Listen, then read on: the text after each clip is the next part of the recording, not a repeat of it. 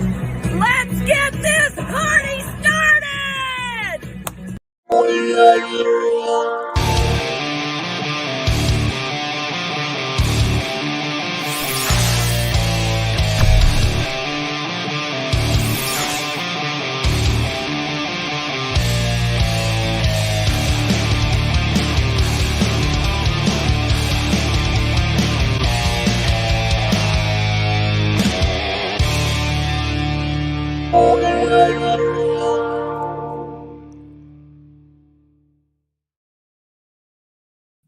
What's up, nerd family? Welcome once again to the Poindexter Lounge. My name is Enosh, and it is great to have you with me in the lounge tonight. Now, look, if this is your first time to the lounge, just know that the Poindexter Lounge is a place for nerds. It's a place where you and me and my crew can get together and talk about all of the things that we love, things like TV shows, movies, games, sci-fi, fantasy, comic books, superheroes, toys, and so much more. And if those are things that get you excited, if you just love hanging out on a Monday night, hey, you found the right place. So please hit that subscribe button as well as that notification bell. We would love to have you here. We would love to have you be a part of what we're doing here. Now, what are we doing here? We're doing a lot of different stuff here. We got a lot of different cool, fun things happening. So please, I'm going to show you a couple of them in just a second. So please hit that subscribe button as well as that notification bell. And if you've been here for a while, make sure that you hit that subscribe button, that you have that subscribe button hit, because YouTube does like these weird shadow banning things. And I don't know why, but we seem to find those every once in a while. People seem to feel very, very strongly about the lounge one way or the other. I don't know why, but we're just glad to have you here. All right, so thank you to everyone who is here, and you know what? We're just grateful for all of you. We're grateful for all of you because you guys are awesome. You guys are awesome. You keep the lounge going by watching, and of course, those of you who support the lounge with your patronage, which is why we got you right up here. Thanks to all the patrons. Thank you guys so much for all of your help and for all of your continued support. Just grateful. And of course, all the members of the channel are fantastic. You guys are awesome, and you guys make the lounge a lot of fun. You make it a great place to be. And you know what? If you sign up for membership, you can get all kinds of cool emoticons and stuff like that that go along with that. And of course, everyone who gives super chats, you guys are awesome too. You guys keep the lights on. I tell you what, don't know what we do some months around here without you guys. All of you just mean a lot. And then there's some people who just like to donate to the channel, and we're very grateful to all of you. All right, and also look forward to coming soon. We got the Poindexter Hall of Fame. We're going to be inducting people in the Hall of Fame. That has nothing to do with how much money you give or anything like that to the channel. It's just great people who've been a part of the channel for a while, and we want to emblazon their name across a golden background. But hey, there's also the store down there that you guys can pick from some really cool stuff, and we'd love for you to make that yours. You can even get cool stuff like this right here. Let's see, I got my Poindexter Lounge sweatshirt on, and I tell you this, man, these sweatshirts, these hoodies are amazing. They're really awesome. These are some of the best hoodies, hands down, that I've ever had. Really. I've got this one. I've got the Poindexter Lounge, one of our family on the front. It was one of the first ones we ever got. And man, so soft. So very soft. And then I got the you guys know the other black one. I got the Poindexter Lounge, other logo. Oh my gosh, some of the softest things I've ever had. And you know who else thinks so? Tony, guy who looks like what's his name? Ray Liotta from Canada, the drunken nerd from Canada. He likes him so much that, you know, he's on our membership as the Poindexter level, you know, and when you do that, you get a free shirt every month. Or like he's up there in Canada, where it's really cold, and you know, t-shirts aren't going to do him much good. And so he asked if he could like bank his months and get a hoodie. And I said, absolutely. And I'll do that for anybody. If you want to do that, if you're a member for 3 months at that level, we'll get you a hoodie. And so anyway, so it was really cool that he loves the hoodies, and he just always tells me how great the hoodies are. And so we're very thankful to all of you for that. Also, you know what? Listen, I'm going to say this kind of tongue in cheek, but you know what? He's a good guy, and I've been talking a lot about him lately. And that is my buddy Thade has a confectionery that we've been hawking. And I tell you what, we've been talking about this popcorn, right? So my buddy, it's R Town Snacks, the letter R Town Snacks. And he's got all kinds of cool stuff on here. He's got all kinds of awesome popcorn and different things. I mean, look, s'mores, chocolate popcorn pizza, candy explosion, chocolate popcorn pizza, kettle popcorn, chocolate popcorn, red cinnamon popcorn, grape popcorn, cherry popcorn, blue raspberry popcorn, caramel popcorn, caramel apple popcorn, Chicago popcorn, 3-alarm fire popcorn. My gosh, he's got cheddar bacon popcorn, dill pickle popcorn, Parmesan garlic cheese. Like, the dude's got all this stuff. And so this dude, literally, like, Saturday night, we all got together and we were playing games and stuff. And he was like, all the girls and stuff were like, oh, you should make some rum chata popcorn. Next day, he had it. He literally had it. I told him that night he had this peanut butter popcorn, right, that you see right here. And he brought this over because Sunday we had this big movie day at the church and stuff. And he brought popcorn for everyone. The pizza popcorn. Oh my gosh. Oh my gosh. The pizza popcorn was amazing. And I told him, I said, you know, it'd be really good because I just love chocolate and peanut butter. I said, man, I need some peanut butter and chocolate popcorn. Dude shows up next day with this bag of popcorn for me. Chocolate and peanut butter. So for that, heck yeah, I will promote his stuff all day long. He wasn't even asking for that. But guys, go. I'm actually, I know. I'm eating this popcorn. I know. It's rtownsnacks.com. And I'm telling you what, not only that, but he's making really a lot of cool other stuff that's not even up on the site yet. Listen, you can request this kind of stuff. Look, that's a Millennium Falcon chocolate pop. I would love to show you the Han Solo and carbonite, but as you can see, he's half eaten. So awesome chocolate and coffee melts. Go there, ask about stuff, tell him we sent you. Okay, that's all I got to say about that. Because my gosh, he is awesome. Also, reminder for everyone who does give a super chat or becomes a member or a patron. Right now, we got the giveaway, and I'm looking to give this away on Wednesday. So please get your ability in to be in the running for Batman: The Complete Animated Series on DVD. It's all 109 action-packed episodes. It's a 12-disc set. It's a great giveaway. Like, literally, like I struggled with whether or not to give this away. I'll be quite honest with you, but I'm going to give it away. So all you got to do is either give a super chat of any kind, become a patron, become a member. Members, like, it's only $2 and you get all this other extra stuff too, right? You get, behind the scenes videos, you get all kinds of stuff, and the emoticons and stuff. The patron, same thing. You get all this other stuff, but also you get put in the running for our giveaway. And that's our giveaway for right now. And we got a couple more things coming up that we're going to be doing as giveaways that I can't wait to show you. But before we do that, I want to bring in our cast of characters for tonight, or at least, the first ones who showed up. Ladies and gentlemen, you love him. I love him. If you don't love him, I think that's more of a thing on you, because I'll tell you what, he's a great guy. He's a great guy. He has become a good friend. And you know what? He's one of those people that, like, I really can't wait to meet in person one day. Like, I really look forward to meeting this guy and just giving him a big hug. Ladies and gentlemen, welcome Brian, Master of Nuts. Is the final vault for Stefan Beletsky. Father and coach Usten Beletsky looking on.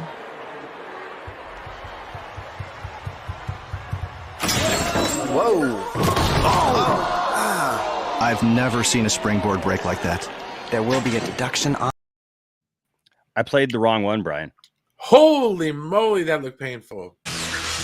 He wants to be perfect because the competition is being broadcast on national television. Brian charges down the runway, but then he slams into the pommel horse with tremendous force and collapses in agony. There we go. We got it. We're back. What's up, Brian? What's going How on, you doing, guys? bro? How you I doing, am man? doing fantastic. Had a good day today. Got a nap in, so hopefully we should be ready to go. Plenty of editing done. Got my intro ready for next week. I'm really looking forward to that, Oh yeah. ladies and gentlemen. Oh yeah. Okay. So let's talk about this real quick before we bring our other guests in real quick. The initial run of our right here behind us, you see, you can see it, but I'll also bring it up here in front for just a second. And of course, that is the Poindexter Pantheon. Heck yeah, it is here. It is upon us, Brian. It's gonna be fun. Dude, it's gonna be fun. Listen, everybody doesn't understand the Pantheon, bro. No, Everybody doesn't get it. And you know what? no, And that's fine. they're like, we've been That's there, done that, and I'm like, no, we have not. No, you haven't. No, you haven't. This is nothing. I think like we're gonna see anything else happening. We're having fun with this. This is a great chance for people to come together. It's a great chance. We got different creators. We have different people. Brian is going to be doing your show. Brian, tell them when your show is. Oh, my show will be on Monday nights at 5 p.m. Pacific Standard, and I will be discussing Star Trek. And that's what's great about this. It's not all about one subject. Okay. Yes. Where it's a bunch of shows that they're on a network, but we all talk about the same damn thing. No. When we're talking about sports eventually, we're going to be talking about things that don't involve nerd culture. I mean, I think that's what's the most exciting thing about it. It's like there's just so much that can be done. Like mine, we're gonna be talking about some Star Trek, but we're also gonna be talking about some food, because I think food is I'm gonna say it a million times. I think food is something that just brings people together. Like, how many times can you say that you've been to like some kind of a barbecue or some kind of a dinner or a good old fashioned potluck? I mean, where everybody from the community is contributing, and that's kind of what I'd like to bring to the community, is like a potluck atmosphere. It's like, hey, you know what? Bring your pot of food. I'll share mine with yours. You share yours with me. We're gonna eat. We're gonna have a good time, and that's kind of what I think is gonna happen here, and I think it's gonna be a good time. Oh, me too. And so look for Brian. Brian will be here every Monday night here on the lounge. It's going to be a regular show called 10 Forward. I love that name, Brian. Oh yeah, it's gonna be, dude. I love it. 10 forward. You know that it's the bar, yeah, or the lounge of the ship. So I think it's gonna be really, really good. Heck yeah. So whoops. Sorry, I was trying to bring it up, but I realized that I had the other thing shared there. So I'm going to share my screen. 10 Forward, and you start next Monday, Brian? Yes, sir. Yes. So next Monday night, 8 p.m. Eastern Standard Time, 5 p.m. Pacific. All right, so you can look for Brian. Brian's going to be talking about Star Trek and food, and then Brian's got some other ideas for some stuff, a sports show. Because listen, I want to say this to all my friends, because I feel like there's a couple friends that felt like, oh, why didn't you invite me to be a part of the Pantheon? I want to explain, we're just getting started here. All right, like literally, and this is taking more time. This is not just, I just didn't just like throw a bunch of stuff up against the wall and be like, hey, just everybody come on, or like, and just do that. Like, we're putting some thought into this because we want to make a schedule. We'll be releasing the schedule of what that looks like every week, guys. And so, so I want you to know that, like, I put a lot, people wonder why, like, I've gone through a lot in the last few months, right? So sometimes, man, when you work hard on something, you wear your heart on your sleeve, and so that's why, like, this is something very serious to me.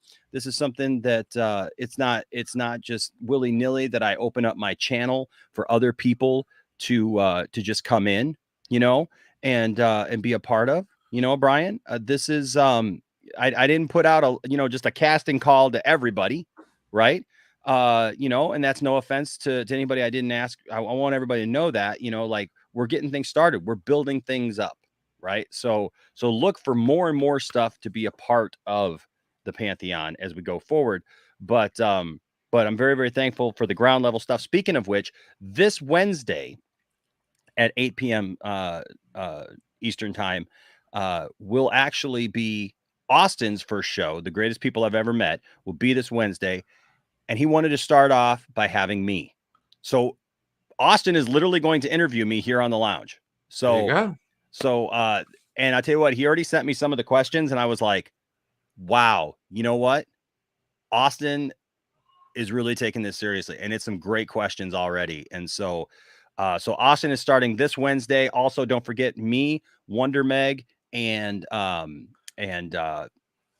Scott McClellan are putting together a collectibles show.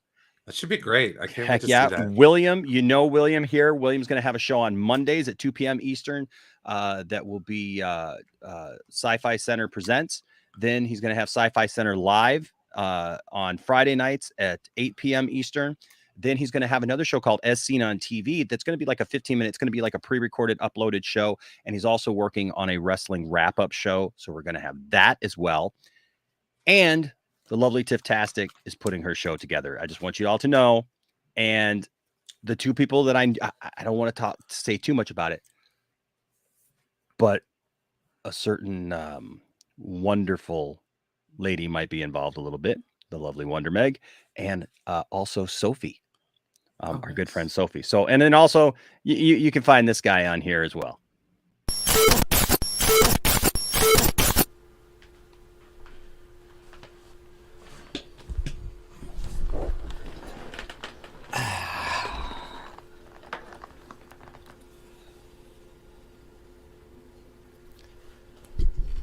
So this is Poindexter Lounge.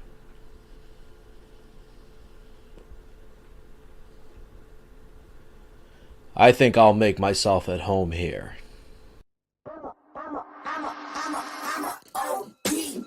Jivin' with Jack, Season 2. Coming to Poindexter Lounge.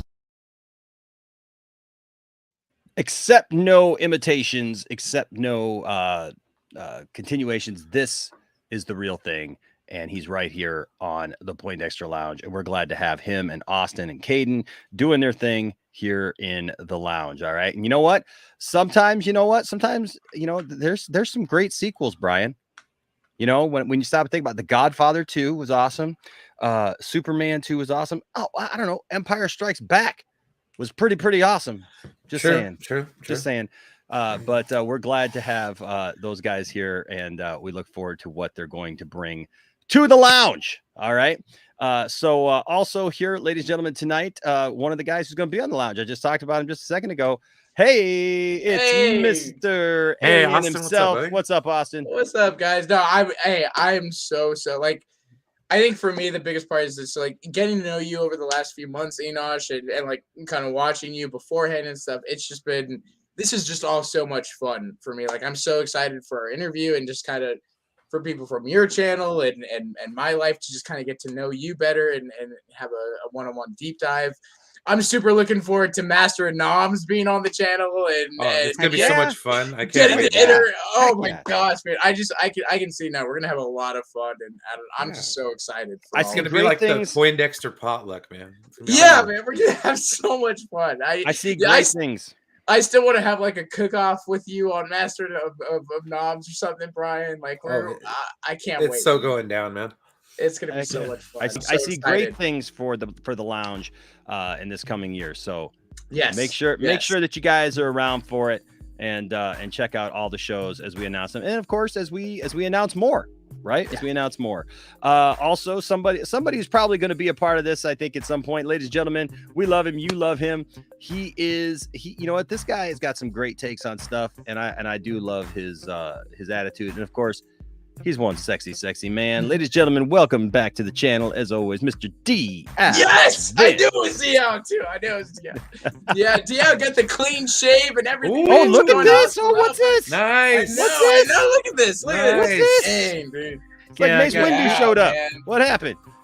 Well, Yeah. I feel like I need to. Did the girlfriend say it was time for it to go? No, I was getting tired of the beard, to be honest. And my birthday was like a couple days ago, so I was like, you know what? Let's have a new shave. Happy birthday, man. Happy birthday, D. There Al. you go, man. Look at you, man. Thank you. Looking good, looking sexy, ready for the night here on the lounge. Also, ladies and gentlemen, welcome in He hates everything, but what he likes, you know that he really, really likes. Ladies and gentlemen, he's become a regular staple mark around here, Mr. Anthony Beltre. What's up, Anthony? Hello. Welcome. Toby, Spider-Man is trash. There you go. Oh man. Coming out swinging. I love Anthony. Andrew, I'm sorry, bro. I'm sorry. Can I just say, Anthony is not only one of the coolest, like, panelists and stuff, but this guy goes, like, he's one of the best supporters of, like, channels and stuff. Seriously. He goes around to everybody. He does. He's super supportive. Anthony, you're the best, man. I've loved getting 100%, dude. Love man. Straight up guy, man. For sure, man. We've loved, Anthony's been, you bring up a good point because Anthony's been a supporter of the lounge for a long, long time, Yeah, man, and I don't know why, like, I had just never had him on. Like, it was not like a conscious thing where I had him on, like, I'm not going to have Anthony on, like, all the time. He's great. Well, and that's the thing is I started seeing him on other people's channels, and I'm like, what the heck, man? I didn't realize, like, he was, like, down to get on other people's channels and stuff. And I was like, well, you know what? Well, dang, I'm gonna get Anthony over here. And once he got over here, man, it's been great. It's been great. Also, tonight making his first appearance here on Poindexter Lounge. It's always great to break in a new soul here in the Poindexter Lounge. I got to hang out with him over at Brodan's channel. We got into a great Star Wars discussion and back and forth, and I thought that was super awesome. Really knowledgeable guy. He knows his comics, he knows his Star Wars, he knows his stuff, and that's what we like here on the lounge. We like to be a place where, like, if you're not, maybe you're just casually into this stuff, right? Yeah, you're just casually into this stuff, man. You can come in. You're a lover of fandom. This is the place for you. Heck yeah, you don't have to know everything about everything. Listen, we got plenty of people around here. We're gonna get you all up to speed on what you need to know, right? And so, ladies and gentlemen, welcome to the channel tonight. Thade, how you doing, Thade? Whoop, I didn't bring him in. There he is. There he is. What's up, Thade? Well, that was awkward. My mic was off. There he is. Hey, what's up, guys? Good to see you, man. Why don't you tell everybody a little about you so that people can get updated on who you are and what you're into and all that good stuff. Gee, what to say? Well, sit back and eat some of this delicious peanut butter and chocolate popcorn while you do. I've been kind of lurking around YouTube for about a year now, hanging out on people's streams, doing panel shows, just doing my thing. Some good friends brought me in, thought I had the knack, so I guess I had to agree with them. I do a show with my buddy Brodan and our friend Raquel, sometimes his buddy Chris. It's called The New Crew. Yeah. We do entertainment stuff. We talk about just a little bit of everything. Movies, comic books, nerd stuff, what we do. Mm-hmm. I'm actually very grateful to Enosh for bringing me in. I had a great conversation with Enosh the other night. I think we were 2.5 hours maybe? I mean, just on Star Wars. That's how it goes. And this guy's got a good soul, man, and I'm looking forward to everything he's doing. And I'm finally going to get my feet wet too. At the end of the month or early March, I should have my channel up and going. Nice. It's going to be. I'm going kind of to the dark side with the nerd culture stuff. Nerds aren't just superheroes and comic books and video games, movies. Yeah. There's a lot of people that nerd out about true crime and the paranormal. Yeah. Dude, you talk about the paranormal. I'm there. I'm so there. Dude, I want to do like some shows about the paranormal and cryptozoology, dude. That's like my jam. Yes. So my plan with my channel is going to be, I'm going to do a couple of scripted shows a week, probably Tuesday and Thursday. Excellent. And then on the weekend, Saturday in the afternoon, I'm going to do a panel show. Usual group of people, and anybody up here, you seem like a bunch of good guys. If you're ever there, you're welcome to come in, sign me on. My first show, I've actually got scripted. I just have to get the equipment together. My first show is going to be about the Cecil Hotel. Oh, yeah, that's right. Right and next the door. stuff that goes on there, you know. Nice. Yeah. Nice. Yeah.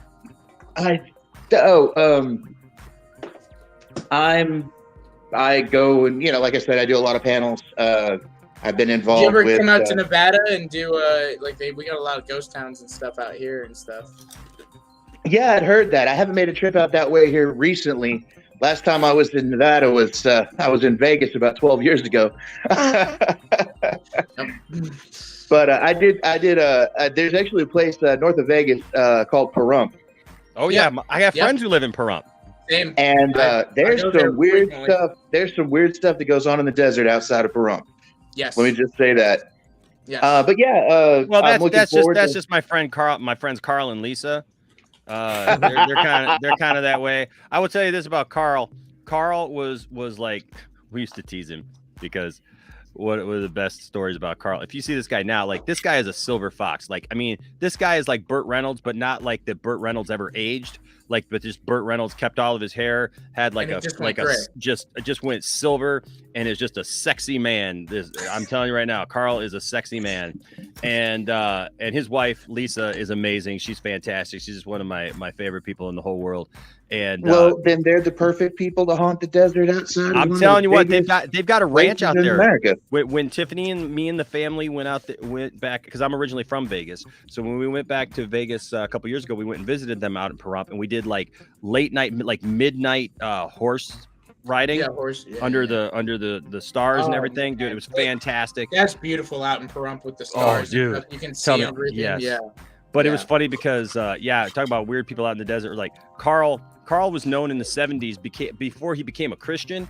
He was known for his streaking. He was he was quite a child of the 70s. I'll just say that. Thing to be known for, right on. And there's nothing wrong with being a child of the 70s. I was born there myself.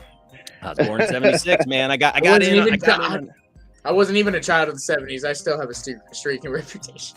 That's true. That's true. Well, hey, Thade, I am glad to have you here, man. And I know that everybody is looking forward to getting to know you better. And man, you're always welcome. Dude, I can't wait to check out your channel and your paranormal stuff. I'm big into that, so I can't wait. Well, I got a lot of big things planned, and hopefully people will enjoy it. So heck yeah. Let's take care of a couple little things here real quick. Not little things, but thank you, Todd Fayer with a $20 super chat right out the back. Todd, dude, Todd, bam. Woo! Like Todd coming in there, man, like Cobra Kai, just like pow pow, pow pow. Oh, say, come on, I got the $20. Dropping them chips. All right, dropping that 20. Thank you so much, Todd. Says Enosh, are you excited to see the X-Men enter the great MCU? I am. Yes, actually. Yeah, very excited. I very much am ready for the X-Men to enter the MCU. I think everyone's excited. Yeah. Yeah. Doctor Strange too. There you go. Oh, you know what? Gosh, I think I got to hold this for tomorrow night. Did you see these pictures of like the Multiverse of Madness things have been leaking? Oh no, the Tom Cruise. Dude, we're getting a full trailer during the Super Bowl. I'm just saying. I don't know how I feel about the Tom Cruise thing. Can we see the Tom Cruise? Oh, see the Tom Cruise picture? Is that real? No, it's fake. Is it fake? Thank Yeah, God. it's fake. You know, I'm still holding out that doesn't happen. I hate Tom Cruise. I don't know, man. It might. I know it might, and it's probably going to happen. If yes, I know, but you know what? Part of me is just like I hate Tom Cruise, and I just. I mean, Tom Cruise was. Come on. Well, we can all be honest. Tom Cruise is not a good actor. No, I do not agree with that at all. I do not agree. Besides Jack Reacher and maybe like 3 movies. No, you're right. Besides 3 movies, the 3 movies that he turned into he turned into good performance. He's an okay actor. What are you talking but he's about? not. It's not just 3 movies. What are you talking about? Top Gun, Jack Reacher, and the one he did with Paul Newman. Any movie that he plays the same character, except for anything he was in the 80s. In the 80s, he was an actor. The Color of Money, he was good. The Color of Money. Yes. Okay. Yes. He was great. But dude, ever since Top Gun, The Last Samurai, bro. He's Days of turned in the Thunder. same character. He did. With He did. with exception of what was it, Tropic Thunder, because he Yes. seriously fooled damn near everybody. Nobody Yes. thought that Les Grossman was You're Tom right. Cruise. I don't know. But I don't know, man. seriously, I don't Tom agree. Cruise is one guy. Tom Cruise, just like The Rock. Bro, The Rock is one Tom guy. Cruise is better The than The Rock. I couldn't Preach, tell you. I Brian. couldn't tell you the names of the people that he plays, other than the fact that I know that movie is called. Jack Besides Reacher. Ethan Hunt and Jack Reacher. Those are the only two names that I can name of Tom Cruise's. Well, what about the movie Cocktail? Oh, I don't know. I didn't see that one.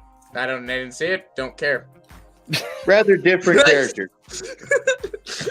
Oh my goodness. So yes, Todd, we are excited about the X-Men. I'm excited to see everything that's going to be coming into the MCU. let's be honest. Fox destroyed the X-Men name. You sure did. They sure did. Hold on, did. Here's Matthew the thing. Matthew Vaughn Enos, we're tried. not talking about the 2000 Matthew X-Men. Vaughn Vaughn. didn't do We're talking enough. about the Didn't Marvel do one. enough. No, I Not know he enough. didn't do enough, but here's the thing. I will say this. Matthew Vaughn made me interested in something that I never thought I'd be Yeah, they interested should have in. went to his direction. First Class.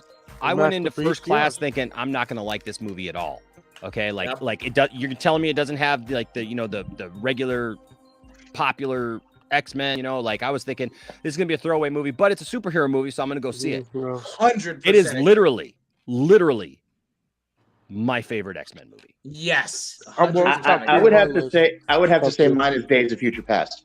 Days of Future Whoa. Past is good. Yeah, I'll go It's with good. that. It's good. And but it has one of the best to me, one of the best lines in that movie. Which one? It's when the younger Charles steps in forward and talks to his older self.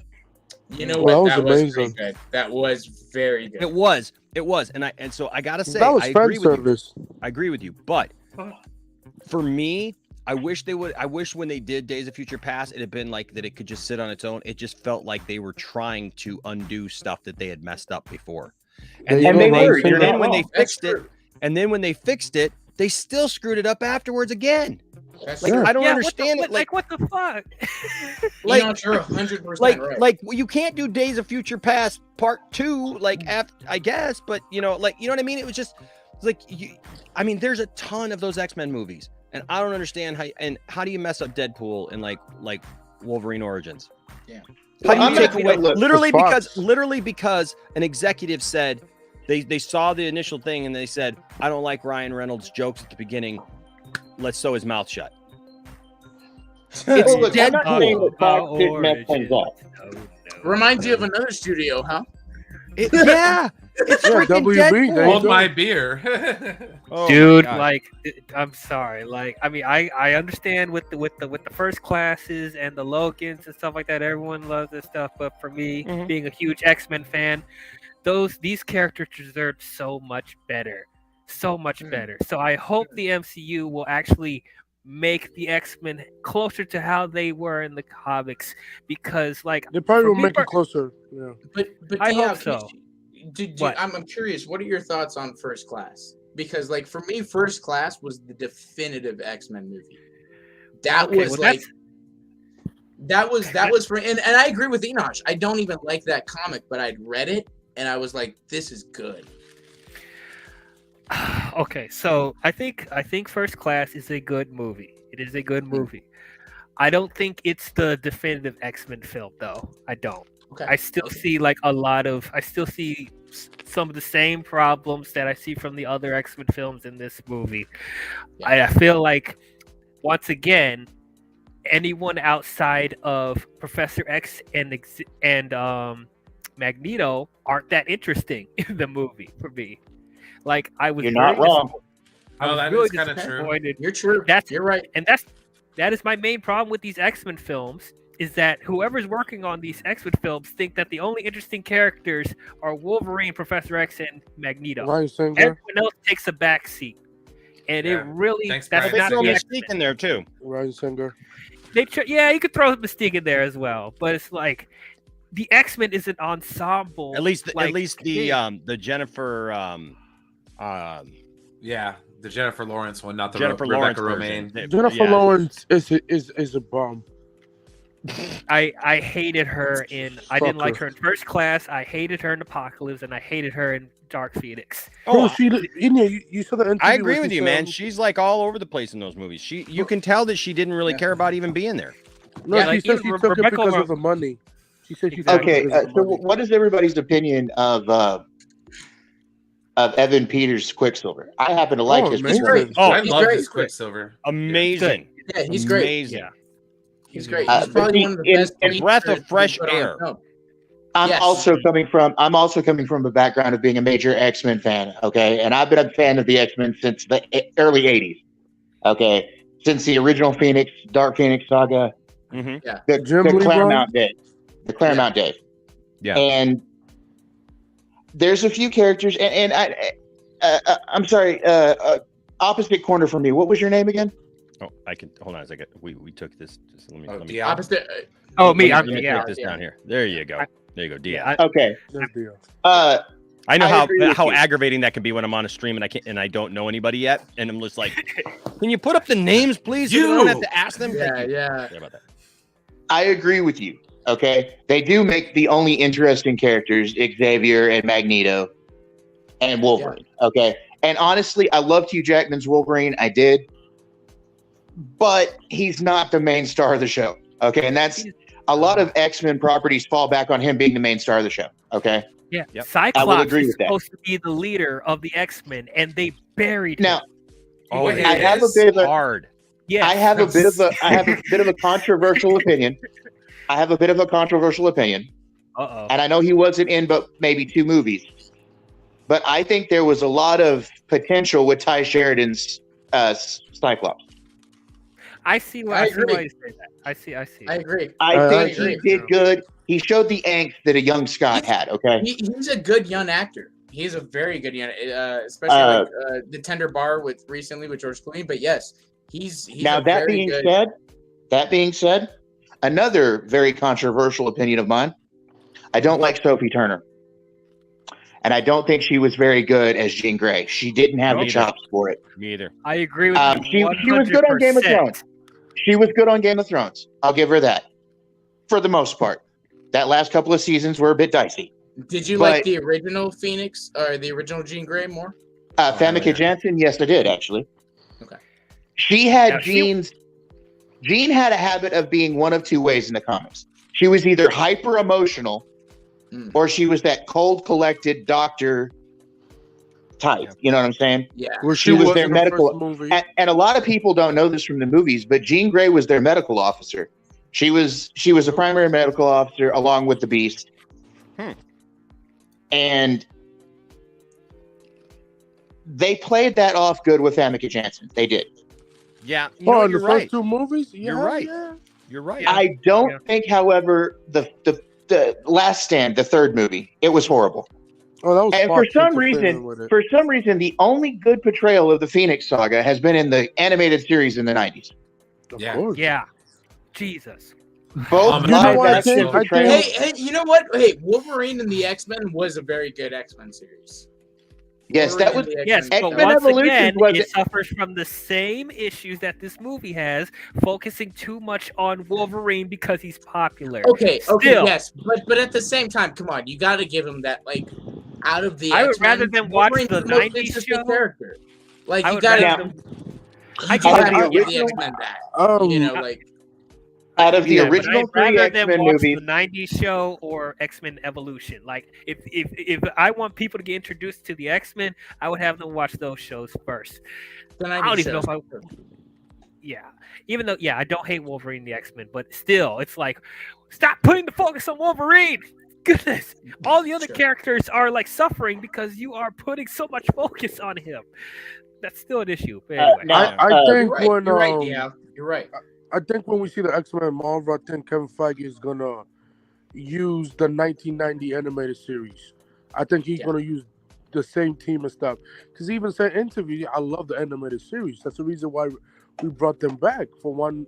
I think it's gonna be one final season for the X-Men 97, whatever. I think they're gonna use that. Listen, Fox ruined the X-Men movies. They should have went for Matthew Vaughn plan, do 3 movies, but no, they brought back Ryan Singer.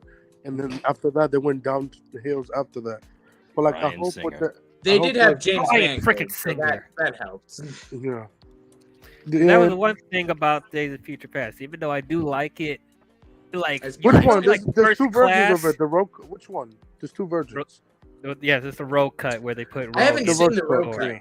The road cut is better. The Yeah, road it cut is is really good. I will admit Really? that is a really good that update was really good. They I cut was a going lot to of make one stuff. more. I was going to mention one more character that I actually liked in the original 3 X-Men movies. The kid that played Pyro in the second movie, I believe it was. Yeah. I'll give you that. He did play. He did do Pyro pretty well. Yeah, Mm-hmm. he seemed angry. He was what's amazing? angry. In okay. Oh my God! Why you own that piece of shit? Wrong Sorry, one, I was man. trying to Wrong get one. Wrong one. Hey, where's Anthony? I'm trying to find the.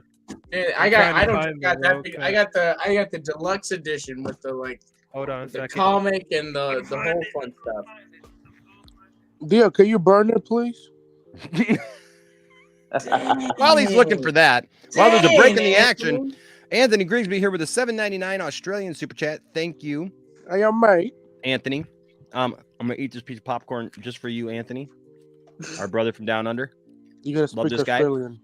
Dude, I still got to go to your friend's website and grab some popcorn. Telling you what, man. He says, working tonight, but I'll be listening and supporting. As I said, we are the Poindexter with the lot.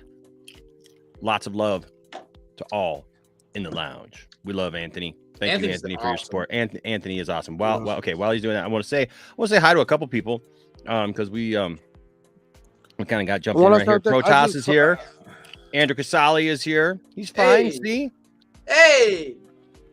Nobody cares. Nobody cares. Oh boy, now you. Jalen is here. What's up, Jalen? What's up, Jalen? Good to see you, man. Egghead Enosh is here. Look at that. It says, I care about Spider-Man. Good for 4. you. Never happening.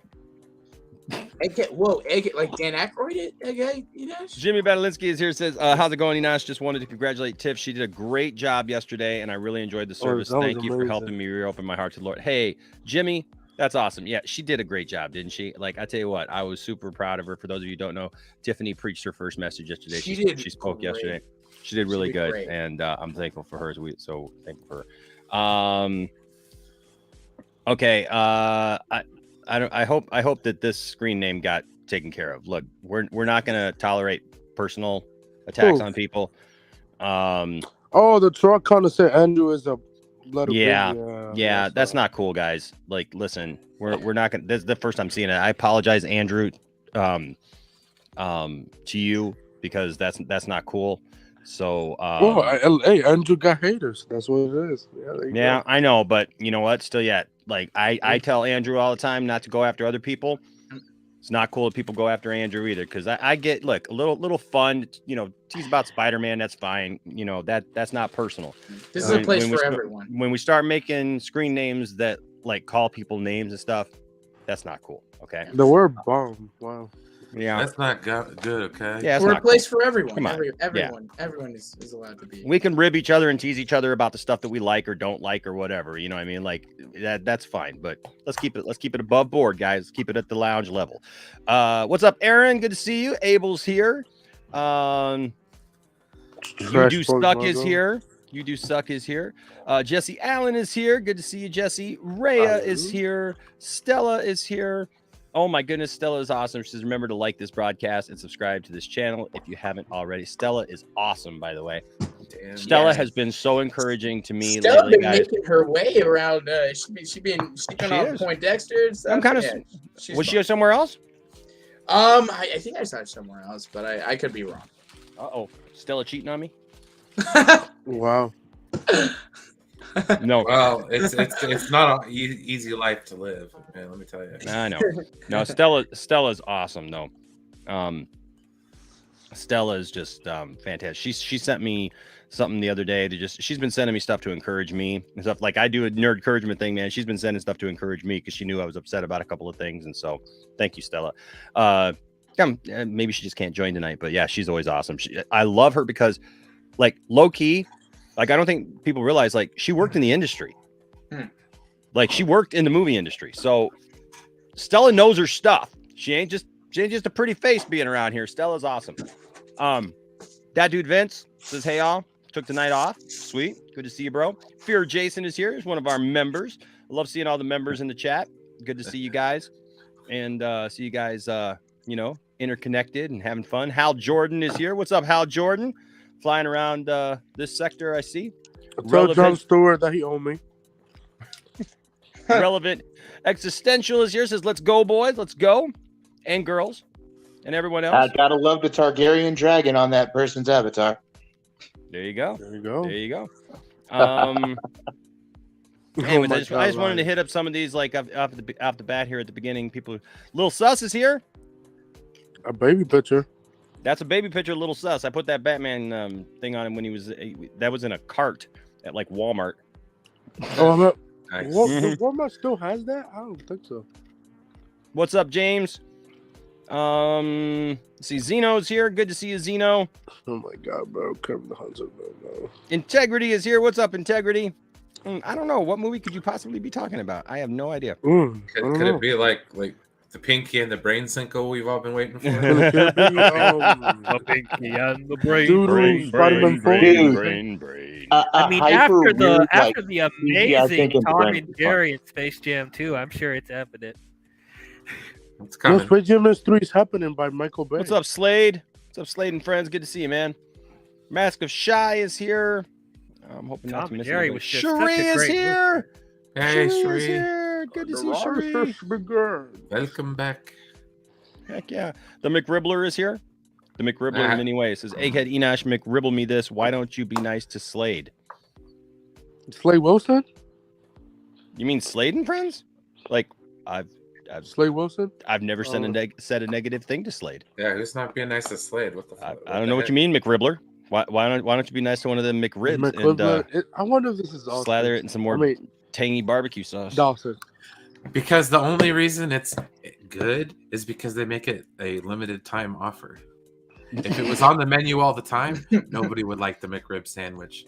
It's the same thing as those ones at the gas station. What about the chicken sandwich? What about the chicken? The chicken sandwiches, nobody cares about it anymore. Well, yeah, it's always. I remember when the chicken sandwich was like $1, man. Yeah, back in the day. Cajun McChicken. Oh man, 39-cent cheeseburger. Dude, all that stuff used to be I worked at McDonald's in 2001. It was a long time ago.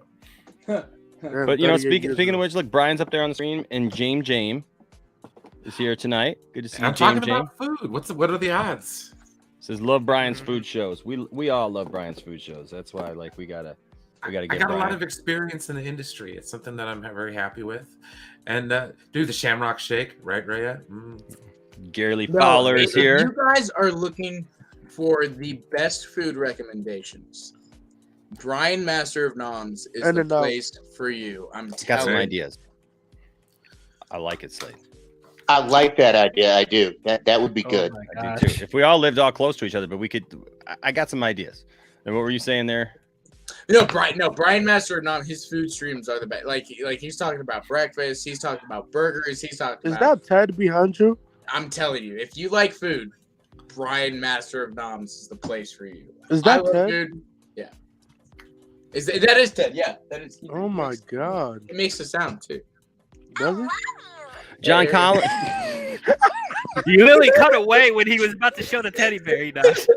Sorry. Play it again. Play it again. Wait, play it again. Oh, come on. I do not sound that much like Beta Griffin. Oh my god. They're making a third movie on Ted Peacock series, yeah. I know. I'm looking forward to that. John Collins here says, Enosh, I've been trying to send some super chats lately on your channel. They have not been going through. Have you been having problems with them? Not that I know of. Not that I know of. So I will tell you this. You know what? If YouTube is giving us a hard time, which who knows? But if YouTube gives you guys a hard time, we do have the Cash App link and the PayPal link as well. You gotta get your Venmo in there, dude. I know. We got a Venmo. What is my Venmo? Yeah, I can pull it up. I got you. Oh, that's right. You got it. I got it. So look, if you want to give something like that, and then you want to send in, a super chat, or like you send in a if you put something in the chat, I'll bring it up and we'll acknowledge your super chat, whatever, and you're still in. You're still good. Okay. So yeah, just put in there, hey, you sent this, or like, and I'll keep an eye out for it or whatever, see it. And if that's the case, we'll still get you in, so I appreciate John. John, I'll tell you what, this guy is awesome, by the way. Can I just tell you, this guy is awesome. I see what this guy does God's work in all of the superhero Facebook pages that I'm a part of. he just tells it the way it is. Like, he's across the board. He loves Christopher Reeve. He loves Henry Cavill, and he just states things the way that they are. And I love the guy. Yeah. Darth Scipio is here. Good to see you, man. All right. So I wanted to. So we'll get. I found the road cut, by the way. Found the road cut. Oh, did you? You did? I found it. There it is. Hey, can you do me a favor? Can you burn Apocalypse? I wish. Yeah, Wait, I might consider that. Okay, yeah, that's it's an actual Blu-ray. It's a Blu-ray. Okay, I thought it was a steelbook. That was cool. No, it's a Blu-ray. No, it's a Blu-ray thing. Same book. What? I thought it was a steelbook. I like that. Yeah, it looks like a steelbook. I'm not saying anything bad about Anna Paquin as an actress, but I did not like her as Rogue. Oh, she sucked. She's doodle. Like, she's amazing in True Blood. Like, don't get me wrong, but like, in freaking X-Men, it's like, I feel like she was like the worst person cast. Like, all she wanted is to Kelsey suck Grammer. Wolverine. I love it, dude. But like, yeah, great, freaking great. Yeah. Hey, man, I will let her know, man. That's awesome. Good to see you, Richard. Marcus is here. Good to see you, Marcus. Film 5555 is here. Only bring him back. Spherical Man is here. Good to see you, Spherical Man. Now I'm working from the bottom up. I was working from the top down. Now Toronto Freddy is here. William Powell is here. Look at there. Cartoons are not live action motion pictures. Don't adapt. Okay, Come good, on, William.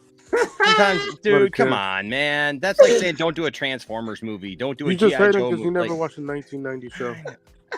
I love William, but sometimes I wonder who hurt him. Mr. Wayne, what's up, man? What's up? Yes, Thade knows his stuff. Heck yeah. Azteca, good to see you, Azteca.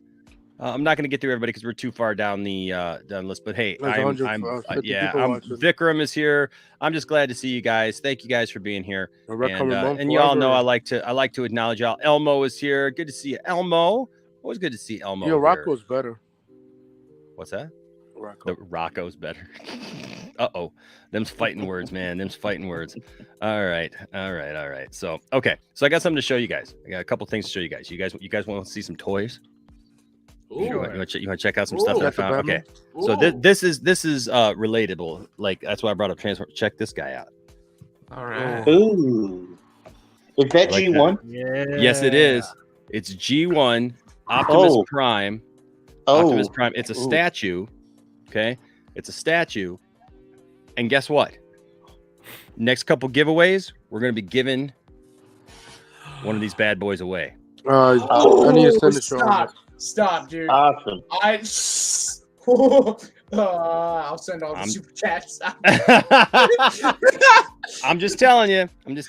You know, it's this is cool. I got one for myself, and I was like, you know what? Oh man. I think people at the lounge might like an Optimus Prime. So you're not wrong, Toronto. Yeah. So check that out. Isn't that nice?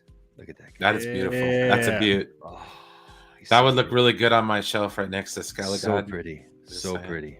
Yeah, William keeps hating. Time to win. Time to win. I know there's a Transformers movie coming out next year. Oh, I also unfortunately. This to a lesser extent. You guys saw the other figures I got. So they made a new one. It is Wingsuit Batman. So it's got the same. It's got the same trailer. Yeah, it's got the same cape, but then it's got these other things that come out on his arms a little bit. Where'd you find that, Enoch? I found this at Target. Okay. Does he have a gun? Yeah, Target's got all. Does he have a gun? Your Target. He's got the red grappling gun. I'm thinking bat symbol. Or is that a flare gun? To call for help from the real hero. Yeah, right. Yeah. Superman, help! I need you. Right. Right. What's up, Angie? Good to see you, Angie. Hey. Good to see you, Angie. She says, "I would like an Optimus." Yes. I'm trying to be an optimist. Service. I'm trying to be an optimist. So we got this, and then I got to show you guys this, and then we'll move on to our then we'll move on to our game. Next one. We'll move on to our game. But I got to show you guys. I am such a fan of this right here. Oh, you've been telling us about this, dude. I'm so excited. Yeah. This is an American Werewolf in London Werewolf. All right. Okay, so who do I got to kill to get this thing? I'm just telling you, American Werewolf in London still has the best werewolf transformation in of cinema all time. History. In cinema history. Austin, you are not wrong. Cinema history. That's cut. The best werewolf transformation in cinema history. Elmo with a $4.99 super chat says testing super chat. Super chat engaged. Super chat working. Thank you, bro. Thank you, bro. I think we need to test all the levels of the super chat. So we're at the $4.99 level of the super chat. So if somebody would like to test the $9.99 level of the super chat, I think they're different colors, but I'm not 100% sure. Maybe we should test the different colors. Dissuaded. Right now we're at DEFCON 1, the $4.99 super chat.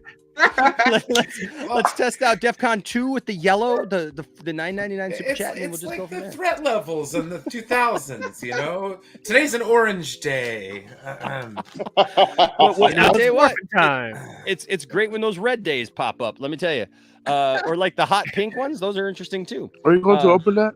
Okay, yeah. So I'm gonna show you guys the figure here in just a second. But look at this artwork. Are you watching, William? Because he's gonna open a box. That is so beautiful. Keep clear of the moors. That Beware looks the like moon. But hey, Austin, you are absolutely right. Still hands down, even with all the special effects and everything.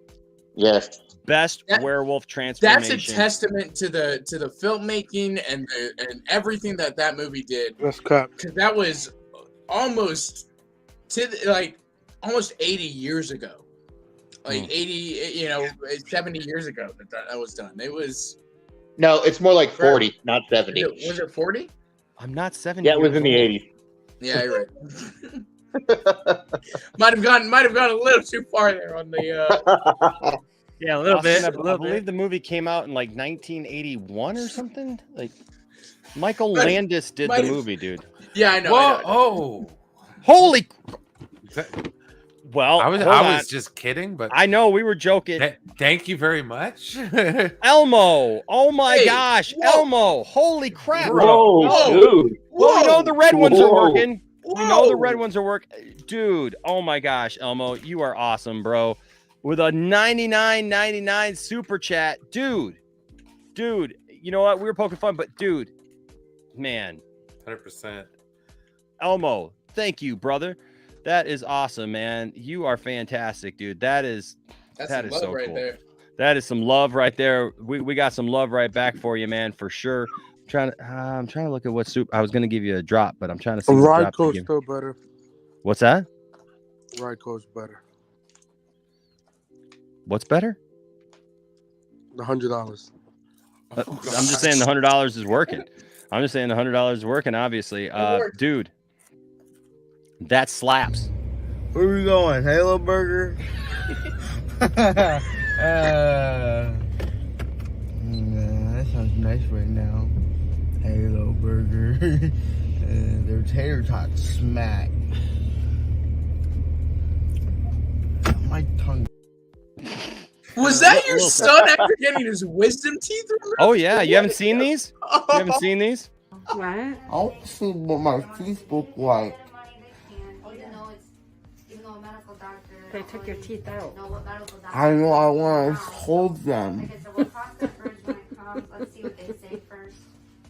Let me go get these signs for you. Oh, it's just so weird. I always saw those videos. And people were like, What kind of ice cream do you want? ooh, strawberry. Okay. Yeah, I love that. I love that. I got 4 other videos of that, dude. I got 5 of these videos total. I haven't edited them down at all, man. I just kept them all together because they were so funny. It's just like, it's so worth it. He said strawberry. Strawberry. And there he is. He's actually watching tonight. He says, "No, this is toxic, Dad." Oh, I love it, dude. It's hilarious. Oh, man. I know. I love the kid. But you know what? He's embracing it. Look at him. He's got the little sus name and everything. Great. He's got the little sus name. There you go, man. He's putting out a rap album. No. That's what? What? Yo, I'm just little joking. sauce on No, the but I tell you what, mixtape. that kid can lay down some beats, man. I tell you what, 17 years old, dude. That kid is a drumming machine. I'm telling you what, man. This stuff that he's done is just fantastic. Okay, so if you haven't seen American Werewolf in London and you like scary movies, listen, this film, don't. If you say, well, I saw American Werewolf in Paris and I don't, no. No. Yeah, that was the one I watched. No. Shut it down. No, that's like saying, well, I watched the Fantastic Four back in 1994 and no. Hey, I saw Escape from L.A. That's the same thing, right? No. Right? Escape from New York. Escape from New York. Watch that. The same. Okay. Yeah. Integrity. Yeah. I don't even count that one. American Werewolf in Paris does not even count. Does not even count. It was a sacrilege when they attached that movie to this one. Just a sacrilege, a supreme sacrilege. It's not there. We pretend it doesn't exist. So I've been looking forward to this because I saw this movie when I was way too young. I saw this movie when I was like 5. Which once you see this movie, you realize like I had no business seeing this movie, but you know, it's amazing what you see on HBO when the parents are gone. And so there you go. But check this out. So this is the front of the box. First of all, that's that amazing artwork. Yeah, I mean, okay. Look at that. Wow. Oh my God! It looked like somebody took a shit. I'm sorry. It looks so angry. Somebody might if you found this, if you were out in the countryside and you saw that. Looks better than Professor Lupin. Angry. Look at that. Hold on, wait, hey, don't be talking about my Lupin. Don't be talking about my Lupin. No. Look at that. And that's an actual picture of the action figure. You know what I mean? That's not artwork. And then the back of the box. Beautiful. I mean, look at that. That thing. Good artwork. Yeah. I mean, those are actual pictures of the figure. All right, so check this out. I want to see Ryan Gosling do that. Dude, right?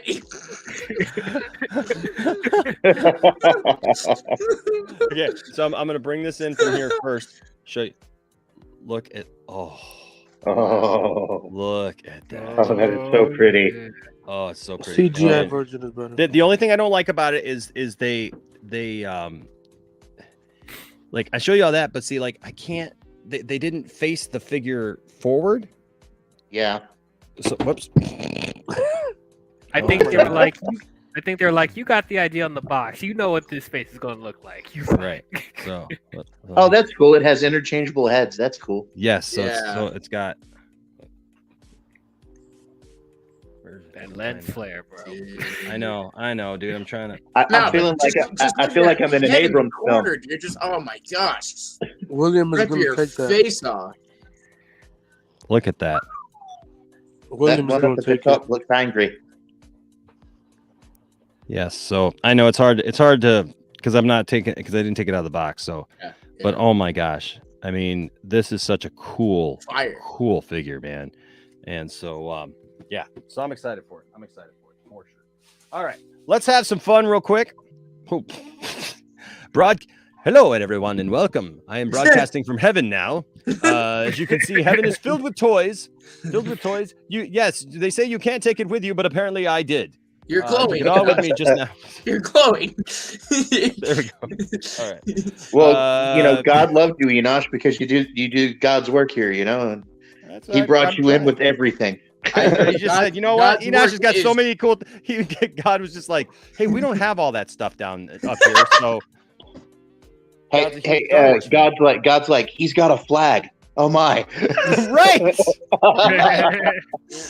Man, even I can't get one of just those. sitting there, and he's like, you know what? I cannot believe that Enosh got the cutout Henry Cavill Superman, and I didn't. Right? It's just Right. William says, set that figure aside for me, Enosh, and leave it in the box. I'm going to take it out of the box just for you, buddy. Just for you, William. I'm going to take it out of the box and I'm going to touch it just touch for it. you. I'm going to rub it all over stuff. Just saying. Okay, so before we get into, because tonight we got some short topics, but so tonight I wanted us to play a game, and I'm going to let you guys decide which version we're going to do. You ready? So tonight we're going to play Mad Libs. Nice. We're going to play some Mad Libs, but I want to know: do you want to do Star Wars Mad Libs, superhero Mad Libs featuring DC characters, or Star Wars Mad Libs 2? DC characters. I can't DC pick characters? between the Star Wars and Star Wars, man. DC Well, characters. it's two different Star Wars. So, like, you know, like if you pick Lego Star Wars. No, give me the real Star Wars. I mean, it's still all Star Wars. They just put. Where do you even get these books? Well, let's do Mad Libs 2. Mad Libs 2. Where do you even get these books? Mad Libs 2. What do you mean? I'm down for either. Okay, let's do super. You want to do superheroes or Star Wars? Superheroes. I feel like superheroes more people would know. Okay. More people would be able to. Hey, we got somebody else in the chat. Hold on real quick. I have to upload his brand new intro. I've got an intro for him. Actually, I got 5 intros for him, but I haven't uploaded them all yet. Yep. And so ladies and gentlemen, he's a good guy. Whoops. Good friend of the channel. He's actually going to be producing for Austin, and he's been producing for Jiving with Jack for a long time. So, ladies and gentlemen, he is a lover of mayonnaise. Them pass through the upcoming machinery. For this sandwich, a jizz of mayonnaise is required, which is squirted onto the bread via an automated dispenser. What?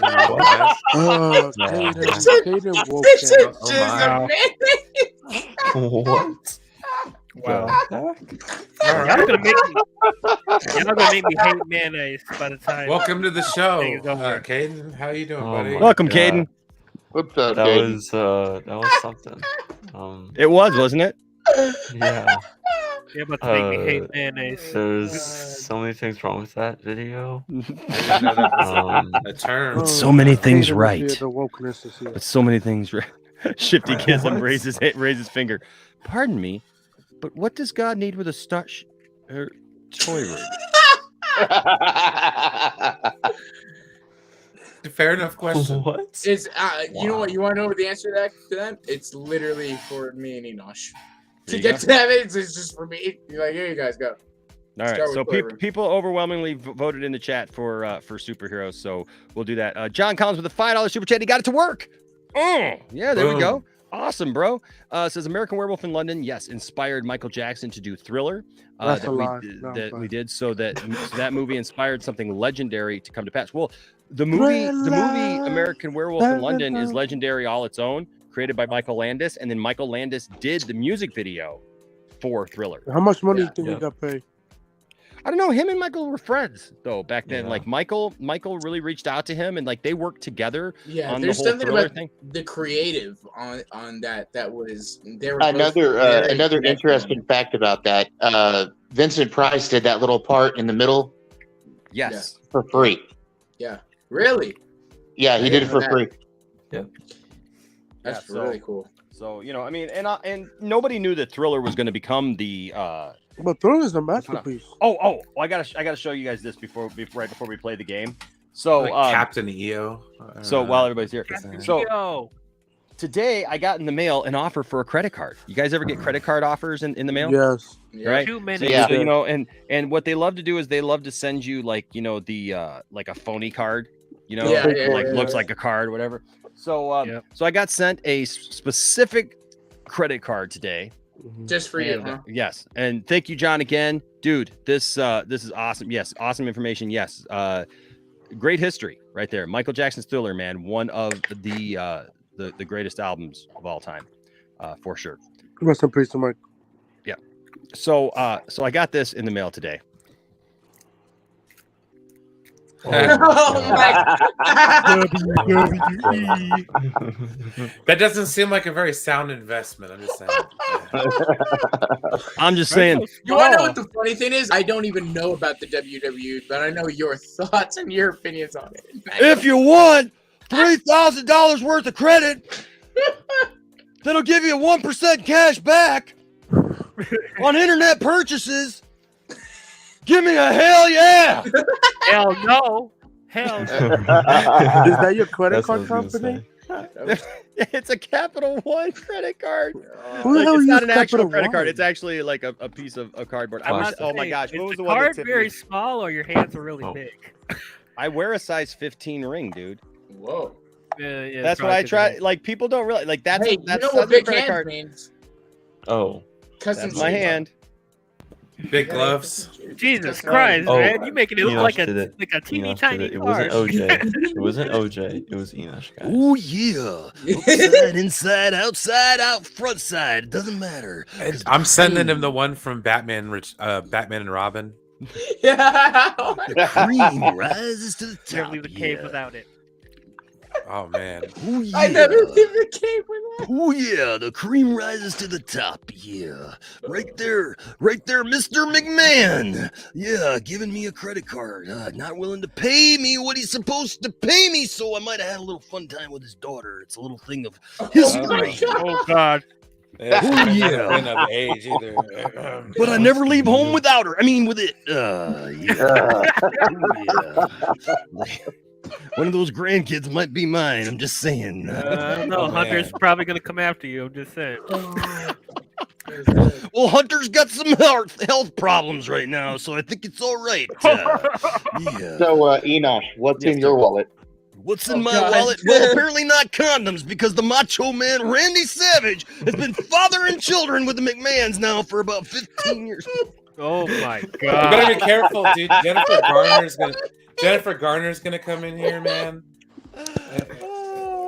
Oh my gosh, what was the other one? Tiffany and I were laughing so hard, like just making up jokes about, because like the WWE just stuff, like just I don't know, it kind of. This is a Justice League credit card, you know that, right? Went off the rails. They've been Oh my off the gosh. rails. Yeah, WWE has been off the rails, but yeah. So I thought that was kind of funny. That, Who the hell used Capital One? Anybody who wants a inexpensive line of credit. I know, right? Go hey, get brother, discovered. be a real American. I owe them money. I don't talk Consume, about consume. Dude, get discovered. Get discovered. That's like a better. Honestly, they should be using you, Right? Enosh, for the new Capital One No. Discover Right, commercials with Samuel Jackson, and he's buying toys off the internet. You should be the They guy. should That's, use- that's Well, be the thing was, There it because they is. wanted There it is. to Run it. meta. Run it. run it. Cut it out. Yeah, there you go. Right.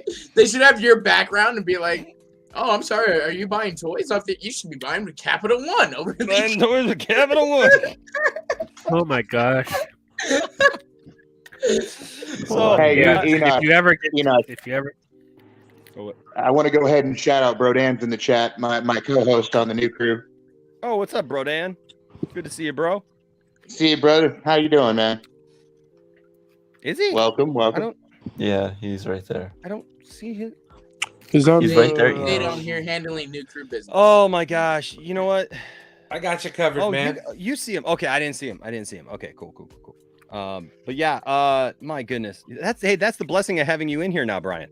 Yes, sir. I don't have to look for him. Yeah, no, I thought that this was absolutely hilarious.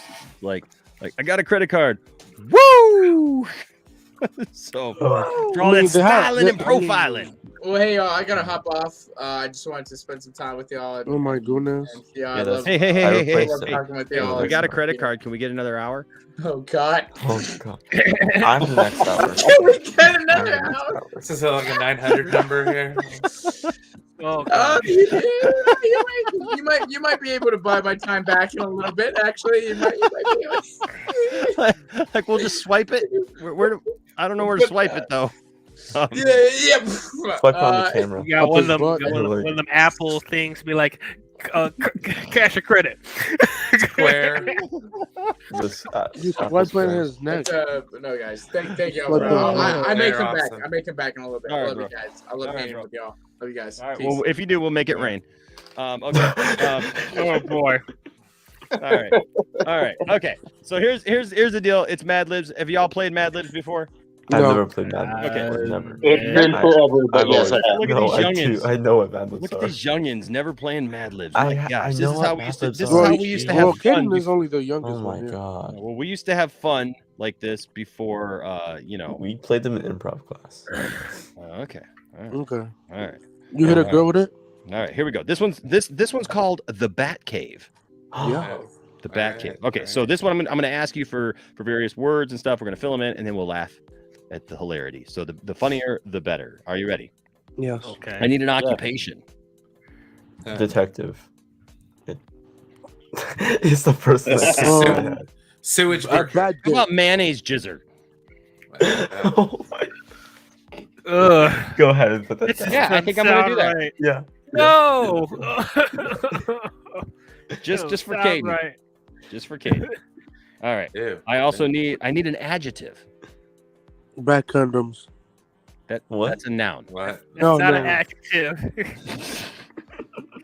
An adjective describes a person, place, or thing. Colorful.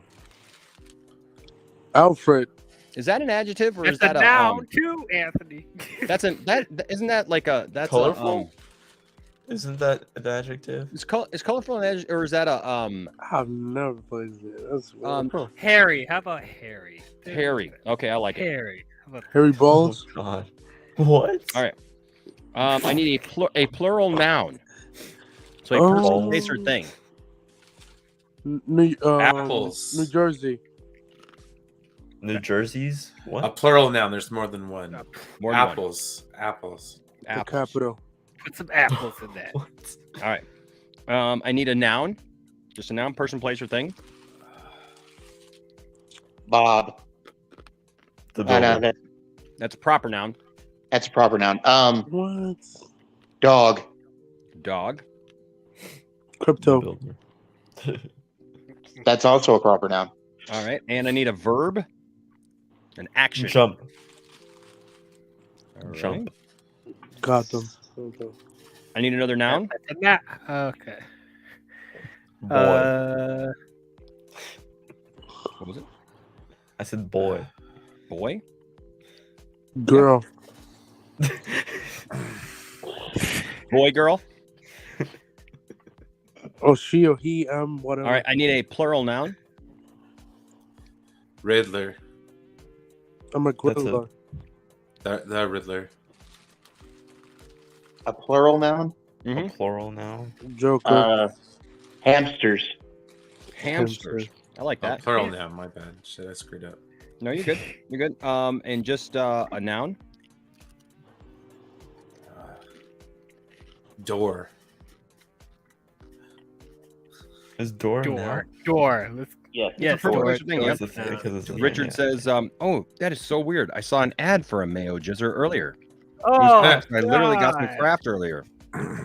Oh. Oh my gosh. All right. I need an adjective, something that explains a person, place, or thing. Like he said, Harry earlier. Moist. Blue. Moist. Oh God. Oh jeez. Oh, he went there with moist too. Yeah, we have fun tonight. I like it. Well, I don't want to know what's hairy and moist. Well- Linda Carter. Well, let's find. Jesus, man. He's not wrong. Yeah, she is.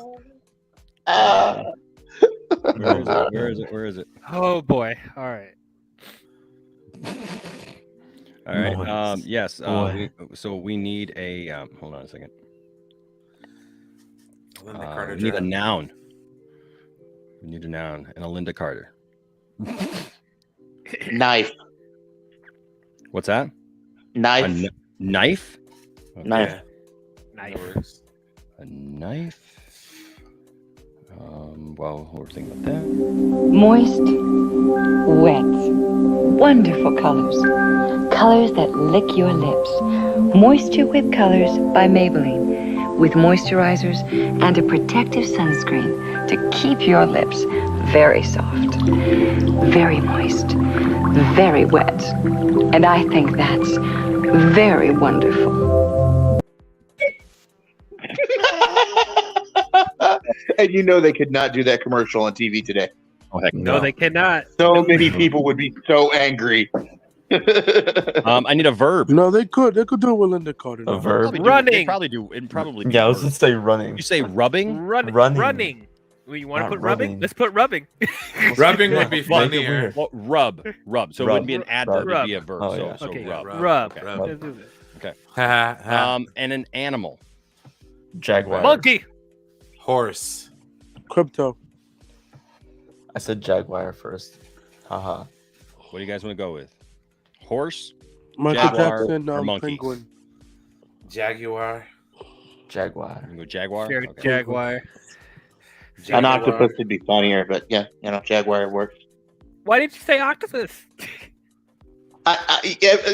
Y'all were all screaming out animals, and I went octopus, and nobody heard me. Oh, I didn't hear you. Sorry, bro. You guys want to switch out Jaguar for octopus? No. Just Sure, why not? But we're trying to be funny. Octopuses are funnier. Yes, you want to be as funny as you can. This is Octopus. true. Jaguars. All right. Are pretty. What's And funny then, about a jaguar? They and then are. It's only Jaguars funny are if you got. scary. It's only An funny adjective. if you got a Brit to pronounce it. Jaguar. A Jaguar sales event. Jaguar. Jaguar salesman. Yes. So, Octopus. an adjective. Finally, last one. Brown. Climb. Brown? Did you say brown? Yellow. Oh, jeez. It's brown. Oh, God help us. Brown? Really? I looked at something that's like brown. It's hairy, moist, and brown. Ew. Are we talking about Sasquatch here? I want to say I that don't know kind of why you're describes that DL, but What? well, he's not hairy anymore. I'm not here anymore. But Really? That's messed I'm up. not moist. Don't worry right about now. it. Don't worry about it, sweetheart. Oh Jesus. DL. Oh man. DL. He's gonna come to the screen, dude. I see the fury. He's gonna put the hand on the screen.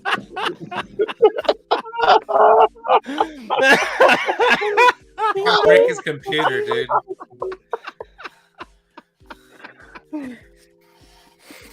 Oh man, it could be worse. It could be like that video that I showed you guys in our private thread today. Did you see that one, DL? No. What? It was okay. It's one that I don't even have the balls to play here in the Poindexter Lounge. I mean, it's just so wrong. Oh. 4. What the hell? What do you know? A hole in one. Oh, it's amazing how much fun you can have if you Rest in got the peace to Betty balls. White. No. No. God bless that woman. No, I know the one you're as soon as I talking saw this one, I was like, okay, enough TikTok for the night. Yeah. It was literally a Chinese commercial where Play a it. Chinese girl. I don't have it loaded up because no, no. As soon as you said Chinese, I'm like, oh no. No. I'll just say this: it shows a Chinese girl is sitting in her laundry room, and her husband or whatever walked in, and it's a black guy, right? And he's got these like weird white marks on his face where it almost looks like he's. Oh no, I know what you're talking about. Oh, and she looks at him, and he looks at her, and they kind of have this exchange, and he goes in to give her a kiss, and she goes, like this, and she puts like a detergent thing in his mouth, and then slams his head into the washing machine and throws him into the washing machine. And then a couple minutes later, he comes pop back out as a Chinese guy. Oh my god! Yeah. I saw Oh, that. I remember that I commercial. saw I that. remember Oh that my commercial. God. And I was like, what? Yeah. Okay, What? that's pretty much that's racist right there. Wow. No. Literally, my reaction was like, "What?" That's like the red dye right there. Like, But don't celebrate too quickly, because then the nefarious supervillain Red Liquid joins the party. And Red Liquid's superpower? Racism.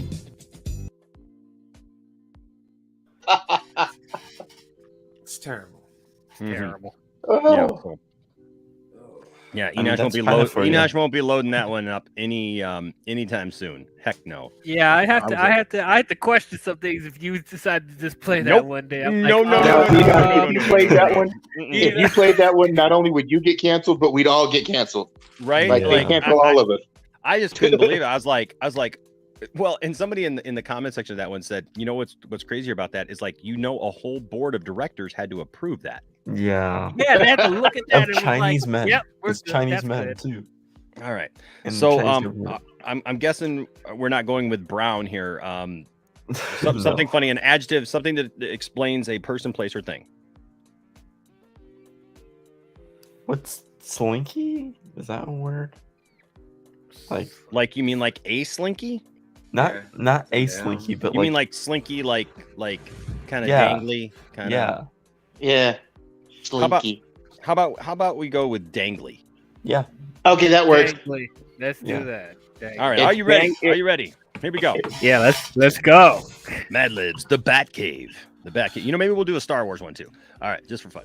Sometimes, after he finished cleaning up the Bat Cave, Batman's mayo jizzer, Alfred, liked to pretend he was giving a tour of Batman's hairy headquarters. Oh no! Oh no! This is terrible. This is terrible. Hairy headquarters. Of course, you only give the tour after you clean up the Bat Cave. No. Oh yeah, that's a lot of mayonnaise. His mayonnaise jizzer, Alfred. Oh, jeez. Oh dear God. Oh no. Oh my gosh. Oh no. Okay. All right. I can just see Jeremy Irons giving a speech.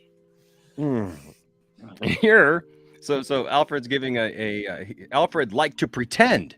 He didn't really give it. He liked to pretend he was giving a tour of Batman's hairy headquarters. Here we have the shelf which Batman displays all of his apples. Yeah, he does. Oh my like God. like he has gathered he displays all of his apples that he has gathered from his many foes like Dog Woman and Mr. Jump. Oh yeah. That's so Dog terrible. Woman Oh and my Mr. God. God, woman, and Mr. Jump. He's I need really to see that into cartoon. 1984 from. I'm telling you, the Batman Van part Halen. 2. The Batman part 2. Dog Woman and Mr. Jump. Mr. Jump. This boy girl over here once belonged to the Penguin.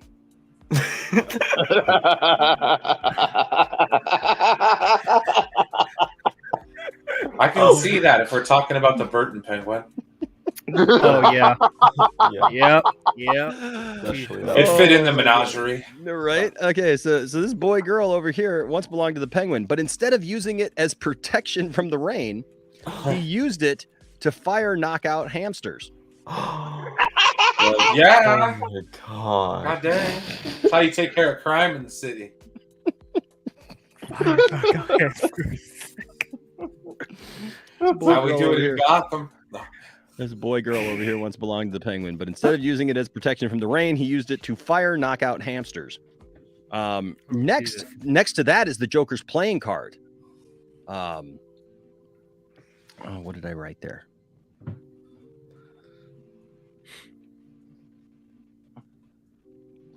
You know, she can't even read his own handwriting. You know what? How about those apples? Oh, that's right. That's why. Okay. Next to that is the Joker's the Joker's playing card, a door.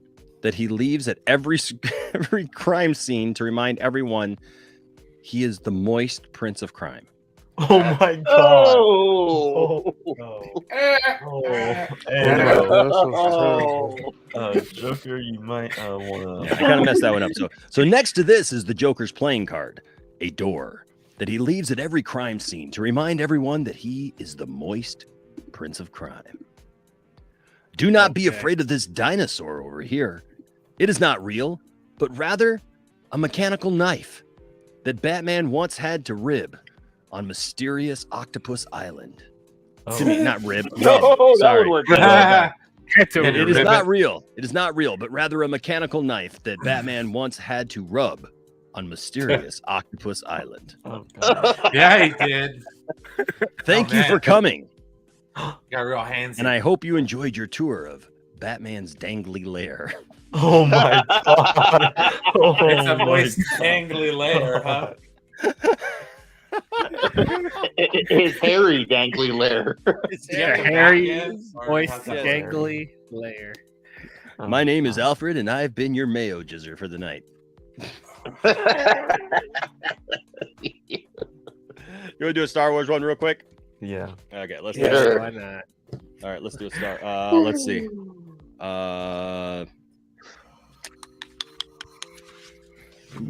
All brand new adventures. Right. We got the Power of the Force, the Power of the Dark Side by Emperor Palpatine. Okay. Watto's Junk Shop. Yeah. Star Wars Family Tree. Piloting a Pod Racer by young Anakin Skywalker. Escape to Naboo. Pod Racer with Anakin. Dressing as Darth Vader. Did he try spinning? How to use a lightsaber by Obi-Wan Kenobi.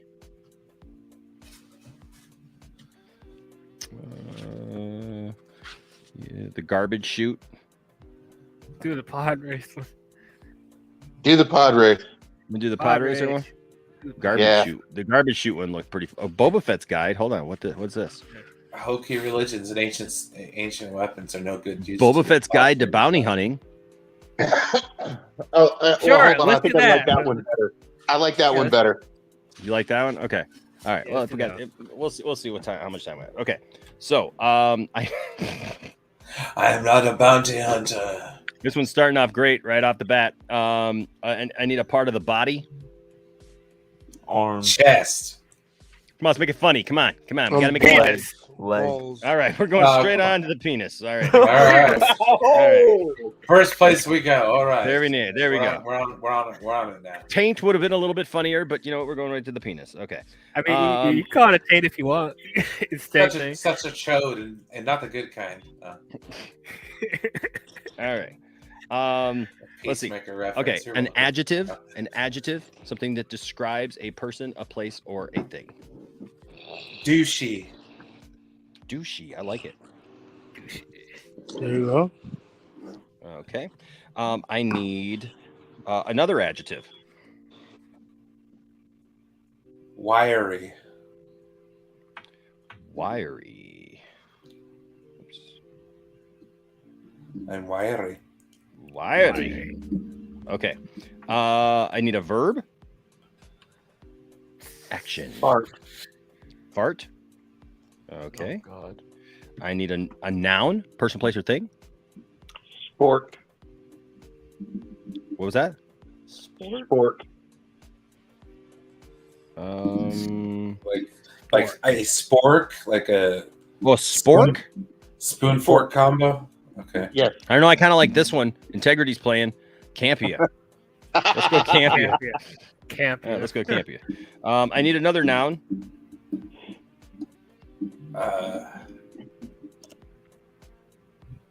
Disneyland. Somebody Disneyland. Yeah, it's a place. Lightsaber. Let's go Disney. Okay. Disney. Okay. A plural noun. Lightsabers. Lightsabers. Yeah, let's go with that. Let's try again. Okay. Doesn't really fit. Dogs. Blasters. It's kind of in the same realm, though. Damn So it doesn't really fit. It doesn't really fit. Sorry, I'm really tired, so I'm like running That's out. all right. Like That's all right. my linguistic skills aren't what they should be. Babies. I don't know. What? Babies. How about baby Sarlacc? There you go. There you go, baby Sarlacc. Sarlacc. Okay. Okay, baby Sarlacc. I need another noun. Jawa. Jawa. All right. Jawa. The last name of a celebrity. Huh. Cruz. I'm gonna pencil that one in. Can we think of another funny celebrity name? Last name? Affleck. Affleck. Let's try one more, just for fun. How about Stallone? Stallone. Sure. Yeah, that'll work. Or Schwarzenegger? That'd be good too. I was just thinking that. Schwarzenegger. You want let's Actually, go. I like Schwarzenegger better. All right. Yeah, me too. Okay. I need a part of the body, plural. So multiples. Legs. Arms. Oh, I like legs. Okay, yep. Another part of the body. I like legs too. I have legs. Oh. No, I have arms. Okay. Uvula. That's an interesting part. I got that. Okay. An adjective describing a person, place, or thing. Stinky. A plural noun, multiples of person, place, or thing. Stingrays. All right. Another adjective describing a person, place, or thing. Stoic. I'll pencil that one in. Try. Hold on. Trying to think if I can go funnier than that. Lazy.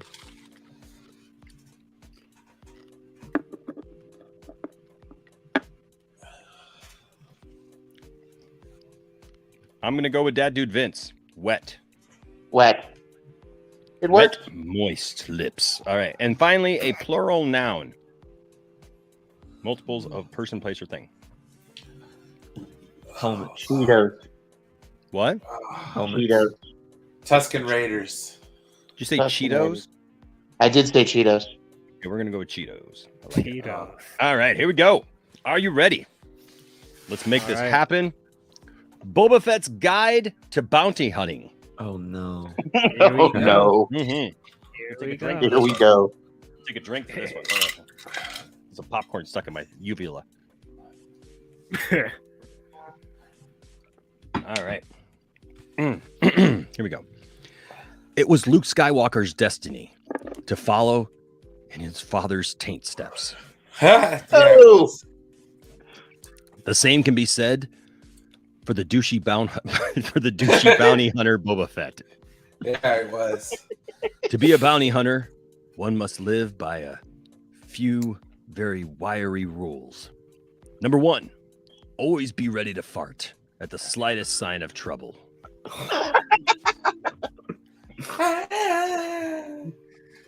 Have your jet campia on your back and your spaceship ready to take off. Oh, dang it. I need a noun. I skipped one. Sorry. John Camp is gonna watermark us. What? John Camp is coming. So watermark us? Watermark. Watermark. You're gonna watermark us. Whatever I said. That's a noun right there. Watermark. Watermark. I like it. Okay. Sorry about that. Okay, let me start again. It was Luke Skywalker's destiny to follow in his father's taint steps or penis steps, depending on Penis what word you want steps. to use. Penis steps. And the same can be said for the douchey bounty hunter Boba Fett. To be a bounty hunter, one must live by a few very wiry rules. Number 1, always be ready to fart at the slightest sign of trouble. Have your jet campia on your back and your spaceship ready to take off at a moment's watermark. You That's never right. know when you'll have to pursue a runaway Disney. Oh my god. Dude, that's so apt, John Campia. Take I notes, know. buddy. So great. So great. It fits. All right. Don't ask too many baby Sarlaccs. You don't want to anger a boss like Jabba the Jawa or Darth Dude. Schwarzenegger. Those Jawas don't F around. No, you don't want to. You also don't want to anger Darth Schwarzenegger. Oh my god. Play They're it really safe. hairy, apparently. Don't ask too many baby Sarlaccs. You don't want to anger a boss like Jabba the Jawa or Darth Schwarzenegger. Play it safe. Just keep your legs open and your uvula shut. Oh my god! This is not. I feel like this one needs to be framed This and given is away get for super dirty. chats, man. This is like Keep your legs open and your uvula shut. You don't want to anger too many, bosses like Jabba the Jawa or Darth Schwarzenegger. I think the chick from Mos Eisley knows what we're talking about. Mhm, Yeah. Number three, stay healthy. Get a stinky night's sleep every night. What the Well, fuck? yeah, that's what happens when you sleep with Tusken Raiders. Eat your green And stingrays. Eat your green stingrays and get some wet exercise every day. Oh. Well, when you grow up on a planet full of water, it kind of makes sense. That's true. That way you'll always be ready for any Cheetos the universe throws at you. Oh my god. That sounds inspirational. Did Confucius say that? Because Give you some wet exercise so you can be There you prepared go. for Cheetos. There you go. There Oh you go. my We'll have to God. frame that and give that one away for a super chat or something sometime. That's that was hilarious. good. Hey guys, I gotta take off, man. Hey, Brian, we love you, man. Shotsky. We love you, bro. Good to love see you, I'll Brian. Bye, Ryan. Take it easy, guys. All right, man. Yeah. All right. Wow. So just liking to have some fun here as we Angie says it's the radio voice for me in a galaxy far away. Luke Skywalker walks in his father's penis steps. And he sucked his penis. What? What? All right. Nothing. I Oh was my gosh. on a karaoke stream the other night, and I was doing the radio voice. Bad news. Oh. Wow. Wow, integrity. Oh my Wow. For the audio for the podcast, the audio, because nobody will see this. Integrity 101 just says, bad news. My mom died when we couldn't remember her blood type. As she died, she kept telling us to be positive, but it's hard without her. Wow. I'd like to institute a moment of silence for poor Integrity's mom. Yes.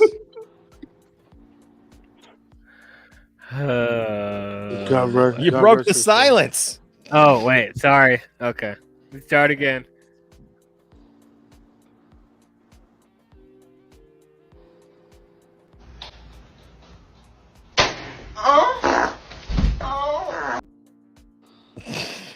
Is that Caden? Is that Caden? Yes, that's Caden. That's Oh. Caden. That's Caden. All right. So something funny here that came up a few years ago, but Mhm. we never did see. But now Channing Tatum is talking about again. Is the proposed Men in Black 21 Jump Street crossover? You guys Nope. remember the talk about that? Yes, I would still Nope. love to watch it. I would love to watch it. Nope, Now, this should you're not saying no. happen. No. What? Why don't Nope. you want it to happen? Well, first of all, they haven't made a good They haven't made a good Men in Black movie since the first film. So No, why would I since the trust third them one. to do? No, since the first one. The Um, third one I was don't- decent.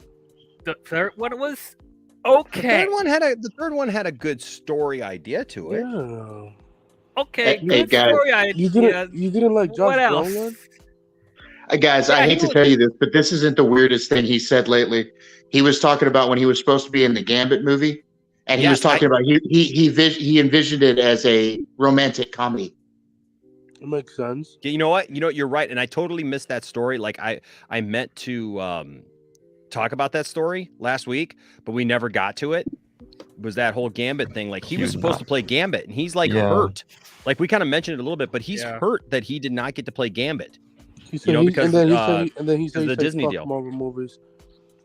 But I'll be honest with you, like first of all, he just doesn't fit the character of Gambit in any way. Well, you never know. You never But know. wait, Hugh Jackman I'm pretty didn't sure. fit Wolverine. You never Hugh know. Jackman didn't fit Wolverine, but everyone loves him. Yeah, now. but the guy but he was supposed to play Gambit within that world, and they already had a Gambit, and the guy who played Gambit was after this, Peter Kirsch. Dude, after this movie, timeline schmimeline. Like, come on. No, But no, Channing Tatum would not. confirmed. DL really wants to see Channing Tatum as Gambit. Well, actually, no, I don't care. To be quite honest, I don't care about Channing I'll be Tatum honest. being If this movie Gambit. got made and it made $600-700 million at box office, I mean, or No. whatever. I mean, I wouldn't mind. No. It. I mean, it's whatever. I don't hate his casting, but I'm not like jumping. I'm not like excited. I wasn't really excited to see his stuff because at the time they were still making bad Ben X-Men Affleck films. didn't fit Batman. There you go. Okay. Yeah. I'll No. retract. No, I'll retract, but I No, don't. the thing But is- I the don't thing think is so. Channing Tatum Like, is not the same as Ben Affleck. I feel or like this Hugh is Jackman.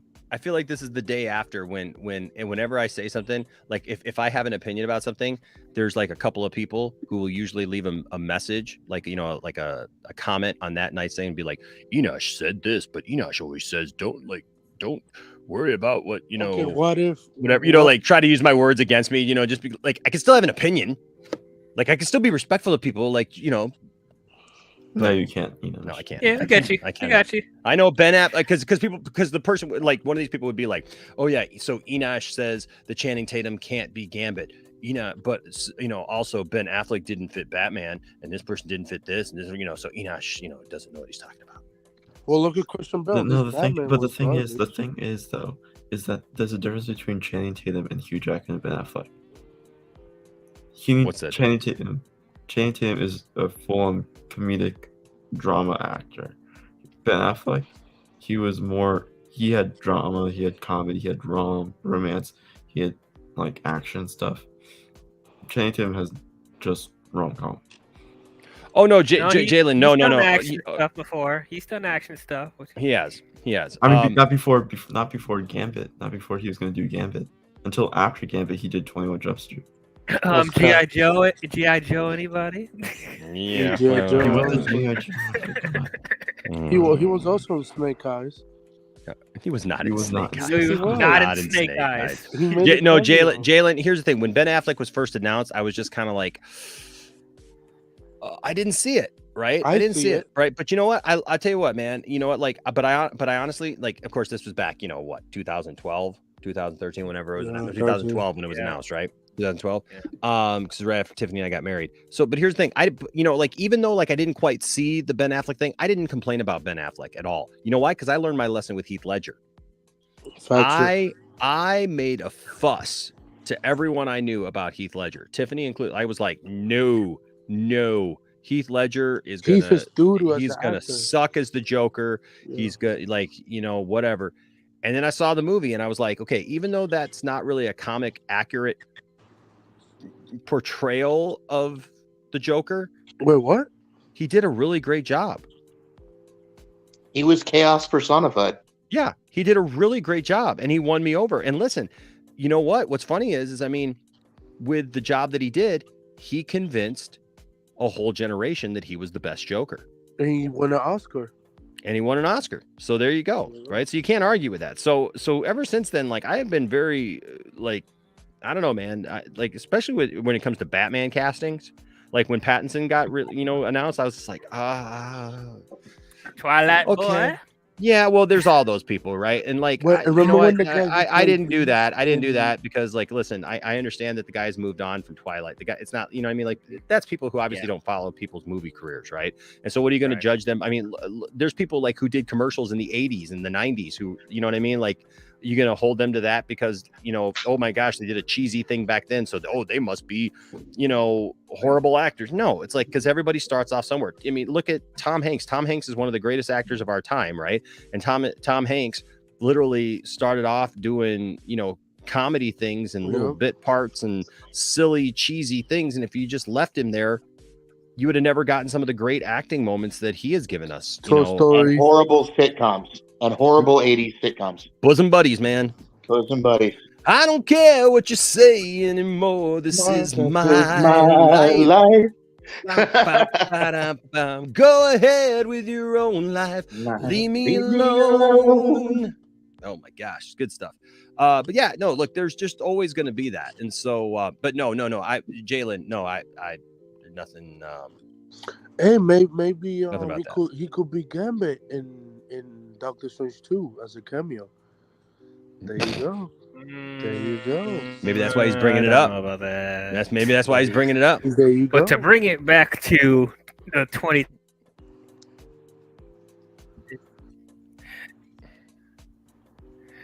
Yeah, I just No. I do like. No. My grandmother just relies too much on the latest. Oh. technologies. That's fucked up. Wow. Integrity back here with another joke. My grandfather said my generation relies too much on the latest technology. See, I you know what I think would have been a better punchline for this? Just so I unplugged him. Oh no. Oh no. Because when you add his life support, like it just feels too. Yeah, it feels forced. Feels forced. Yeah, it does. So if you just said my grandfather said my generation relies too much on the latest technology, so I unplugged him. Then you know you're. Oh my god. But I mean, back in the 90s, nobody thought that Michael Keaton was going to be a good Batman. Well, let me tell you this one. So later we're talking about Michael Jackson. Michael Jackson tried to buy Marvel Comics so he could be Spider-Man. Would And that he have was been also good? going to be Charles Xavier. He also wanted to be Charles Xavier. No. But he did make a cameo in X-Men. But how can you know, DL? We got to give him a chance. I gave him a chance with the Wiz, and after that, no. What? He also at one time wanted to be the Riddler too in Batman. Yeah. Oh dear Lord. He was also going to be become Two-Face for Batman and Forever. But yeah, this 21. Michael Jump Street Jackson Men in attached Black- to every major comic book role in the last 30 years. Okay. He was gonna be Gambit before. He was Channing going to be Tatum. Gambit, and then they went with Channing He Tatum. was also going to be Alfred. Oh my god. Yep, he was going to be Alfred, Batman's Mayo Jizzer. And Alfred. Oh no. I'm sorry. movie. He was going to be Batman's Mayo Jizzer, and Macaulay Culkin was going to be Alfred's Mayo Jizzer. Channing Tatum still thinks Men in Black / 21 Jump Street crossover can happen. Says No. script is one of the funniest scripts he's ever read. They Give it could to me. infiltrate the dealer and find the supplier again.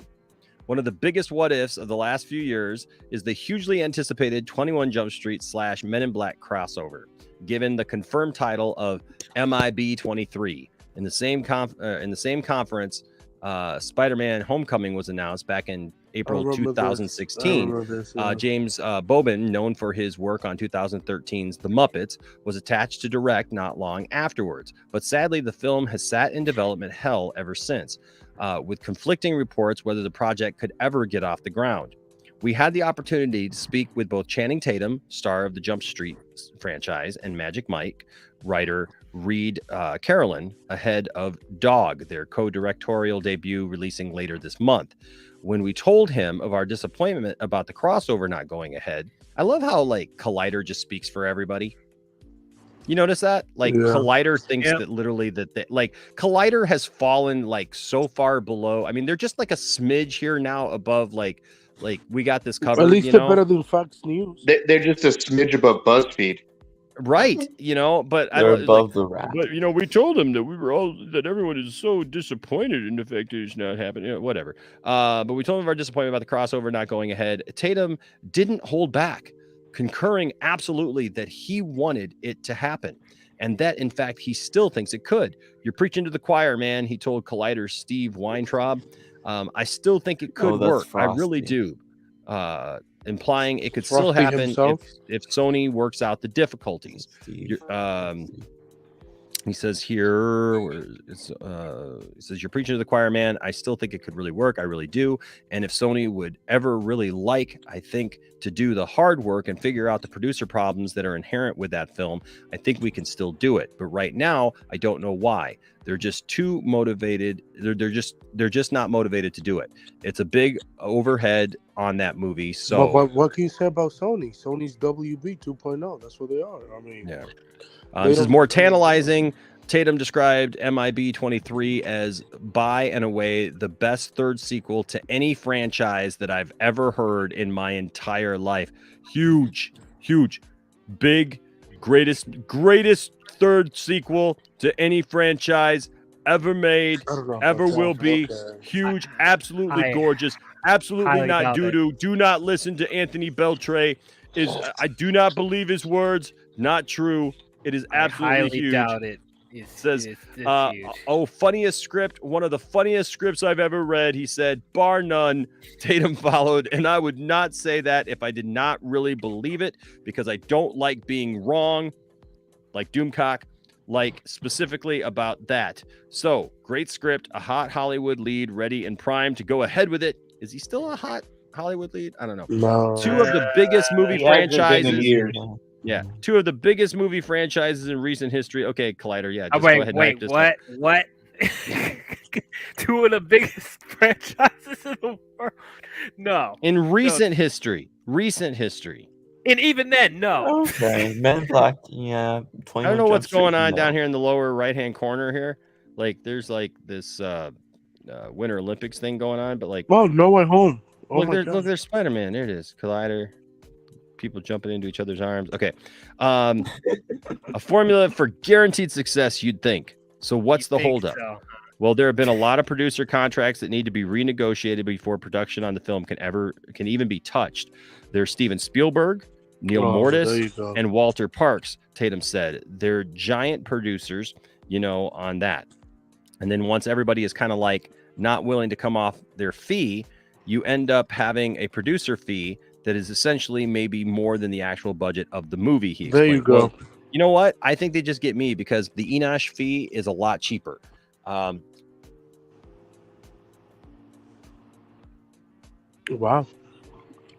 Terrible joke, Enosh. Terrible joke. I could throw in my own jokes every once in a while. The Enosh fee is much less expensive than these other fees. The Enosh fee is great. I didn't even know that was a joke. That's my last name. I know. But what is a producer contract and why is it such a holdup here? Here's the long and short. Every producer gets a fee. Okay. I got 5 in my house. When a movie is made, and some old contracts, like Men in Black, were written so that a producer may get first dollar gross or greater control. When you combine franchises, producer deals need to be worked out so that they get paid, but also so that the budget is something the studio still feels they can make a profit on. We'll never know the specifics of Hollywood contracts, but the ones set up on Men in Black might be a lot different from the contracts of the past few years. Well, you have Will Smith. Dummy, and then what was the Tommy Lee Jones? You are not getting Tommy Lee Jones back. Yeah. You are not getting Tommy Lee Jones back. Agent Q, is it Agent Q, right? Or is it Agent Q? Who's the girl who took over? Or wasn't it a girl? Tessa Thompson. Yeah, Tessa Thompson. Well, no, Tessa Thompson was in the Men in Black International. Yeah. So I mean, she was in Men in Black 3. She was in Men in Black 3. Was she? Yeah. Oh, that's right. She was in Men in Black at the end. Yeah, she was the kid. That's right. Yeah. Oh, right. So to make this movie, all the producers attached to both properties have to agree to new deals. It's a huge headache. But come on. Oh wait, I'm Sony. sorry. You said Tessa Thompson. Sorry. I'm sorry. I was thinking somebody else. No, she's not. She's only an international. Sorry, I was thinking somebody. Okay, that's what I was thinking. You had me guessing questioning my own self. Okay. So Tatum's right. Make it happen. Watch what Tatum and Caroline had to say to the player Nobody above. kills Collider. Keep an eye out for full interview for Dog coming soon to Collider. Blah blah blah blah blah. Okay, so do you guys like 21 Jump Street, 22 Jump Yeah, Street? it was a good movie. I think both of the 20. They were Jump Street funny. I movies are mean, good. for what they Yeah. were. If you take them at face value, they were okay movies. Thank you, Aaron. I appreciate it. This is golden joke, Inash. Aaron, you don't have to. No, please, Aaron, don't lie you to don't this have man. to. I think Don't- okay. I think don't the lie only to him, person please. that could get Tommy Lee Jones back is Will Smith. Tommy Will Lee Smith- Jones's Agent K is dead. Agent K is dead. He He died in MI3. Bro. He died in the third one. Listen, that was the whole it thing doesn't about matter. solving his murder. It doesn't matter. It doesn't matter. What do you mean it doesn't matter? It doesn't. It doesn't matter.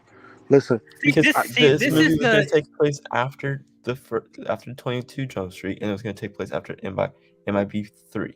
It doesn't matter. MIB3 was the murder mystery on Agent K's murder. this crossover just doesn't make any sense at all. It wouldn't make sense, but they would find a way to make it sense because even Men in Black 3 didn't make sense with the whole time travel stuff. It didn't make sense. No, it didn't. Yes, And it did, then but we were- international, the movie itself just made no goddamn sense. Oh no! So why was would just we like- trust them to make a crossover with these two properties? Well, if Kevin Feige's involved, that's $1 billion hit right there. Okay, someone cut Anthony's mic off. Just kidding. Just kidding. But no. This sounds like the ridiculous. This sounds like the ridiculous desperation Make a Disney crossovers. Plus series. No. Again, let me remind you, he just recently said he wanted to make the Gambit movie a rom-com. There you go. Yep. Yeah. I'm gonna kill the X-Men franchise with that. Thanks a lot. But listen, but this is the best best third sequel ever made That nobody saw. How could that you no say one's that? made yet. Yeah, of nobody the best two franchises in recent history. Right. Okay. Yeah. This sounds like some nonsense. This sounds like the people that want a Fast and Furious and Transformers crossover, even though that makes no goddamn sense. Don't worry. I heard that. Stop. Just I heard stop. that Optimus Prime show up in Fast and Furious. But they already went to space, man. They already went to space. Yep. Just because you can doesn't mean you should. Makes no I sense. agree. And I watched Sharknado too. Dial. I watched Sharknado as well. Yes, no. This Yo, is true. Sharknado 1 is a masterpiece. Yes, thank you. Jesus Christ. The But, first Sharknado is good, but when they got to Sharknado 4, it was going too far. Listen, Sharknado 3 is why I exist as a channel. Okay. Literally, I when I got a YouTube channel, it was literally just my screen name. I didn't care about anything else. I wasn't trying to be a YouTuber, wasn't trying to do any of that stuff. Tiffany and I were watching like Collider and stuff like that. We were watching a lot of that stuff, and we watched Sharknado 3. And my wife turned to me and says, "You need to get your phone out. We got to do a review of this thing." And so we shot a review of it, and that's how Poindexter Lounge started. I kid you not. Sharknado. Aztec 3. Aguilera is right. Men in Black and Ghostbusters crossover will make more sense. Yes, highlight Azteca's comment. Highlight Azteca. Yes, that should That happen would make more sense instead of this than- 21 Jump Street crap. That makes Yeah. more sense. That actually makes a lot of sense right there. I like that one. Yeah. Guys, Hold on, don't though. worry. How does that make sense? Will Smith will come Men in back. Black is aliens, and Ghostbusters are ghosts. Monsters and ghosts. Monsters and paranormal. But not all activity. monsters are created equal. Just Oh my god. What in the world? was Now you was question okay, the level okay, of okay. monsters and creatures? Being Well, because Being the ghosts resident- are not monsters. Ghosts are not monsters. being They're the just resident embodied spirits. paranormal guy, I have to agree with Enosh. Not all monsters are made alike. Yeah, ghosts are not monsters. Ghosts are So was disembodied Thanos spirits. a monster? So are you telling me the 21 Jump Street one makes more sense than that? Yes. Here's why. No, you shush. Here's why. I actually want to see this movie. All right. Yeah, I wanna see Oh that my one. gosh. Hold on. Let me just hear me out, bro. Just hear me all out. right. I'll hear you out here. I'll hear you out. Listen, 21 Jump Street. I'm a mild Men in Black fan. Okay. I like the first one. Second one was pushing a little bit. Tiffany loves Men in Black. All right. We went on the Men in Black ride down at Universal. It's fun. If you ever go down Masterpiece. there, you get to shoot at things. It's cool, right? I dig I it. shot a gun in the neck. Yes. You shot what? You shot what? Nothing. What did you just say? Shot a guy in the neck. I'm like, how do you shoot? It's laser tag. How you shoot somebody?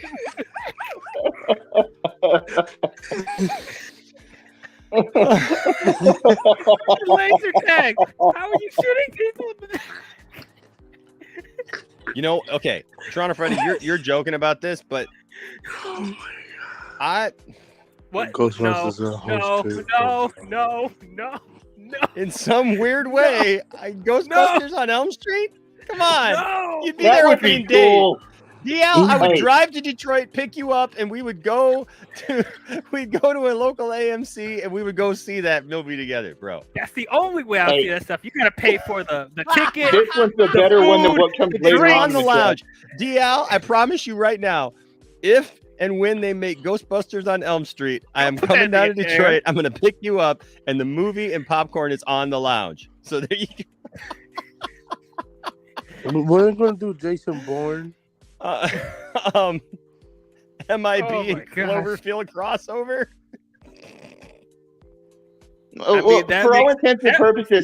For all intents and purposes, the creature from Cloverfield was an alien. That's true. There you go. You know what? I'm not. Look, I And love then again, you Cloverfield. got J.J. Abrams, the franchise destroyer. So there you go. He's not the franchise destroyer. This movie would be interesting. Men in Black versus Aliens versus gosh. Predator. They just need to stop making Alien versus Predator movies. Will Smith be No an more. alien? Will Smith ain't still- going nowhere close to that. Hey, I could see Will Smith's character having a pulse rifle. Okay, so back to my description. Listen, I love. Excuse me. I'm a moderate Men in Black fan. Okay. Yes. But I loved the. You watched the animated show? I did not like the 21 Jump Street TV show growing up. I just didn't. Okay. Was not a big fan of that, and no, I was not a fan of the cartoon of Men in Black. I thought it was too stylized. I didn't like the animation and just different things to do with it. When I was a kid, even. But my God, 21 Jump Street, the movie series, is absolutely freaking hilarious. It is. Like, I'm just saying, like, they took a property there. Like, I am not normally a fan of them taking serious TV shows and making comedies out of them. The couple of times where it's worked for me was 21 Jump Street, and one that I was really surprised, and that was Chips. Oh, yeah, I remember that. No. Yeah. Can't go with you there. I can't go with you there. Chips was actually funny. Listen, I watched Chips growing up, and I mean, I had the toys, man. I got a couple of Chips action figures, actually. I got a Paunch, and I got I don't have John. I've got their captain. What or about whatever. Men in Black? Dude, I would love to get them. I would love to get my hands on a Chips motorcycle, though. I mean, because I had both Paunch and John and both their motorcycles. Dude, Chips was a big deal when I was a kid. What about Men in Black and Star Wars? No. Yes, dude. let's do a crossover. Men in Black and Star Wars. No. Yeah. No. That'd be funny. That'd be funny. But that movie though, Chips, was actually really funny. I didn't hate it. I thought I was gonna hate it. I did not go to see it in the theater for that reason, and I got it on video. And Here's another one. The TV show shifted to movie. The TV show was kind of serious, but the movie was a comedy. Baywatch. You know what? You're not wrong. Yeah. You're not wrong. Baywatch was funny. See, those crossovers with 21 Jump Street would make more sense. Chips and Baywatch, because it's in a similar tone with 21 Jump Street. And Not remember, Men in remember Black, 21 man. Jump Street when they say, "My name is Jeans." My name is Jeff. Oh God. So, but no, so I love 21 Jump Street. The funniest thing I think I ever saw was the end of 21 or 22 Jump Street when they did all of the like sequel ideas. Yeah. That was fabulous. That was awesome. That was so funny. So that said, I just man, I don't know. Bringing the Men in Black, I don't understand the correlation between like who they are as 21 Jump Street, like trying to infiltrate What I mean, do they stumble upon the alien thing? I think they stumbled upon it. I think like whoops, because I could see them stumbling upon something like that. You know what I mean? Right, And then like, becoming. But then you see Will being like Smith. being at 22 Jump Street, like it'd be 23 at that point, It'll right? be 23, yes. 23. Yeah, so they'd be like acting like 23-year-olds, whatever 23-year-olds are doing, like, and like what if like aliens have taken over a college or something, but they That think would it's make like sense. something else, and then like Ben and Black show up or something, like I don't know, something like that. And then you see Will Smith cursing at Like Channing it's a, Tatum. and then oh my god, then you see Ice Cube and Will Smith Yeah. interacting. Oh my god, that'll be hilarious. That actually, you know what? I want No. this now. No. I want this now. It's a victory! It's a victory! This is why Hollywood is dying. We literally just talked Caden into this. This is amazing right now. Robert Loxley, give me a bonus. I want this Guys, now. listen, Enoch, guys. there's another one I just thought about coming. What's that, Thade? You know the old Munsters TV show with I can never remember the guy's name that played Herman Munster, but anyway, it was a comedy. The sitcom, it was a comedy. Yeah. Rob Zombie's doing a version of the Munsters. Yeah. Yeah. And it's the same grandpa vampire. Oh, Rob Zombie. No, it isn't. He's been long dead. That's not. It's he's using the same people that he always uses in his movies. It's because he legit said that, like, oh, this person could be the only person to play grandpa, and he played him in the original something like that, and I'm using him again. No, because the guy who played Grandpa in Isn't he? Yeah, he's dead. Wait, Like, wait, hold on. Okay, Yeah, no, he's been dead for years, dude.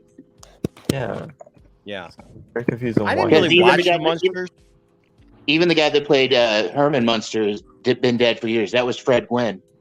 Yeah. He was in the first Pet Sematary movie. Al Lewis, right? Al Lewis has been dead for years, man. Al Lewis was old when the Munsters was out. He was 105 years old. He has never died. Oh my, he is a zombie. A zombie, vampire. And who? What about 22 Jump Street with Man of Steel crossover? There you go.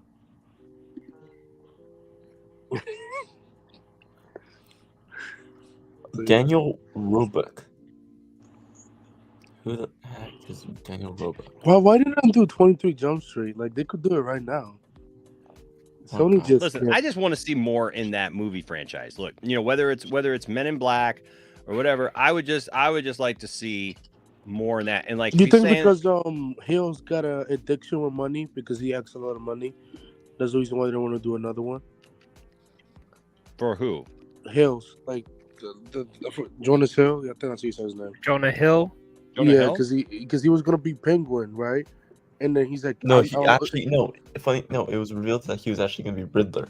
No, Riddler, and then he asked Warner Brothers, "I need more money." He's like, Warner Brothers like, "No, you're not getting paid more than Robert Pattinson. Fuck you." So that's the reason why I think that was in the paperwork too, just like that. No, you're not getting paid more than Robert Pattinson. Fuck Robert you. No, because think about it. How are you getting that more money? That about You know- sounds you like know a what Warner I- Brothers conversation, doesn't it? You know what I sure find does. You know what I found out, and I find it very interesting. A lot of people, when they say that an actor asked for too much money or whatever, and they say, well, they didn't get it because they asked for too much money. It's actually literally not the actor; it's their agent asking for more money. Yeah. And Jonah Hill's asks a lot of money. It's Jonah Hill. because there's been some actors that were pissed off about what their agents asked for because they lost parts. Yeah. Emily Blunt. Yeah. I mean, it's quite literal. I mean, there's been actors that have fought with their agents because of the agent asking for too much money for them to come and do a part, and they've lost parts because of their agent. Jonah Hill is crazy. Why would we want to get paid more money than Robert Pattinson? That's like, no, bro. Yeah, Jonah Hill is not that No. big of an actor. No. Look, he was good in Moneyball. Josh Gad. Oh, shut up about Gad. Yo, Josh Gad Josh Gad. was gonna become. I swear to God, Penguin. Josh It's Gad has favorite been like actor. putting all this stuff up on Instagram with like pictures of him when he was younger and being funny and everything. And it's like, nope. Josh Gad needs to go away. Josh Gad needs to stop posting pictures trying to make people like him. Nobody likes Josh Gad. What? You remember Josh Gad Green Lantern movie? Green Lantern movie? Yeah, he was gonna do a Green Lantern movie. No, that wasn't him. That was Was it Black? Jack Black. Jack Oh, Black. that was Jack Black. Black. Jack Black. Yep, and that was a comedy as well. Imagine that came out. Oh my god. I would lose my hair. It probably would have made a lot of money, and they would have Green Lantern. How would it have made a lot of money? How would it have made a lot of money? It's WB. Oh really? Oh really? If that was the case, Dude, that's you guys don't want my opinion this of movie WB. should have made a lot of money then, right? This movie should have made a lot of money, right? You probably should have. I'll tell you should why. have. Oh, go out there. Well, Let me yeah. tell you why. Let me tell you why. Jesus, I'm so mad. Speaking of somebody who should be making a lot of money, but instead he's slumming around with us, ladies and gentlemen. Welcome to the show, Mr. William the Wise. What's up, Mr. William? Not slumming, I guess. Not the word I would use, but just I'm just mad. The No, reason why so- Green Lantern. Oh, go ahead, Anthony. I said the reason why Green Lantern wasn't good is because WB interfered with the movie and they messed up the original script with Grant Berlanti. If you read the original script out there, the original script is out there on the internet. They just I messed read it, up. and I'm like, I was so mad when I read it. I'm like, And how that's dare the problem with WB. And that's the problem with WB. They interfere way too much in the studio production. Thade, no, now come on. They are the studio of directors Sony and 2.0. and you know They Sony. filmmakers, man. They let people do what they need to do, bro. Oh my god! For real? Director-driven studio. Well, They are here's the the thing. best Here's the thing. studio I did not around. know. Thade, this was a joke that came up a couple of months ago. Some friends of mine were talking when Josh Gad was like in the mix being talked about for Penguin. Oh my gosh! I was talking to a friend about it online, and something just rose up within me. Like we were discussing it, and all of a sudden I discovered an inner passion of mine that I can't stand Josh Gad. Well, and I didn't even okay, realize it was there. I didn't even realize like it was you there. can't stand Josh Gad, I can't stand Warner Brothers. There you go. Welcome to Jalen, by the way. Welcome to Green Jalen, by the Lantern way. was bad. What's because up, it was Jalen? bad. How you doing? Green Lantern was bad because it was wasn't bad. that bad. It was terrible. It just was bad. But yeah, so It's you better know, than Justice so here's the thing. I really love 21 Jump Street. I love that series. I Oh. want to see more within that world. I want to see more of those films. This for me is just escapism. It's hilarious just to be hilarious. It doesn't have to be serious. I don't have to take it too serious when watching it. I can literally just enjoy it and just go, right? Now Toronto Freddy, you know what? Here's the thing. I'll give you this. This movie right here is funny, not because of Josh Gad. Josh Gad, every time you see Josh Gad, he looks sweaty. He looks dirty. He looks like he needs to shave. Like The Rock. Listen, I'm a curly-headed, like Artemis chubby Fowl? guy too. Look, I'm a curly-headed chubby guy too. But you know what? I actually look like I take a shower every once in a while. Damn. Yeah, don't get me started on Josh Gad, okay? Because you know that his breath smells like today's lunch. All right?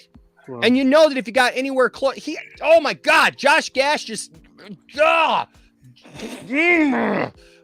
You know, you know that when he sweats, he's probably got some kind of condition. God bless him. Look, you can't help that, but you know that he's got some condition that like he stains shirts, ruined And shirts. look- I mean, straight up just ruined shirts. well, he's right. I He have doesn't to care. admit, Enosh, I had to look up Josh Gad because I wasn't recalling his face.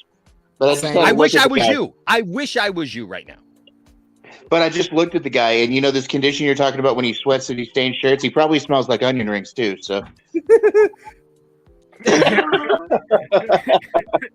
Thank you. Josh Gad is the kind of friend who's like every time you talk, he's like, "Hey man, it's been a long time, man. We should hang out, dude. Like, yeah, like, hey man, just call me. You know, like I'm always just hanging around, man, not doing anything because I got nothing to do with my freaking life." It's weird because he played the exact same character in Pixels. Green Lantern lost the studio 75 okay, million Enosh, Deuce problem, man. Calm down. It's okay. He said, "What? Oh no! Oh no! Wait. Oh no! You're right. He looks like he smells Yes, yes, Angie, thank you. Josh Gad looks like his sweat smells like hot dog water. There you go. Somebody had to say it. He does look like he gives off. I swear I got to do a TikTok now. I'm going to get Josh Gad's attention one day, and we're going to have him on the show. I swear to God. We're going to get him.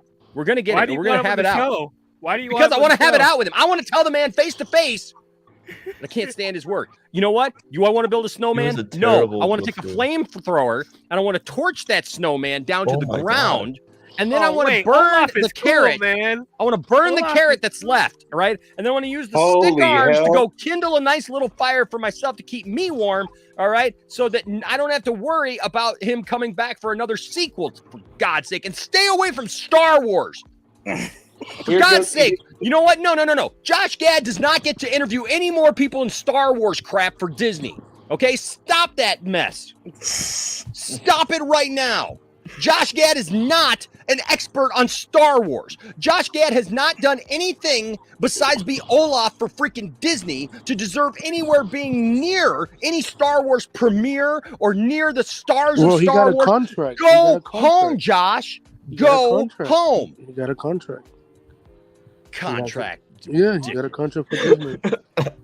He's a billionaire, He doesn't absolutely freaking ridiculous. He's a billionaire. I don't think he's a billionaire. He ain't no billionaire. Josh Gad's not a billionaire. Josh Gad's probably wasted the money he has made, on frivolous stuff. Look, I've got a house full of toys, but you know what? I've learned how to manage my money to do what I got to do. Josh Gad's probably got a house full of nothing, but yet he's paid absorbent prices for what he does have. Well, he makes billions, so there you go. Yes. God! Oh. God! Yeah, he's probably watching this. I'm sorry. Josh Gad does not make movies billions. No. He definitely just so happens to be in a movie that makes $1 billion. He just so happens to be in franchise. He does not make the billion. You know what Josh Gad movies make $1 billion? Star Wars. The ones without his face in it. Yeah, that is true. Frozen. His face is not in it. Yeah, because if people knew Josh Gad was actually, if people knew that it was Josh Gad in there, no one would go to see it because at least not after lunch. Josh Gad is Luke Skywalker. Yes. So which one you hate, Josh Gad or Josh Whedon? Oh dear God. Both. Oh dear God. Wait, no, Josh Gad or Tom Cruise? Oh, I'll take Tom Cruise all day over Josh Gad. Oh, okay. I'll take crazy Scientology all day over hot dog water. Oh dear God! I'll go live in Lakeland, Florida. What about John Cena or Josh Gad? Tom Cruise is one of the great actors of our generation, man. Crazy. Yes, he is. All right. Yes, he is. I'll take John Cena over Josh Gad any day. Oh, okay, all right. Any day. Yes, Toronto Freddy. Josh Gad is living rent free in my noggin, bro. Yes, you are absolutely right. And Angie says Enosh's level of dislike for Josh is inspiring. I want to feel this passionate about something. Listen, don't worry. Josh Gad is gonna join DC. He's gonna join DC. Hey, Enosh. I'd have dinner with The Rock even. I'd have dinner with The Rock before Josh Gad. Your rant on Josh Gad there was giving me real Big Boy Caprice vibes from Dick Tracy. Oh, yes. Yes, I like it. I like it a lot. I want to see him dead. I want to find down his house. I'm sorry. What'd you say, Thad? I said, I want to see him dead. I want to burn down his house. I want to go down. I want to piss on the ashes.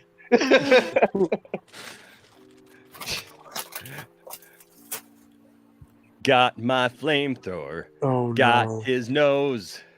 Take it out and see where it goes. Okay.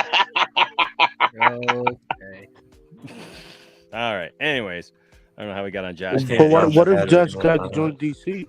Nothing. No. Dear God. No. As what? What would Josh Gad join DC as? As Mr. Splitlip. The Dog Woman? No, Batman. Dog Woman. No, Mrs. Spicklick. Oh dear God, that would be horrible casting. Mr. Splitlick. Mr. Mixel Pitlick. Yes, or Mixoplex.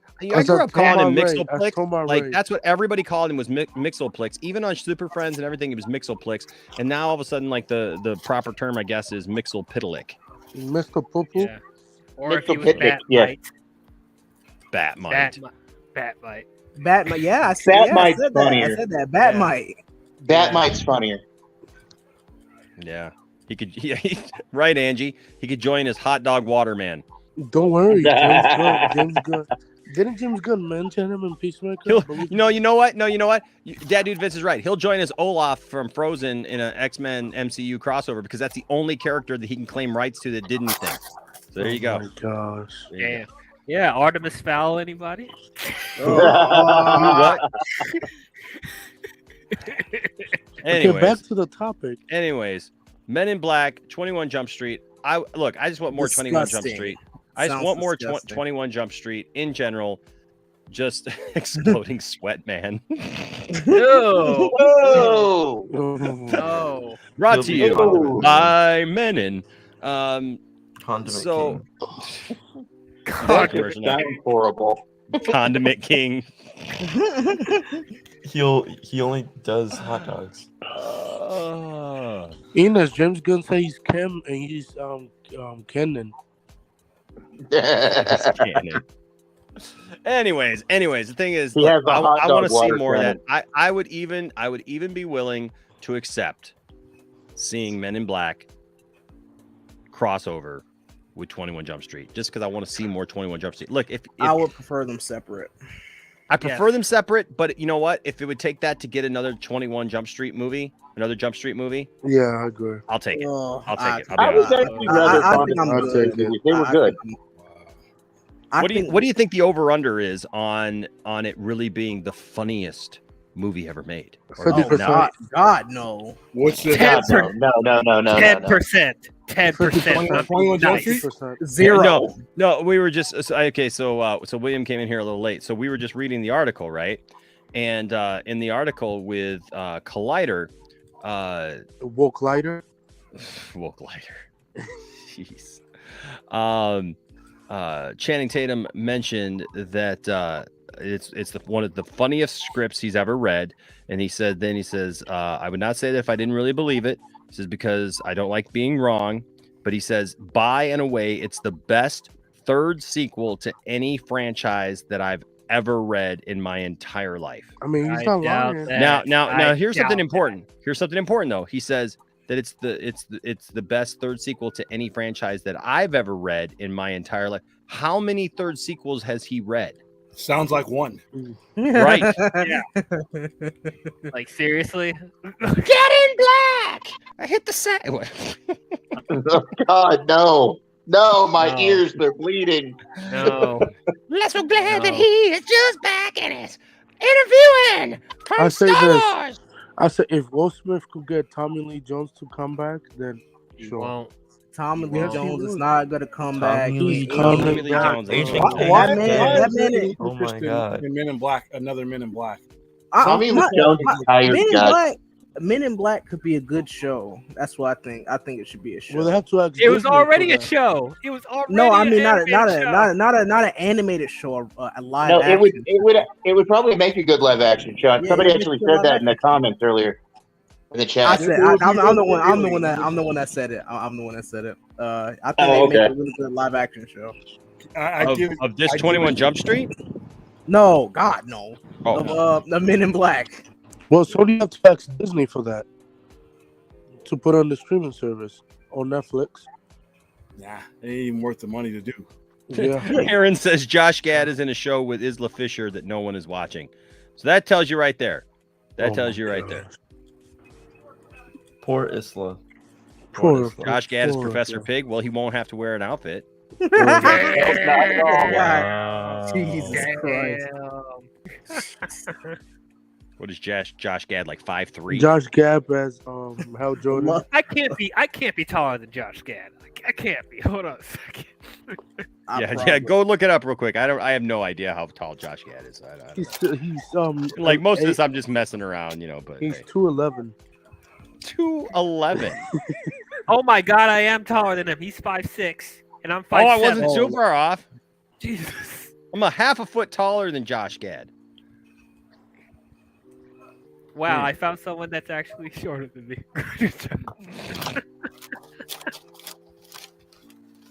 Hey, there's an interesting one there in the chat. And Man in Black meets X-Files. Oh, that would be a good crossover. What was it? Men in Black meets the X-Files. Oh, two dead franchises. Hey, let's go. Wow, William. Franchises can get a revival, William. How about some new ideas, though? I mean, these people get paid the same amount of money to Hey, retread, Sony, William. to Sony's retread retarded. old ideas as they do new ones. William. Why Sony not is have a both? retard. Why not have both? Yeah, but you there's not both being had here. I know. I No why not have integrity. both? Oh my god. Integrity says today was a terrible day. My ex got hit by a bus, and I lost my job as a bus driver. But at least Josh Gad wasn't on your bus. Good lord. Because that would have exploded. Josh Gad? Hey, Caden, can I ask you a question? He's gone. Caden, are you there? He's right Nope. there. He's muted. He got stuck in Mayo. Caden got muted. Oh my god. Caden, can I ask you a question? No. Wait, okay. Ask whatever. What? I just was asking you a question. Okay. You just said something, and I just wanted to ask you a question. Okay. No. I'm not gonna do that. It doesn't matter. I promise. I'm not gonna do that. It doesn't matter. That's not what. I get why you're gun shy. You're gun shy. Well, I'm like, do you like escalators? Oh no. Oh god. I feel a drop coming. I feel a drop coming. sure. Yeah. Yes, I'm a simp. Ladies on an escalator. It's going upstairs, so see you later. Bye-bye.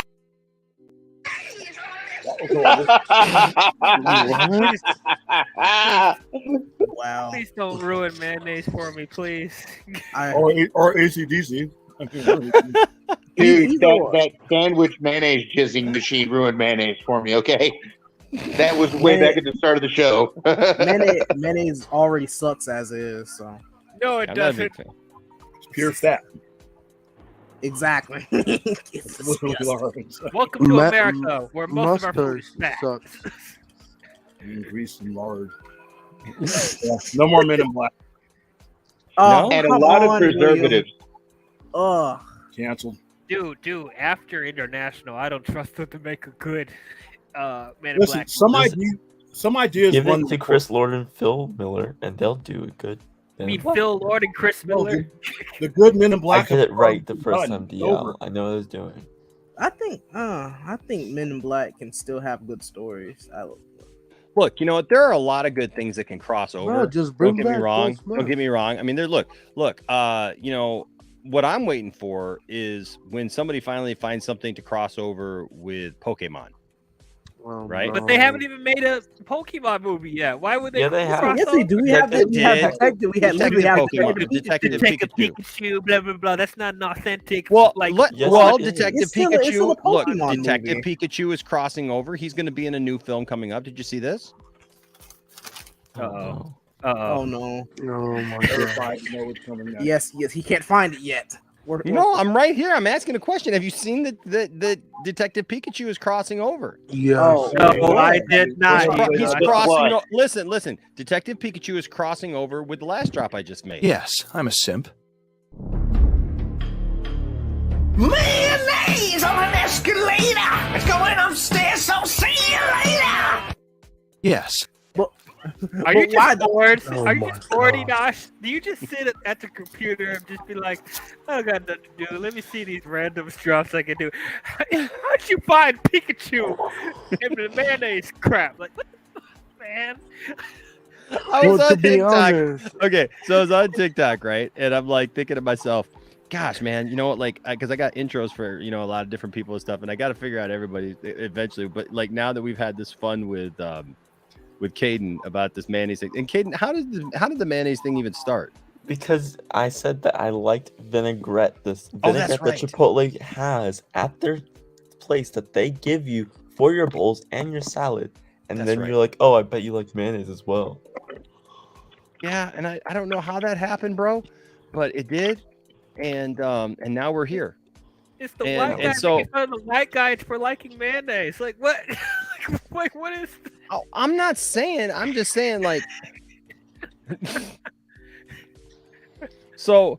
But I. So the thing is that I looked up mayo on TikTok, right? Oh my god. And I was like, hey, like what can I find, to maybe use, because I love Caden and I want him to have his own intros as he comes in, because I respect him. Mayo on TikTok. What? Enosh, I am so terrified for when you finally make an intro for me. If you're giving that poor man over there mayo. Well, okay. Well, I mean, there's always this.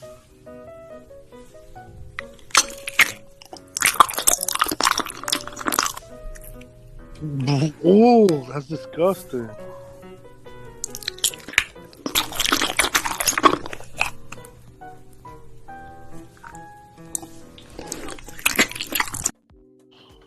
But why? What's that? Apparently, that's how mayo comes in China.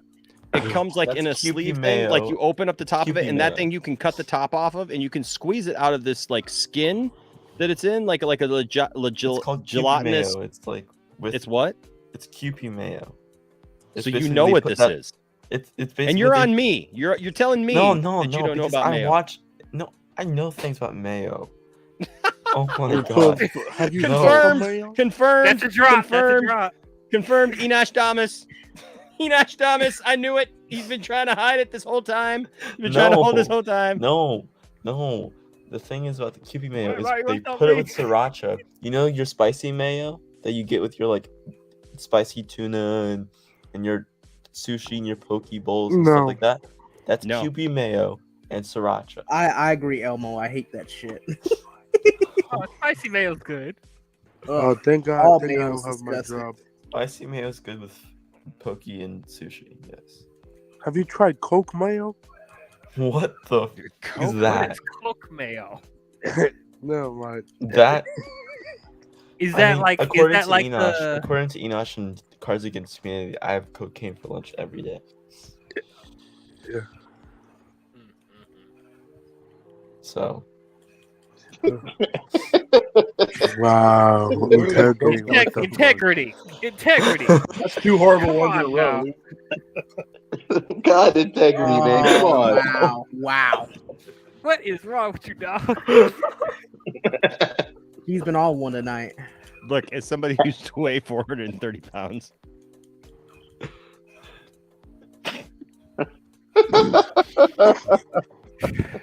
Hits home, don't it? Wow. Wow. Wow. Well, what we need to do is a game where like Integrity sends us really bad jokes and we can't laugh at them, because when we tried to do that don't laugh YouTube video, it did not get this kind of response. Oh, you know what? That'll be fun. Try not to laugh at Integrity's jokes. That'd be funny. Oh my gosh, the sounds. I mean, it's like Josh Gad is actually here, isn't it? Yes, I'm here. Well, I mean, you just listen to it. It's like like close your eyes and listen.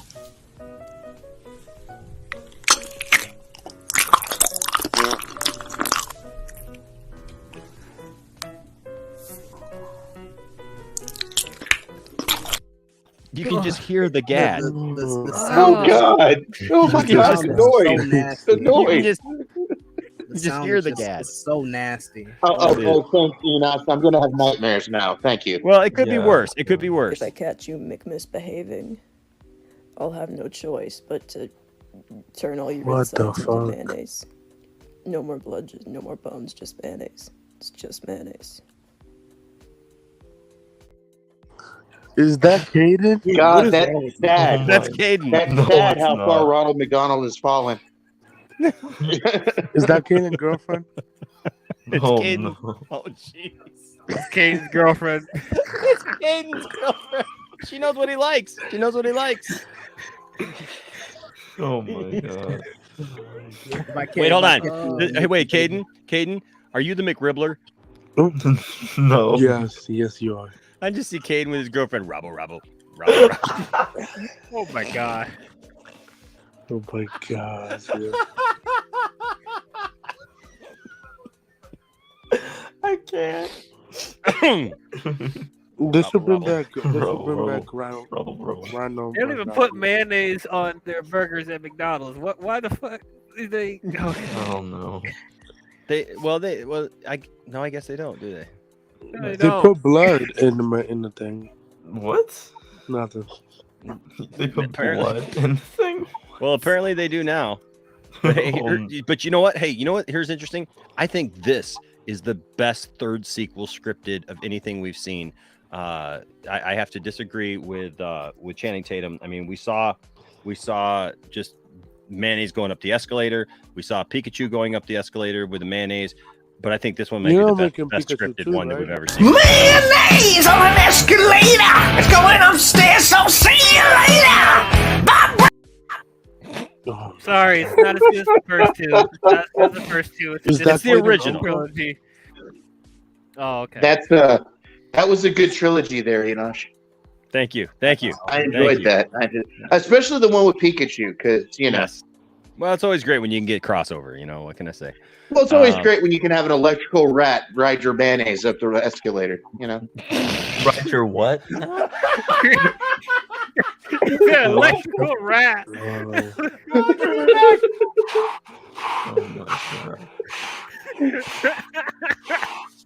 Dear God. Electrical Is that what Caden calls it these days? Oh my. Oh yeah. Oh yeah. Some mayonnaise riding, yeah. Eat my mayonnaise. My mayonnaise. Suck on the mayonnaise. Into the sunshine. Let me tell you one time, yeah. All right. Okay. So in other news, Michael Jackson biopic number. Battle Pass. I actually want to talk about that. I'm waiting to talk about that. Okay, well, let's see. We'll talk about that first of because this is a short one too. But Tom Holland wants Andrew Garfield to do the Amazing Spider-Man 3. Amazing. So do I. Yes, I do. In other words, water wet. I will say this. Fuck Spider-Man 4. Trash ass Toby. Oh my god. That movie's never happening. I can't take Anthony seriously. He thinks if John Favreau takes a shit, it's gonna be a banger. So Well, John Favreau's the GOAT. I'll say this. No, integrity. We're having fun, man. Remember. I'm telling you, we're gonna end up getting Toby in Multiverse Madness. Probably. Remember. For a couple of reasons. First of all, Sam Raimi's making that movie. And Kevin Feige. Sounds like Josh Gad walking on a nice balmy summer day. If they do that, here's the risk they run if they keep doing that. It's not special anymore. Yeah, it's not gonna be special. It's an old. It's literally an old. It becomes an old trick when you overdo it, especially within a span of 6 months. I mean, Toby coming through the porthole and Andrew going, when they did was special. It was important. Putting him in the Multiverse of Madness is just saturation. And it's not going to. Yeah, but the thing is, what a lot of people don't realize is that these two movies were supposed to be basically sequels to it. They were like twin movies together when they decided this concept. Yeah, but still, Spider-Man No Way Home was its own thing. Even though, it was just like I said, it's like having that special thing that you use every day of the week. It's not special anymore, Yeah. Well, hold on, wait. What is that? What is that special thing thing that you use every day of the week? They don't. Oh no. The electrical the electrical mayonnaise rat. Okay, the electrical mayonnaise rat. Why? We continue. The electrical mayonnaise rat? Oh my god! I cannot believe we spent almost nearly 9 minutes with mayonnaise content.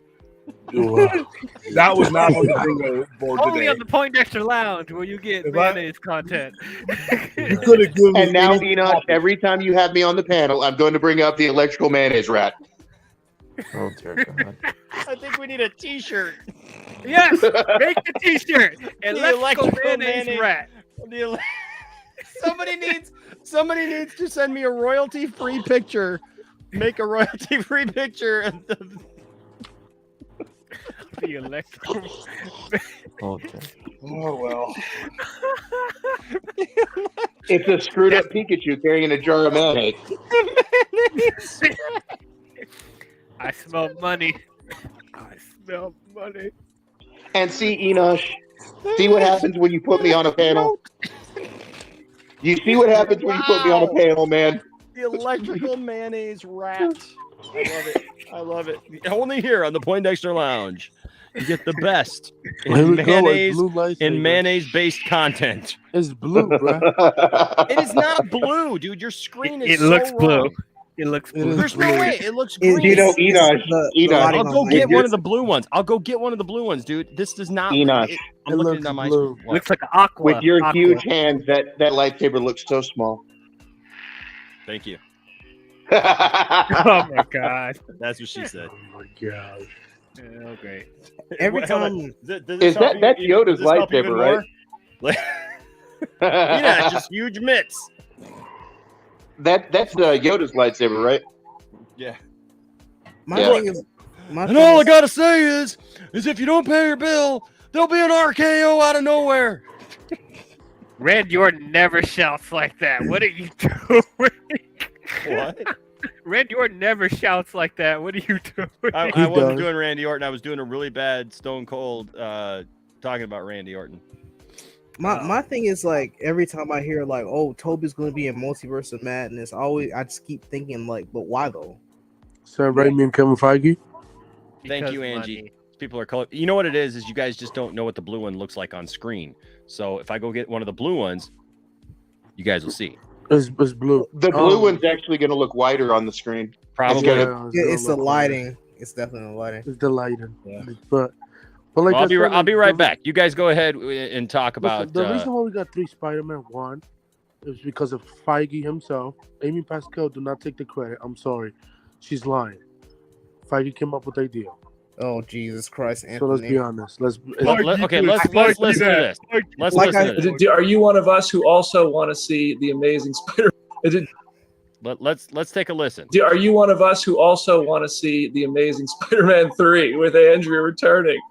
I would love to see the Amazing Spider-Man 3. I think what was so wonderful was how Andrew was able to kind of make amends with the character in the studio, to kind of win the general public back.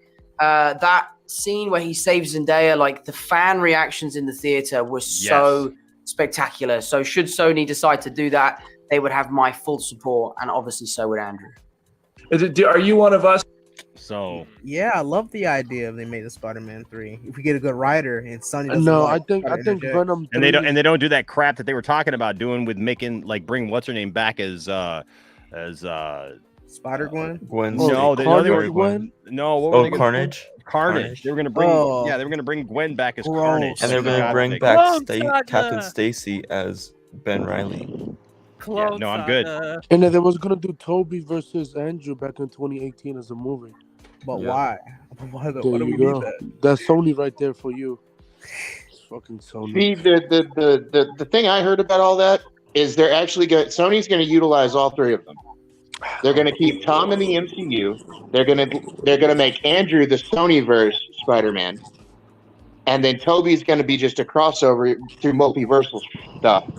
I don't know, man. I don't even see why they would use do Toby with that. They should just say Toby for when they're ready to introduce Miles Morales into their Sonyverse. Well, basically basically Toby's Old Man Spider. You know what I'm saying? Have him, because Andrew Garfield's not going to play Spider-Man forever. You possibly got maybe 1, maybe 2 movies. At that point, they need to have one developed so that entire universe that they're building does have a Spider-Man in the middle of it. If anything, I would prefer a Mayday Parker for Toby's verse. That actually sounds very close to what they're doing with it, because he talked about how he made it work out with MJ and all that. Yeah, and Mayday was their daughter, and that would work. Honestly, they would do Miles Morales decades before they'll do a Mayday. Oh, we don't need Miles in every universe. You only need Miles in one. He's only going to be in one if they do it right. Amy Pascal. Yeah, we have a Miles in the universe. We have Miles in the universe. We have him in Into the Spider-Verse. Okay, so and Miles Morales animation. That's great. Oh my God! You better put that Don't do this, William. I'm tired of you. Hold on. You're talking He's about. also confirmed I for the love MCU Into the too. Spider-Verse. I love Into the Spider-Verse, but when you're talking about an animation, high-end animation makes tops $500 million, 500 million. If they're going where they want to go with this, they're not going to continue that character on. They can still continue Into the Spider-Verse, but like I said, that's limited audience in regards to what they could be doing in live action. So that's coming. There's just no way in hell that's not coming, simply because you can exploit the demographical advantages that Miles Morales brings you, and you can do that more in a live action universe than you can in animation. I'm not saying Into the Spider-Verse is bad. That's just very limited. Cartoons don't make the money live action does. That's just fact. I don't know. I would prefer a Mayday over Miles Morales in the Toby verse. The thing is, the thing is with the multiverse and 3 different guys that have played Spider-Man, we could get all of them. We could get Miles in one. We could get Mayday Parker in another. We could, the possibilities are endless if you just open up your mind to it. Miles is in Tom Universe. They already confirmed that. What's up? Miles Morales is confirmed in the MCU, yes, because of Donald Glover. Yes, that doesn't mean jack shit, really. That's just a reference. It doesn't matter. It's just a reference. That's all that is. Until you see somebody in the costume in a movie, references. I've had 40-something years of references to movies that we never got in my entire life. And that reference doesn't, and the multiverse thing, that's not forever. No, Amy Pascal said in an interview that they gonna. Yeah, and how much stuff has Amy Pascal said that she's had to walk back? A lot. She's not the boss. She has a boss in Sony. And if that person says yay or nay, that's what they do. Sony, she's not even in the hierarchy of Sony. She doesn't, that's their character. Like I say, I mean, Miles is going to be in the MCU. Okay, let's rock this out. First of all, it has to make sense, and it doesn't. Miles in the MCU sounds good because hold on, everybody wants to clutter the MCU with their socks, their drawers, everything that they can stick. Let's throw it in the MCU. That's an automatic. Actually, Miles makes perfect sense in the MCU because the MCU is based on the Ultimate Universe. Tom is way. The MCU is based on the Ultimate Marvel Universe. It's based on an amalgam of the 616 and the Ultimate. They do whatever the hell they want. They do what they want to fit their narrative. Some days, but then Miles could show up in Spider-Man 5. Why would you hold on? If you already have Tom Holland there, why would you have Miles Morales there? Because Tom Holland's going to eventually be out after a couple more movies. Not soon enough for you. He doesn't want to play Spider-Man into his 30s, man. Okay, we're talking. But then he said that he wants to play Spider-Man forever, and then he says I want to play. Like he flip flops with that idea. Yeah, he says been back and forth on it. I'm gonna base holding back of Miles Morales and a character whose rights I own based on that. No, it doesn't make any sense. I don't see them put him in Toby Universe. I'm sorry. There is no Toby Universe. There's no Toby Universe. You basically have Sony right now has an opportunity to pretty much make whatever universe they want to. They can pick and choose from their characters that they've developed and go forth from there. I mean, come on. With that mindset, what stops them from making all 3? Nothing.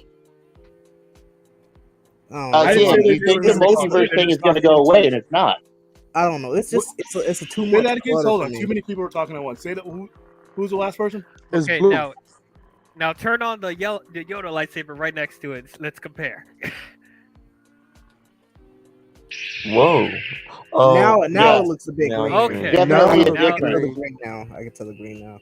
Yeah. But it by itself to me it looks like a cyan, but I can see the green now. Yeah. And like I thought, the blue one is more white on the screen because of the blue filter on the phone or on the computer screen. See, like in a certain angle, it looks the same color. Okay, so we can compare and contrast.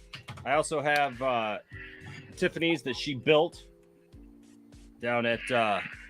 It's got a Rancor tooth on it. Ooh. Oh, that's awesome. Okay. What's her blade color? Purple. It looks blue. So with these, we actually have all the colors because you put the crystal in, and it can be any color you want it to be. All right. So, but when she made it purple. Can it be pink? No. because they don't make a pink. There is no pink lightsaber. There's no pink lightsaber. You never know. You never know. Too much pink energy is dangerous. So here is. I also brought this one. So this is Luke's.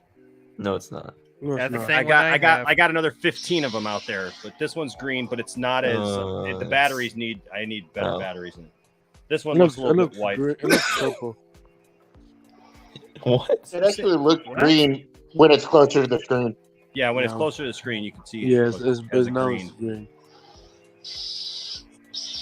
And then here is mine, that right now has the white crystal in it. So this is mine. Tiffany and I both went for an environmental look. So because they had like 4 different looks that you could have, like Sith, kind of techie, whatever. And so we both like the elemental look, but I didn't go with the other things. So. I would have gone with the 5th one myself, but that's just me. Is that blue? That's white. White? White. Oh, right. Oh, wow. It's really white. It is. Oh, what is Ahsoka? What's the Ahsoka one? Ahsoka is. We have an Ahsoka one coming later this year. Oh, okay. But I gotta get my Saber Forge one.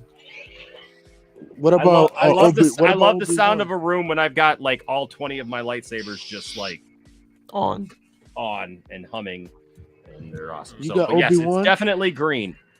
But yes, let's slaughter each other some more over the Spider-Man universes. Yes. So okay. But anyway, if you're Sony and you have Miles Morales, oh my god, why do you let another studio do anything with him?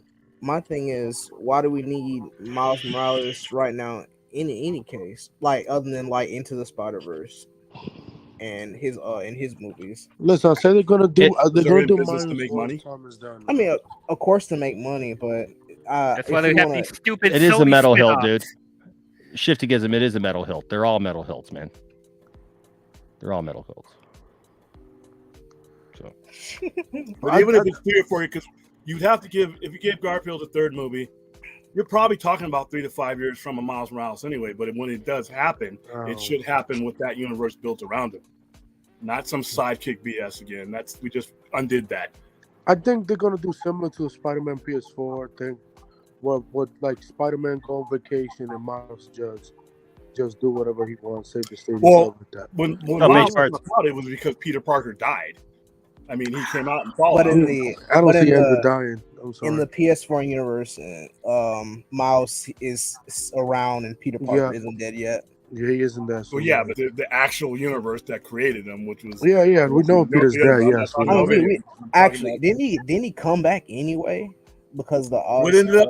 Nah, he dies. He's dead. He stays dead. No. But when they merged the 616 with the Ultimate Universe, the main Peter Parker meets him.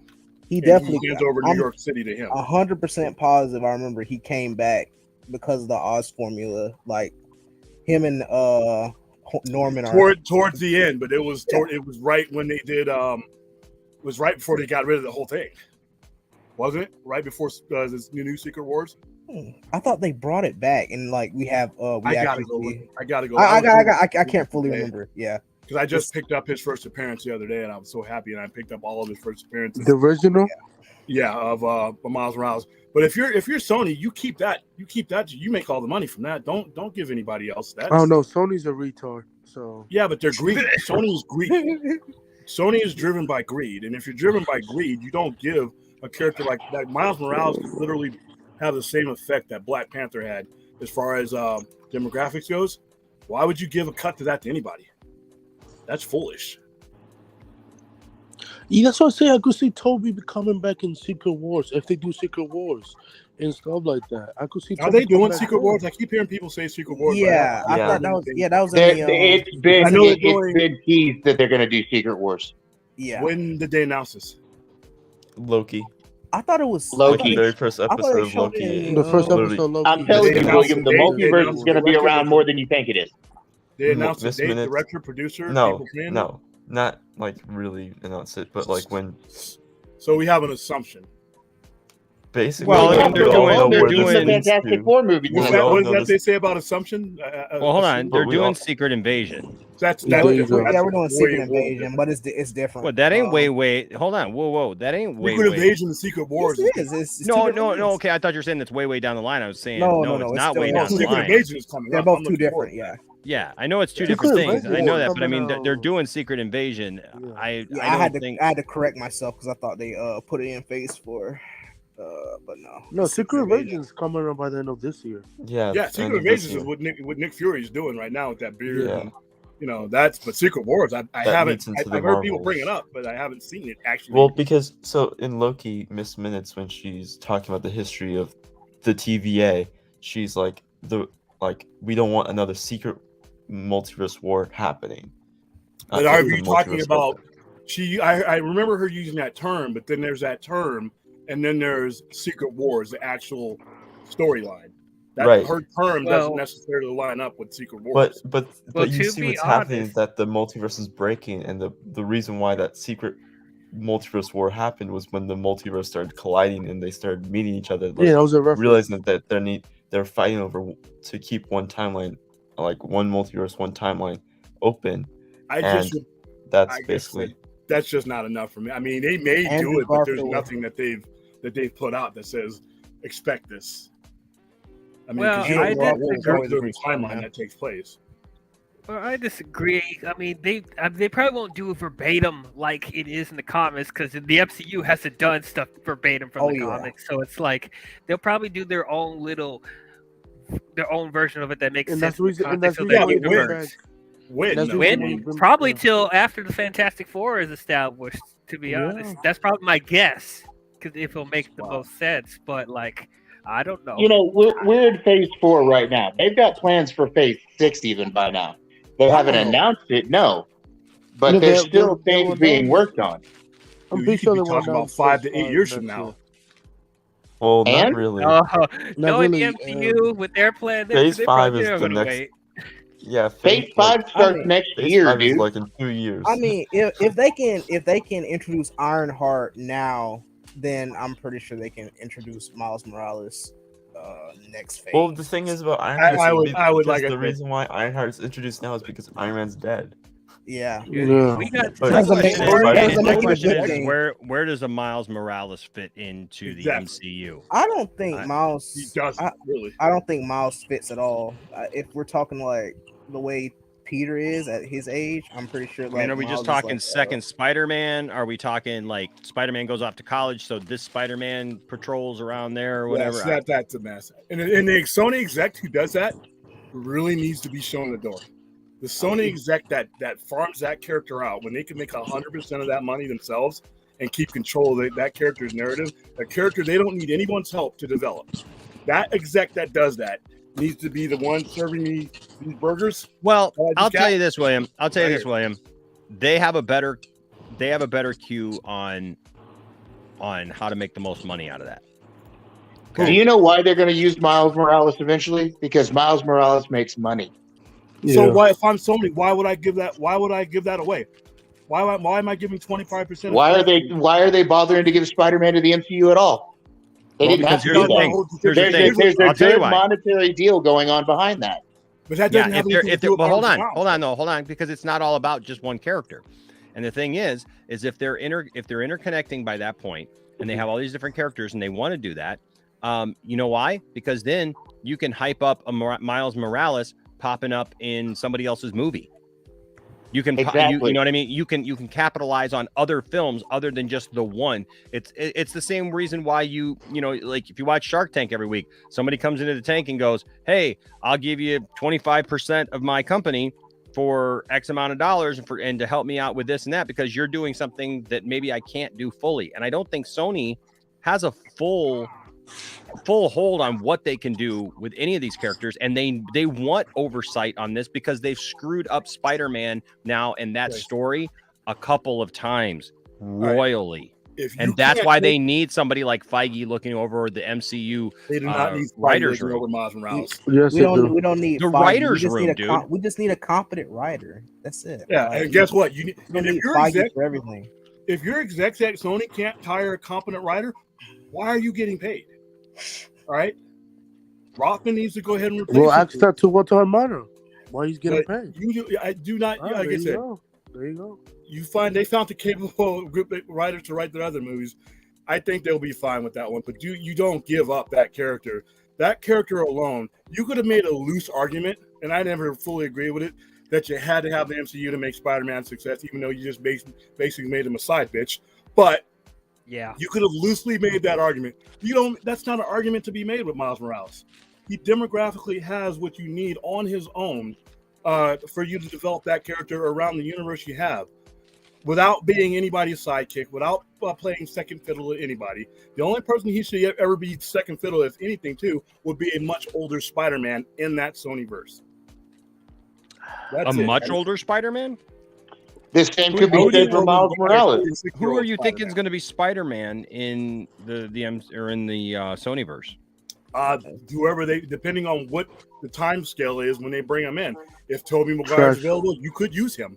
You could do this. You could put your storyline further down the line where Andrew Garfield's Spider-Man's about to hang it up. It all depends on nobody discussed Blade versus Morbius. What is the worst combination of illnesses? Alzheimer's and diarrhea. You're running, but you can't remember where. Oh, I don't know if these are getting funnier or. I think they're getting worse. Yeah, I can't laugh at. I'm sorry, dude. I can't laugh at an Alzheimer's joke. Yeah, kind of hits. That's a rough one. That's a rough one. That's a close one. I've known several family members who were going through it. He did warn us. He did warn us. Yeah, he warned us. Well, look, I mean, the obesity joke. I mean, like, look, man. Like I said, I weighed 430 pounds. You know, I understand their jokes, but damn. Yeah. Anthony here proving that that Elmo here did not break the super chat machine. I was worried there. I was like, I mean, Elmo blew it away with $100 super chat earlier, and it was like we didn't see another one. I was like, I think because John came in asking if it was broken because he was trying and he wasn't getting through. So it's funny. But Anthony here says, Enosh, did you see or already speak about Dakota Johnson being cast as Madam Web? So I saw this. Nobody cares about it. I'll be honest with you. I don't know anything about Madam Web. She showed up in the 1990 animated series. Madam Web was a comic book I'm character. still like looking into it. I'm still looking into the whole thing. But yeah, she was a mutant. Yeah, but she was up to a machine her husband built for her. Yeah, but her clairvoyance was from the next gene. She was a mutant. Didn't Stanley's wife voice her in the animated series? I believe so. So she showed up there for like 2 or 3 episodes, I believe. Isn't she, didn't they expand her to be like a conduit for like? And for Sony's a retard. This movie's gonna flop at the box office anyways. Madam Web, come on. We're not getting a Madam Web movie. Genius. You're getting her probably in a movie. But do you really trust Sony doing a multiverse movie with Adam Webb? No. I don't want. I think I don't think there's going to be a multiverse. I think there's going to be a consolidated universe. Yeah. I think what Sony's going to do is they're going to take what has worked for them and they're going to make a composite universe, and that's going to be it. I don't think Marvel's going to be spin-offs with Kraven and Black Cat and Silver Sable and this crap. He gave $100, man. H-Bars was asking if he gave $100 or not. Or now you're gonna get another one from H-Bars. I know. I didn't mean to send that for that. I didn't mean to send that for that. But he asked the question. Don't make it like I was doing that because that's not what I was doing. He asked the question if Elmo Andrew, gave $100. can you stop fighting with people in the chat, bro? What's that? No, I said Andrew keep fighting people in the chat about dude, just let it go, man. It's not. Oh my gosh. Oh, he's still talking about that. I was talking about that earlier. It's like, come on, man. It's every time we bring up Spider-Man, man. You know, it's like he blocks people. You know, he blocks people on YouTube. When he talks shit about dude, it's really not that important, man. He's still a fictional character. Oh, she's no matter what Spider-Man we're talking about, he's still a fictional character. That's the reason why Tobey Maguire is a garbage actor. There you go, Andrew. Oh my goodness. Okay, now look what you did. Now let's not push him. Madam Web is definitely an important character to the Spider-Verse, but I don't understand. She became popular doing the animated series. That's what. So that's the reason why everybody wants her live action. That movie's gonna flop anyways. Everyone wants her live action. Who is everyone? I want to pimp slap you, Anthony. She's not getting a movie. She's probably going to be in a movie. No, she's No, getting they- a no, movie. they Does said- anybody no, they care said about Madam Web? specifically That's my Madam question. Web movie. No, this is going to be a No, separate movie. It's going to be its own They've been movie. talking about it for 3 days Yes, now. its own movie, But why yeah. though? But But why? that's what I'm Tony's saying. Does it- stupid. Before an idiot. Mayday Because they can. I don't know. I see somebody why we saying in the have it. chat rooms they need Feige's oversight. No live action Spider-Man they- movie has made less than $700 million, and that's in non-adjusted money. So there are people there that know how to make money. They took a cartoon and made $450 million with that and won 2 Oscars, and they did that without Kevin Feige.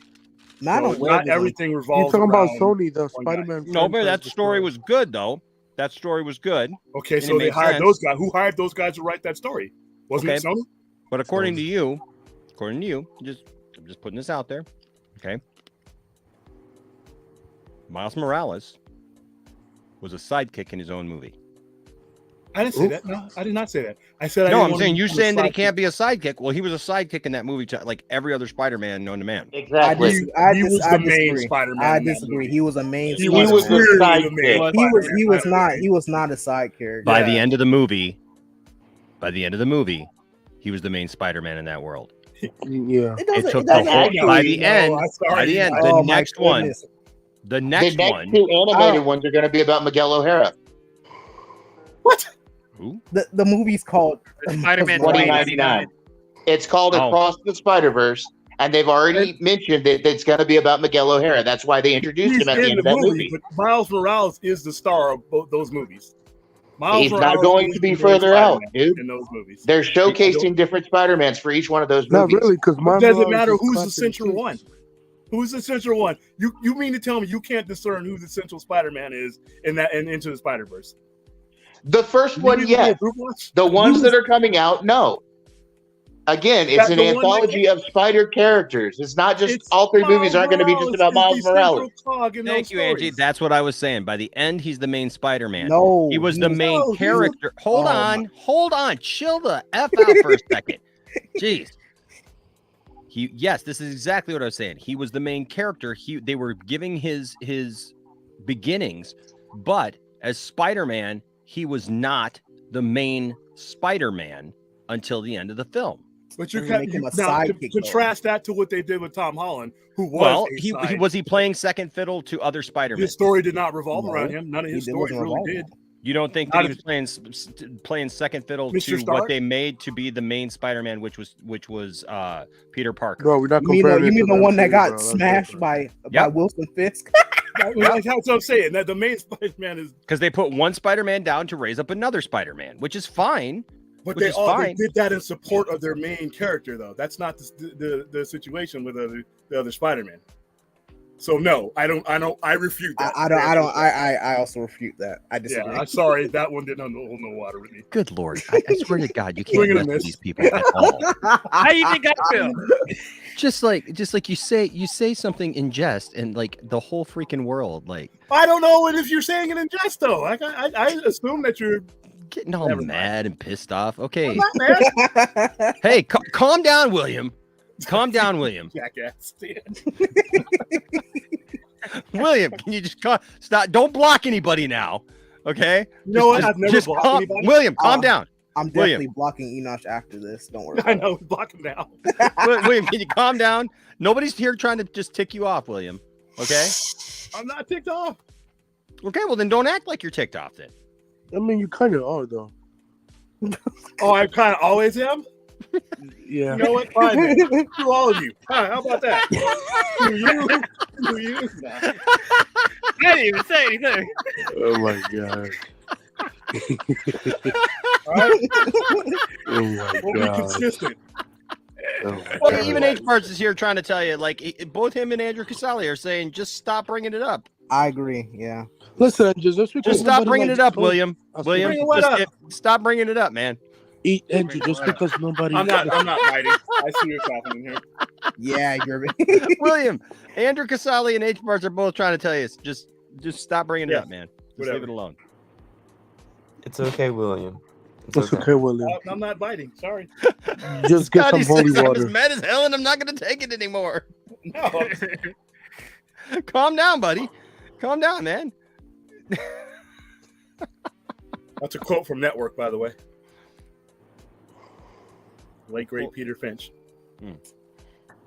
So are Wow. you saying it's gonna go from Miles then to Miguel in this movie? The Watcher even knows. It's the Watcher, bro.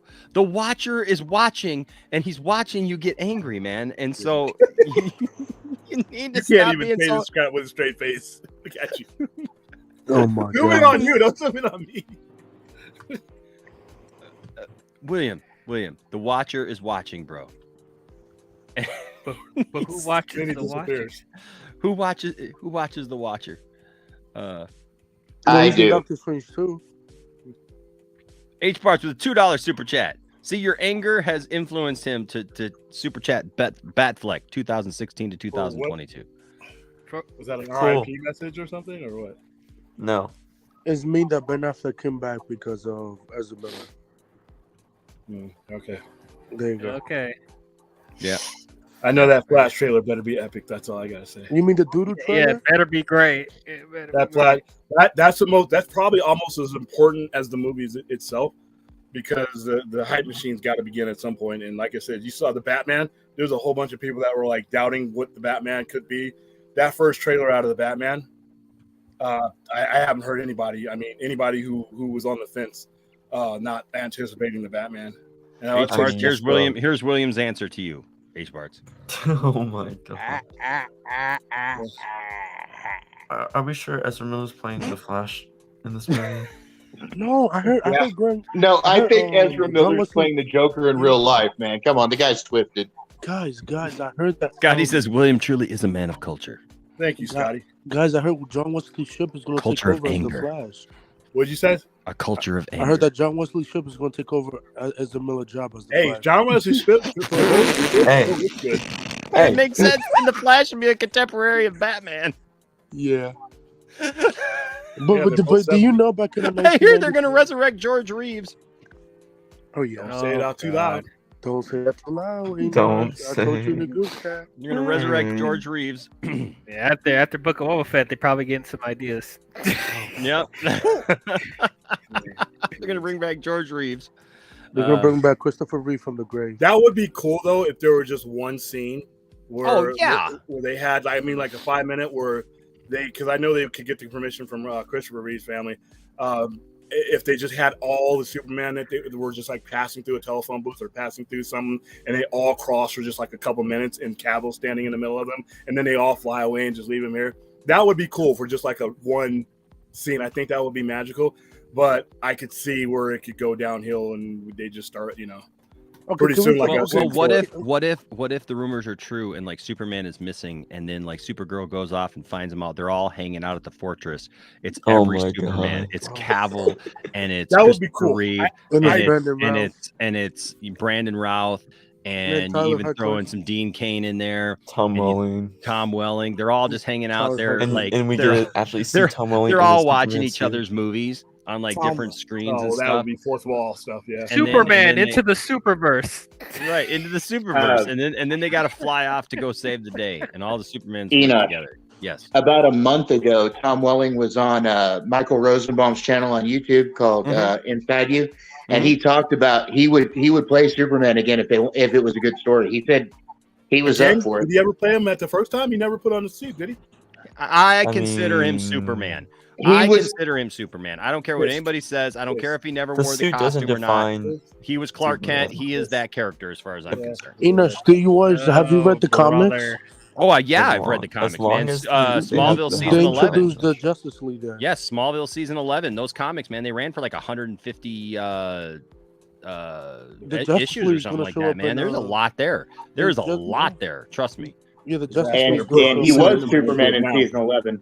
Yes, he absolutely. I mean, obviously, he didn't put on the outfit, but yeah, I mean, he was, dude. Put on the damn suit. That's what I'm saying. And that better be in the These contract. They better be in the contract. If he's going to sign on and said, you know what, Tom, sign here. We're going to push this pile of money over to you. Here's his costume too, by the way. Try Look, this on. I say they even bring in Superman from Shazam. Oh no. Oh my. Ah, Which- boy, the humor is flowing tonight, boy. They bring in Superman from Shazam. I think it'll be awesome. I think every Superman should be well represented. The headless Superman. Wait, what? Really You actually have a he actually headless doesn't have a Superman? head. That's because I bought this Christopher Reeve head. That doesn't even look like Christopher Reeve. Well, from here, I mean, on the screen, Yeah, it it doesn't, does. but I'm pretty sure. I mean, once it's painted and everything, it Yeah. definitely will. I think his flesh-colored hair might be. Where's the Brandon Ralph toys? They didn't make many Brandon Ralph toys, but I do Yes, have. they Well, they didn't make many of them. But when they do Kingdom Come, they'll have a chance. I remember I remember having a Brandon Ralph Superman action figure. But I got Brandon Ralph Supermans. Listen, if they make it the Kingdom Come series, I'm buying the Hot Toys in 2 And yeah, seconds. please put it on HBO Max. That's Please, what I'm saying. put it on That's what HBO I'm Max. saying. Oh, Brandon Ralph was amazing. Enosh, I remember Brandon Ralph when he was on. Hey, and you can have that Shazam come over. Hold on a second. So, what are you saying, Anthony? I said, Brandon Ralph on Michael Rose in my podcast. He said, "Well, there's multiple Superman projects in the works at Warner Brothers, but I mean, I hope I could come back and play Superman one day." That's all he said. Look. They're working on an animated thing. They've made Smallville. a pitch. They've made a pitch for Smallville, the Smallville animated animated series. Max. Why? Come on, William. According William. Come on, William. How Nothing. can you- Like it ain't. How going can on. you hate on? How can you hate on an animated Smallville series I where he can plays hate on Superman? Smallville in any form. Smallville claymation, Smallville sock puppets, Smallville the show. Give me any version of Smallville, and I can hate on it. We're sorry to announce that William has unfortunately been canceled from the Poindexter Pantheon. Stuck Yes. with a capital S. Yes, the live action Smallville wasn't good. What makes you think that the cartoons? That's Come what I'm saying. on. Bro, they're gonna use the derive something comics. better They're from- gonna use the from- comics. I like Smallville, but I'm not exactly excited for an You know, if you're on the animated box set Smallville. of Smallville, If he don't put on I the just own. suit, I'm turning it off. I just own all the individual seasons. I don't own the box set. I didn't go out and like repurchase the box set. No, I just own all the individual. I'm actually currently binging that show right now again. Exactly. So we're at the last. Okay. So we're at the last season right now. My kids and I and my wife have binged. Look, I watched it all as it happened. it's on Hulu, by the way. I'm on season 3 right now. So See, and here's the thing: when I watched it the first time, like I was frustrated with it in many ways, right? Because of the fact that they were introducing all of Superman's, villains and everything before he became Superman, even Doomsday. Bizarro. They had like all Darkseid this. was in it, wasn't he? Remember that fog monster, Darkseid? Wasn't that? Yeah, because they didn't have any money to do it with, dude. Like they didn't do it properly. They had do a it, weird do it. facade. Funny enough, is actually like the crazy thing is if all these movies are connected, that means that Darkseid that popped up in Smallville is Ray Porter's Darkseid too. Yeah, because there's only one Darkseid. And the one Darkseid is facade. unique. There is no Yep. multiple Darksides. Yep. It's just So the that's- avatar. The point though, the point being is So this. facade. The point being is this. I in Enosh, you remember upon Blue watching. Beetle? Yeah, I remember That's Blue Smallville? Beetle. Oh my Listen, God. upon watching, What about rewatching, Booster Bowl? their Booster Gold was amazing. Their Booster Gold was spot on, dude. Their Booster Gold, their Zatanna. I like their Bart Allen. Their Bart Allen was good. Their Aquaman was good. Their Green Arrow was good. Their Green Arrow was great. Oh Lord. Their Legion of Aquaman. Superheroes. Their Legion Aquaman. of Superheroes were great. Aquaman. And I have to say it. Michael Rosenbaum is probably one of the best Lex Luthors ever. Bar none. He is my favorite Lex Luthor. And their And he's a version- nice guy in real life too, by the He way. is, yeah. And let's see who else is, I'm sorry, Erica Durant. I will make no apologies for Great that. Lois Lane. Great Lois Lane. She is a fantastic Lois Lane. Listen, I will fight you about Erica Durant because Erica Kristen Durant. Crook was a good Lana. Yeah. No, she's dookie. No, she was I can't. not. She's dookie. I can't go there because because they put her in too much puppy dog love triangle. Yeah. Bad nonsense. Clark pining for. It was the CW drama. What do you want, man? I know. I'm doing the CW drama. Listen, You stupid. but listen, they're Supergirl. Excellent. They're Cyborg was all right. He wasn't bad, but he was all right for the time. What about Black Canary? Their Aquaman was kind of stale. Yeah, their Black Canary was great. Also, Hawkman. You can dead tell on. William is And livid. Their Dr. Fate. I'm not livid. Until I no, I'm livid. Do you realize how much stuff you realize how much stuff you just brought up, and he didn't even put on the suit yet? Yeah. I know, but that's what I was saying, DL. I What think I'm it's saying the Justice League show from what you're describing. I know. Hold on, though. Only for a season or two. Come on, man. Here's the thing. Ina, you remember that Bruce Wayne was supposed to show up in Smallville? Yeah, but he didn't. He didn't. He did. Listen, Well, DL. he was one of the few people in the world that didn't. DL. Thank God. Hold on. He was Hold on. DL, here's the thing. I agree with you. When I was watching it, I was very frustrated with it when it was actually on the air. Going back and rewatching it, I was able to put aside all that frustration. I was like, oh my God, what are they going to show next? Right. Because it was like, that was kind of the feeling, right? Especially when they did Doomsday. Oh. I was just like, oh my God, are you kidding me? And the point I didn't make that I just thought about, John Schneider. Awesome. Blew away. Yeah. John Schneider, dude, was amazing as Pa Kent. And O'Toole was amazing as Ma Kent, to be honest with you. And just like the whole and thing. John Glover made a really good Lionel Luthor. John Glover, man, amazing. There's so many great things about that show. I'm just saying. I find I appreciate it more that I'm older now than I was. Listen, exactly. And here's the thing. As much as I know she's crazy and all the things that she did and everything else, listen.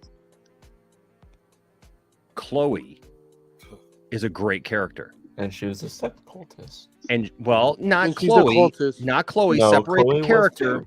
Allison Mack is the cultist. Chloe was not a sex cultist. Chloe was not a sex cultist. But Chloe had such an impact, though, at the time that they introduced her in the comics, because Chloe was not a comics character, and they ended up introducing her in the comics because she was so popular in the show.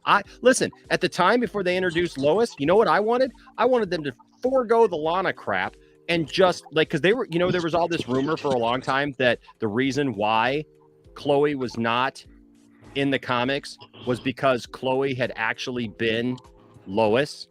She went off because she was a journalist. So she would go off to journalism school, like whatever. She go off to college. She'd come back and she would take on the pseudonym of Lois Lane. There was all this rumor. That was actually something that was discussed at one point during the making of that show, but they just split the characters. Exactly. They didn't do it, and they made it her cousin. And that's why they're cousins in the storyline. But I'll tell you what, at the time, I was like, hey, they changed enough stuff up. I'd be down with that because I actually wanted to see Chloe with Clark at that time because Chloe loved Clark so much. You know what I mean? Like they actually had a really good dynamic with each other. They did. But like I said, watching it back now, like binging the whole thing with my family. You think she'll be back from season 1? No, she's not coming back. No, she's in jail, dude. She's in jail for 15 years. Not coming back. No, but it's a different voice. Yeah, she's definitely not coming back. Yeah, she ain't coming back for a while. I'm just saying. My thing is that watching it back, binging it now, being able to put aside all the stuff, kind of knowing what's coming, I'm able to appreciate all these episodes better now, and it doesn't tick me off like it did back then, where every week I was like, throwing my hands up going, come on, like, who are they going to introduce now? It's just like, okay, this isn't another world for Superman. It's not main continuity Superman. It's just a different the storyline in that show that I wish they'd actually gone somewhere with, though, is the whole Kawachi Cave thing with the Indians. They killed that. Yeah. They killed that storyline in the 4th season, though, and they didn't go further with it. When they brought up Veritas, they stopped with the Indian thing. Yes. Yes. H Bart's here with a $5 super chat. Thank you. H Bart says, if Superman is missing, I think they're bringing Henry back. I do too. I think they're at least working on it. No, it's gonna be Brandon Ralph. It's confirmed. What is confirmed? What's confirmed? Yeah, he never wore the suit. He didn't. Yeah, he wouldn't even wear it Can underneath the somebody shirt. tell me? I don't know why they introduced. What do you mean he refused? What do you mean he refused? Hold on though. Hold on. Okay, let me go back to this, DL. So Tom Welling never wore the suit. He refused to wear it, and it was CG. But here was the thing: when he signed on, in all fairness, when Tom Welling signed on for the show, it was pitched to him because he didn't want to be Superman. He was a young kid because he was supposed to be playing a 15-year-old. Okay, so he was a young guy. He was 21, 22 years old when he signed on, right? So he was a young guy. He was playing a 15-year-old, very old 15-year-old, but you know what I'm saying. So, but the thing is he was playing that. They pitched it to him and they told him, "You will not be Superman." The producers, the showrunners made the rule: no tights, no flights. Okay, they played the flight thing a few times, right? Where like once they were like he was flying in his sleep, right? And then when he got red kryptonite and became like something else, like he could do whatever. When he left at the end of season 3, he took on his Kryptonian identity. Yep. And he rescued Lex from the plane. Yeah. And for all technicalities, he flew. Yeah. Briefly. Yeah, before I answer this, because we're at the 3 hour 39 minutes. We still got one little thing left to do after this, but I do want to answer this real quick. Caden's got to go, and we love Caden, but we want to give Caden the proper send off. Whoa, Caden. Whoa, Caden. Talk to you later, Caden. Caden, tell everybody where they can find you, sir. You can find me at Pop Culture Corner. You can find me here on next Tuesday and Thursday. Heck yeah. And you can also find me this Friday. This Friday. Little Big CC is on the Caden Hour at 4:30. I'll be on the show. 7:30 Eastern time. Yeah. You can also find me and you know what's great about you know what's great about your intro? Oh no. It also doubles as an outro. Mayonnaise on an escalator. It's going upstairs, so see you later. Bye-bye to the... All right. So to answer this question, so the thing was, DL, was they sold him on this idea of they were not going to have him put on the suit, that the whole deal was he was Clark Kent. That's all they were doing. He was Clark Kent, just Clark Kent. As they got to like seasons 9 and 10, they had written themselves into a corner where it was like, okay, you're either going to have to make him Superman or you're going to have to end the show. Right. And so there were a couple of times that they really wanted to press him to put on the suit. And look, I was as frustrated as anybody else, DL. I'm as frustrated as you, man. I wanted to see him wear that that's a outfit, WB issue. especially if they were going to do the thing at the end, make him CG, make the little CG Superman flying around, and he rips his shirt open. At least if he's going to rip his shirt open, let it be a real suit and not the stupid CGI thing, right? But those were all choices that were made, and he just felt like it wasn't in the spirit of what he signed on for, and that's why he did it. There's talk now when I had him on the show that if the situation was right, he may do it now. But for that show, he just wasn't, he wasn't it. I liked his cameo. Okay. I liked his cameo in the Crisis thing on the CW. I did too, but I didn't like the story. That story was dumb. That he just gave up being Superman. And listen, rewatching it, I think it's around season 5 or 6. There's a kid in there that has like powers or whatever, and that kid gets sent off somewhere, and that kid or the kid's dying or something like that. And Clark's promise to this kid on like this kid's dying wish is he. It was season 2. It was the kid's name was Ryan. Yes, and he literally says to Clark, "Don't ever stop. Don't ever give up." And he promises this dying kid that he'll never give up. And you're going to tell me that situations happen where Clark is just like, yeah, no, after all this nonsense for 10 seasons, 10 seasons of his secret, and he's the savior of the world, and they keep, like, it's got to be revealed that, like, 10 years later, he's just like, no, I'm done. Well, who wrote that, right? I thought he gave it up for his children. Yeah, I'm just going to have kids. I'm going to have kids. Well, he's wearing a blue kryptonite. The watch that he's wearing is blue kryptonite. He can choose to take the powers back if he had to. That's not what they all he made has it to do is sound like. lose the blue kryptonite. That's not what the way that they made it sound, though. Is this a source trust me, bro, or is this like something confirmed? No, there's what? in the little blurb or whatever that he's in, the little 6 minutes that he's in the crossover, look at the watch he's wearing. There's a point where he turns around and starts to head off with Lois. If you slow down the frames, he's wearing the blue kryptonite from the ring that older Kryptonian had on the planet. It's in his father's watch. Oh. That crisis for that was potentially. I just like that he punched John Cryer in the face because John Cryer sucks his licks. Toronto Freddy says, Enosh, I recently picked up the Mezco 112 Christopher Reeve Superman. Do you own one? I do not, Toronto Freddy. I would love to get one. It's just a little out of my price range for something like that, but no, it is awesome though. It's awesome though. I remember in season 10 when Deadshot and Slade Wilson show up in Smallville. What the fuck, man? I'm the exact same way, dog. I had enough. Oh, whoever told Tom Welling when he signed on to this that you're not going to be Superman in the show, he should be fired and serving burgers of where William was at. Like, no, this shit is. I hate it. Next to that Sony rep that gives up Miles Morales. You want fries with that? That's pretty much it. We Enos, wouldn't can you go explain past why they did season that? 5 without him putting on the suit. He would be putting on the suit by season 5. Like, I'm still no, frustrated it's still that I'm still frustrated that we're getting a Madam Web before we get either a Gwen, a Spider-Gwen, or a Mayday Parker. That's crazy. They're working on a Spider-Gwen. They're trying to bring together. Did she only end up with 3 years? Because I know that it was like up to 15, so I didn't. She didn't get very much time. She just got a shit ton of community service. And Look, like I've met the woman, and this was before we knew all the weird stuff was going on. Tiffany and I, we still got our picture with her out in we got a hallway here that's got like all of our pictures with celebrities from Comic Cons and all this stuff that we've done. And we got a picture with her. And when we got done, we walked off, and I looked at Tiffany, and Tiffany looked at me, and I went, I was excited to meet her. I was super excited to meet her, no pun intended, because I loved her character on the show. Was weird. She had a weird theming, didn't she?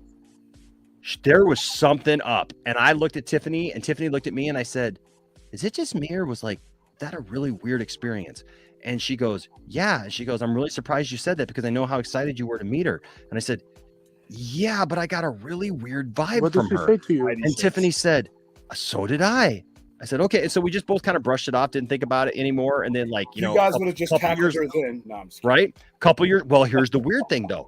The time that we met her, that's when all that stuff was going down. So, yeah. Well, she was already getting into it when she was on Smallville. No, I know. Because Kristen Krug said that she tried to drag her into it. Yeah. But like when she was really heavily, fully doing whatever, it was just, I don't know, it's just weird stuff, man. I'm looking at the Tom Welling's watch right now, and I just don't see it. It's just like a regular watch with a blue inside. Yeah. Yeah, and I don't remember them explaining. I just remember them explaining it that way. That it was. I thought it was explained that he gave his powers up. But I'm trying to remember. It's been John Cryer's Lex Luthor asked why he gave up his powers, and and they show his wife and his kids, I think. And she did only get 3 years. Wow. Dude, she was facing 20. It's amazing. You can brand people, you can sell them into sex slavery, and only get 3 years. Wait a minute, that ain't right. Yeah. No, it ain't right. She must have pleaded. What was her plea? She must have gave somebody up. That's why she gave up a bigger. She's on 6'9" of this generation. Dude, OJ did 9 years for stealing his own stuff back.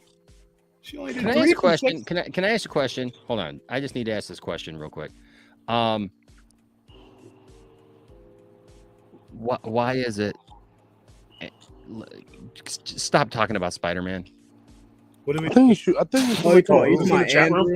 just look. We just got done talking about that. Look, obviously people want the whole point is that everybody wanted it now. Tom Holland has voiced that. Yeah, he wanted. I mean, it was a newsworthy clip, right? Because Tom Holland, he's Spider-Man. Listen, you start making other Spider-Man movies, that gets distracting. But he said it we don't have to fight over Spider-Man, Andrew. Every time that we mention it. You know what I mean? Like, and everybody else, like, don't encourage that. You know what I mean? I'm not saying everybody's doing this. I'm just saying. So are you gonna ban the word Toby, please? I might. You should. I might. I can you do should. that. I can do that in the chat. And how are we going to talk about the great movie Life Force if we do that? What's So that? what, William? How are we going to talk about the great movie, The Cinematic Pleasure of Life Force, if you ban Toby? You mean How are we going Toby? to talk about Chainsaw Massacre if you ban the word Toby? Toby's so trash. Oh my god. How you know what? Better yet. How are we going to talk about Paranormal Activity? Oh yeah. We don't need to talk about paranormal Toby the activity. demon. Toby We the don't need to demon. talk about paranormal activity. Oh, we'll talk about some paranormal. We don't activity. talk about Michael No, we Jackson. won't. Oh, yes, we will. And the righteous begin. Oh, yes, we will. Even if we have to remove you, we will talk about it. Oh boy. Okay. All right. So there's that. All right. So Tom Holland wants it. Everybody wants it. Everybody's happy. Yeah. Everybody's good. Well, we were talking about Spider-Man. We don't. We did hop off Spider-Man as a topic. We did. Yeah, we was talking about how White the Smallville introduced Slade Wilson, which is not a Superman. Oh movie. my Okay. god! This show fucking sucks. They also introduced Deadshot in episode 2 of season 10. Yeah, and listen, I'd like to take this opportunity to thank Ray Porter for giving us a live action Dark Side, because if it hadn't been for Zack Snyder's Justice League, the one in Smallville would technically be the only one you had. By the way, guys. So last Friday's show, I invited Ray to jump in on the show. I said, hey, if you're not doing anything on Friday night, and you just want to jump in. He messaged me the next day and he's like, dang it. He's like, I didn't see it. So you never know. You never know who's going to jump in here, man. I tell you what, Ray is an amazing guy, great fan. You think WB will fan call of him his, back? and he's a great friend of the. You think WB will call him back? I think the new WB will. Warner Discovery will definitely call him If back. they're smart, they'll have him back. So, Well, because what was only left, the Thade and Granny Goodness and Darkseid. That's the only three that's left. Well, no, they're all Steppenwolf is left. dead. They're all there. They just didn't. They're all there. We just didn't see them. Yeah. Well, Steppenwolf is dead, but I mean, Steppenwolf can't really die as long as Darkseid's alive. He can bring him back. It's like he's a new god. He can bring him back. Well, he got his head cut off. It doesn't matter. They can bring him back. Darkseid can literally resurrect him with a snap of his fingers. That's how powerful Darkseid is. Well, I mean, sure, I guess He's done it. How many times has he blown up Desaad? Desaad will say some snarky ass remark, and Omega Beam, bam, he turns Desaad into dust. And then Desaad is a fucking idiot. That's what he is. But he still brings him back, though. It doesn't matter. Right. Darkseid can bring back any new god. I will say though, even his own father. I will say though, Zack Snyder's Darkseid does have a lot of restraint. Desaad sitting there talking all that noise, and it's like, you're right. I should have, He eventually though, if Desaad give Desaad a couple more syllables, I think he would have fried him. Yeah. Oh yeah. To see it. I think if Zack would have got the money, I think Darkseid would have killed Desaad in that moment. He was Nah, it wouldn't shit have been to time. them. He'd have killed him after they lose the war. I need to see how that ends. Not to get on that topic, but every time I was watching it again the other day, just the last 15 minutes of Zack Snyder's Justice League, just that part alone, even if I hadn't seen the rest of the movie, if I would have just seen the Darkseid scenes and the nightmare scenes, that was enough for me to want more. Desaad was like, I told you he would fail. And then Darkseid was like, yes. I couldn't understand a single word you said. It's like, okay. I told you, Steppenwolf would fail. You would fail. Like, yeah. And Darkseid was like, bitch, I don't know who the fuck you talking to. He was looking at him. I don't know. He's killed Desaad like 10 times. I don't know. Darkseid said, yeah, we fuck up sometimes, You killed him twice in one issue one time and brought him back. So, Darkseid looked at him and was like, Where? When? Who? He said, watch your tone, boy. Listen, if Justice Plus, League 2 if happens, they do rest this in right, peace, every though. time you see Darkseid, no matter what, say the CW universe, any other universe, it should be Ray Porter's. Like you were saying before, there is no such thing as a multiverse Darkseid or New Genesis. None of those people, they exist out. That planet exists outside the multiverse. Even when the Crisis was collapsing the multiverse, they were standing outside watching it because they were not a part of that. And So- what's the term? Retconned, and it's welcomed. It's made legitimate. It's like, no, that's what that is now. I mean, just trying to chart Darkseid. There it is. There's the onesie. Is that a sloth or a little bear? I'm That's not amazing. sure entirely. I love it. Or a growth. Is that I'm a growth? so sorry that I just interrupted you like that. No, it's fine. I was just dropping some profound shit, but please. Whatever. Throw in some Enoch in a onesie. That's why Thank you I much. Also profound. Also immediately Yes, also- immediately regretted it. But as I speak more about latitude, there it is. That's actually hilarious. Well, when is Ray Fisher coming back? Who knows? We're still talking. We're trying to get the schedule thing worked out. I emailed him. Yeah, we're trying to email him and get that stuff. He's busy. That stuff. That's gonna be a good. He almost became Black Panther at one point because he was rumored to put. Because I think he said Marvel. An interview, I believe he said Marvel contacted him to play a role. So I think he probably auditioned for it. Yeah, he auditioned for it, but like there's a lot of people auditioned for it. Yeah, a lot of people. Speaking of auditioning for things that you don't get, we were talking about Michael Jackson earlier. Of course, this was announced. Michael Jackson biopic is coming, backed by the late singer's estate and family. It's in the works. Is he going to be deepfake? Michael really is being worried. co-produced by Graham King, who is behind Bohemian Rhapsody. So you know what this means? Really We're gonna worried. get It means we're it's gonna gonna get be false. 2 hours. It's gonna be We're gonna get accurate. 2 hours of a fake film about Jackson's past, which will not deal with any of the controversial things in his life at all, or it will. I almost said whitewash. It will.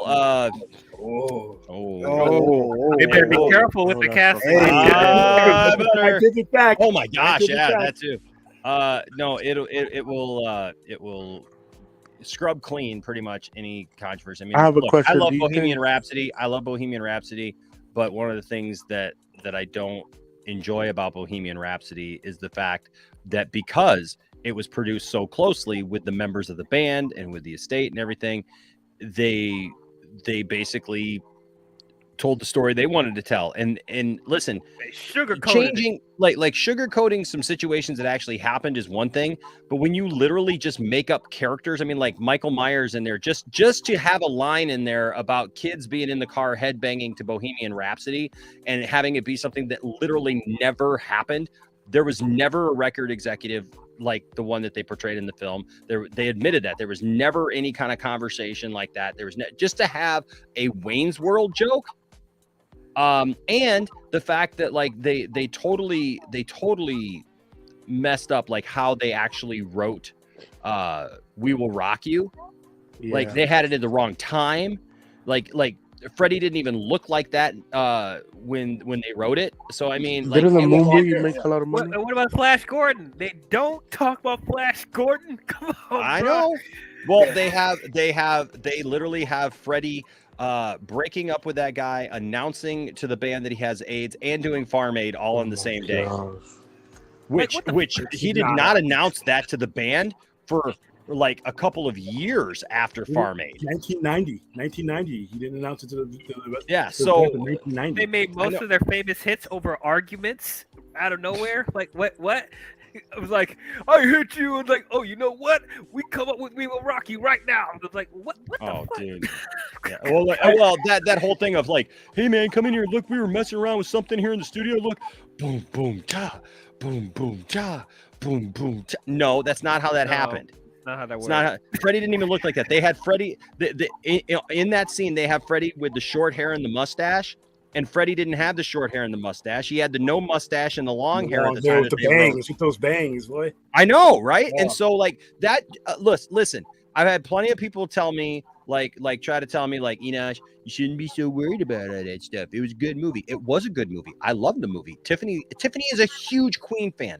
My wife is a huge Queen fan, and I can put it all aside and look at it as a film. The problem is that it is so sugar coated and changed and not a reality. It is not a real movie about what happened to Queen. And I get it that they wouldn't want to put out a film that would make them look bad, but at the same time, I never thought I would say this back then, but I wish that Sacha Baron Cohen had been able to finish the movie that he wanted to do. He was going to play Freddie Mercury, and he was going to get into the deep, dark stuff. That's what Bohemian Rhapsody started off was as his film. He ended up getting removed from the film because the band did not want to.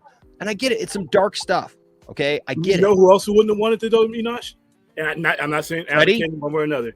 Not Freddie? just Freddie. Queen fans for the most part. Probably. Listen, and Why? I understand. I completely agree. Hold on, I completely agree with where you're coming from. But I mean, but then don't make the movie at all.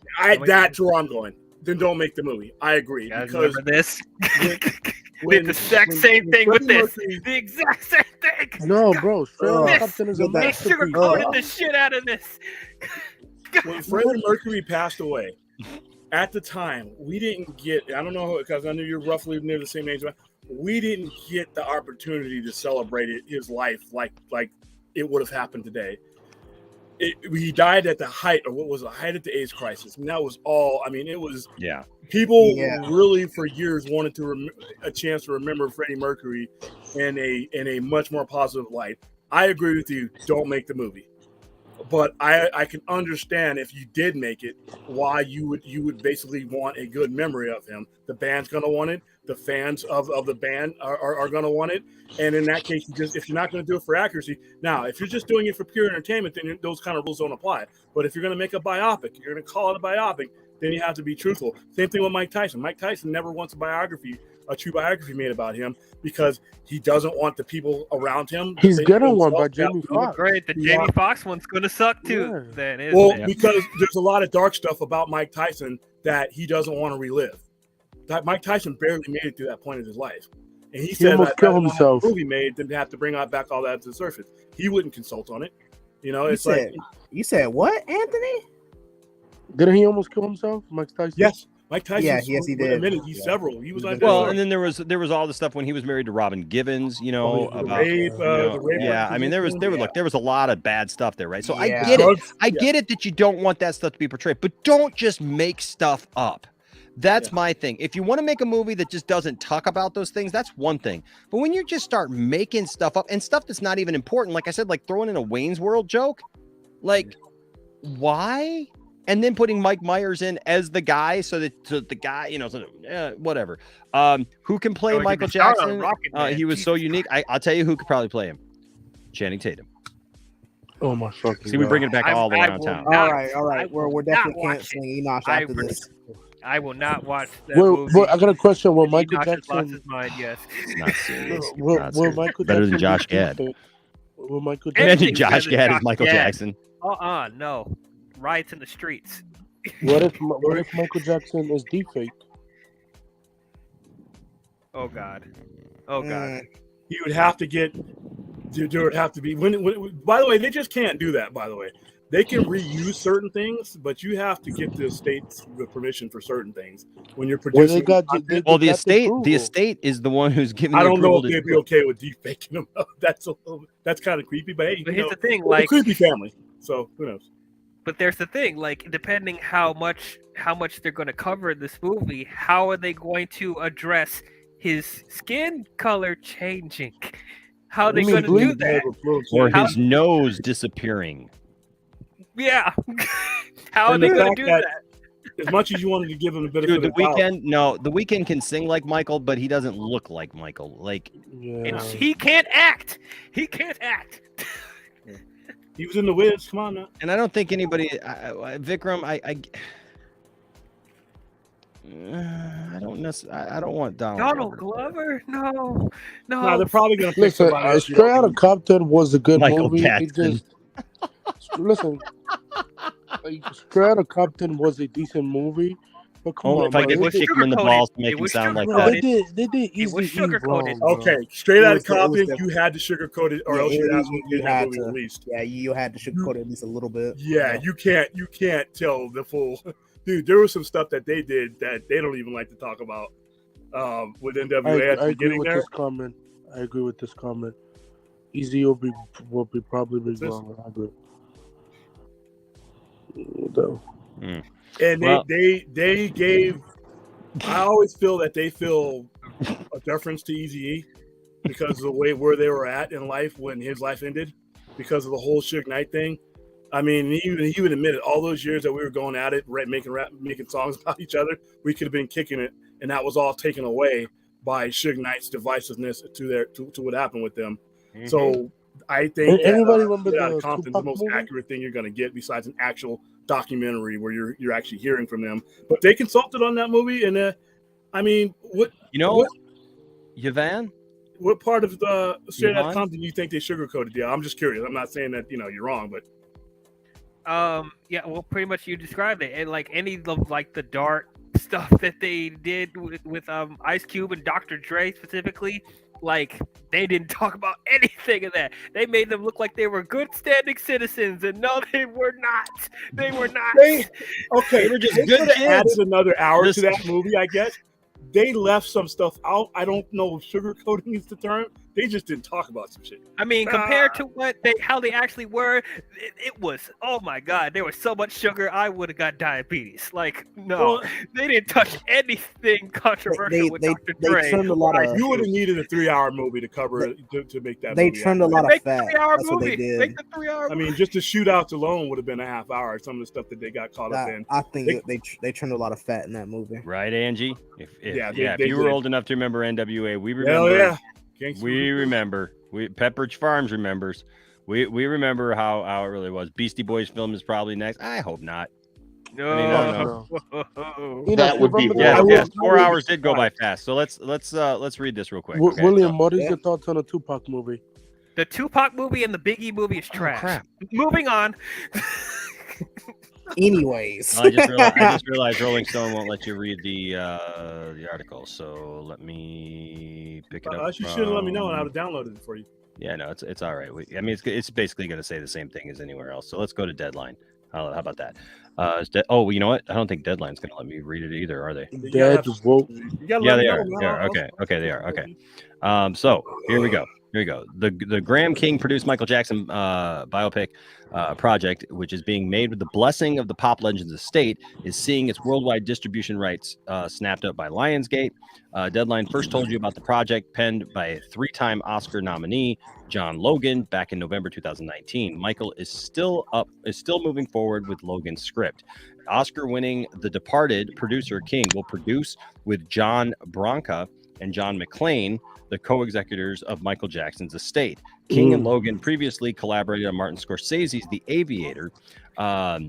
Logan also wrote Ridley Scott's Best Picture Oscar winner Gladiator. Yes, he did. Michael is set to be an in-depth portrayal of a complicated man who became the king of pop. It will bring to life Jackson's most iconic performances as it gives an informed insight into the entertainer's artistic process and personal life. Lionsgate Motion Picture Group Chair Joe Drake said, "I am very excited that Lionsgate will be a part of this epic film and thrilled to be working with Graham, who has proven success in telling iconic life stories from Bohemian Rhapsody to Ali.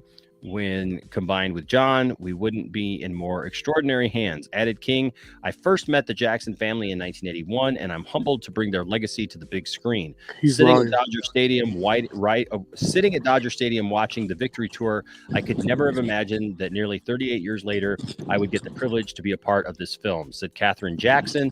"Ever since Michael was little, as a member of the Jackson 5, he loved the magic of cinema. As a family, we are honored to have our life story come alive on the big screen."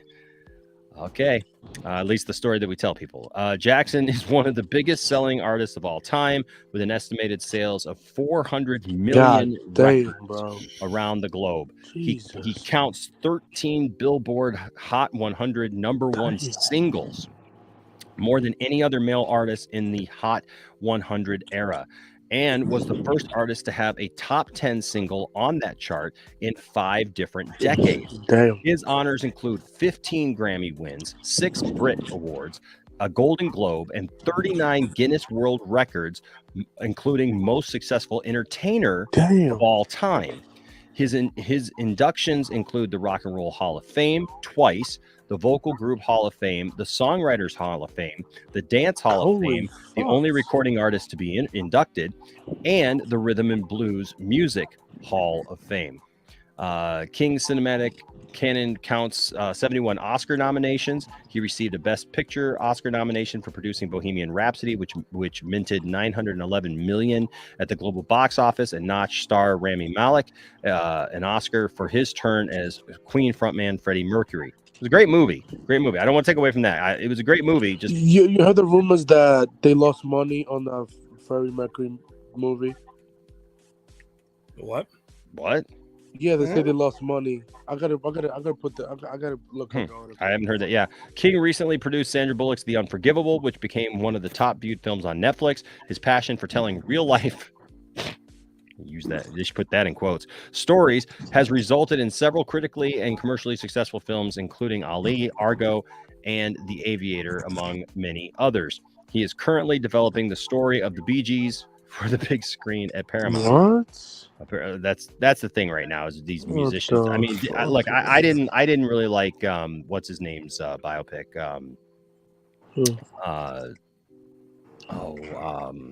$2. No, That was trash. Elton John. Elton John. Rocket That was Man? just weird. Rocket Man was so weird. Oh my but god, that okay. was bad. Yeah. In addition to his Oscar-nominated work, Logan's other movies include Skyfall, Hugo, The Last Samurai, Any Given Sunday, and Sweeney Todd. He won the Tony for his play Red and wrote the book for the Best Musical Tony winner, so they know what Moulin to do, Rouge. He is represented by CAA. So there you go. You gonna look at the comments? No, I'm fine. Oh, you want to look at? Are there comments? Yeah. Okay, I can't. Spanish, okay. Okay. Taylor Hackford's film Ray about Ray Charles was brilliant, mainly because of the direct collaboration of Ray Charles and Jamie Foxx. That entire production was committed to telling the story of that artist who was a genius. The people so far named in this Jackson biofilm are either employees or fans of Michael Jackson. None are music artists and none are black men. Whatever vision they have is already flawed. Oh shit! Yep. Wow. Yes. That right there. Wow. That That right is there. strong. That's a great point. You know, that's not even something that I even thought of. Like, yeah, it's like a bunch of white guys. This film is going to be the greatest biopic of all time. Okay. This film is going to be the greatest biopic of all time. I already know it. Lionsgate is a joke. They will be sold before the film ever gets made. There's already red flags there. Lionsgate is doing a Michael Jackson biopic. Are you kidding me? No. MJ said he would never sell his 50% of the Sony ATV catalog or any of his other music publishing catalogs. Right after he died, Bronca and McLean sold everything. MJ should have trusted his family members over these parasites. I think everybody around Michael Jackson was a parasite. I'll be honest. I think the only probably the only person that he probably could have trusted was Janet. Bradley Cooper. Bradley Cooper would have been a better choice to produce this film. A Star is Born was brilliant. Bohemian Rhapsody was crap. Tyler Perry should produce a biofilm about Elvis. No, he should not. Good Lord, no. No, he should not. I hope they aren't What being is wrong with you serious. people? What is wrong with you people? No. What? Absolutely not. Produce a biofilm about Elvis. What in the world? Get the fuck out of here. Medea's at an Elvis concert. Oh my lord! Oh my lord!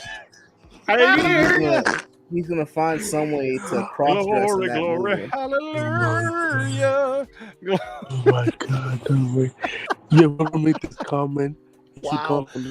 Rami Malek was great, but Bohemian Rhapsody was garbage. Too much green and blue screen to take seriously. King is the worst choice, maybe, or wrong choice. Wrong. Of all the things, seriously, this person was worried about in Bohemian Rhapsody, the blue and green screen. Okay. I'll be honest with you. What was the comment just a minute ago? Like, Bruno Mars actually could. I don't know. What do you guys think of that? He could pull it off. I mean, if he can act, I think it'd be fine, but I think is my question. I think the black community will be really pissed if he was cast. Get Hugh Jackman as Michael. Who the hell is Graham King? Why isn't Quincy Jones or Janet Jackson producing this film? Why can't they hire an African American to write the script about Michael Jackson? This is like hiring an Asian writer to write a film about Barack Obama. Stop Okay, I got a shutting us question with out that. I and got a making question money with that. off of black artists. Well, okay, so I get the premise here. I understand. I understand the comment, but also Michael Jackson. If you're doing a biopic, shouldn't it be like more about the stories that are out there? I mean, you know what I mean? Like, I believe that everybody should be, you know, I get the idea of having black people write the story. I understand that and I respect that. At the same time, if you're doing a biopic about somebody's life, I mean, I think you get that information from the surrounding family and the surrounding people who were a part of that. You know, that's it should be the story. Unfortunately, they're gonna write whatever. Michael Jackson was the greatest music artist the world has ever known, and his biopic is certainly well needed. Agreed, but because his estate is involved, it will be fictional garbage. Oh my god, Anthony, why are you writing comments? That's why you wanted us to read the comments. You wanted us to read your comment right here, didn't you? Agreed, but it's garbage. I think Honestly, that's something I would write.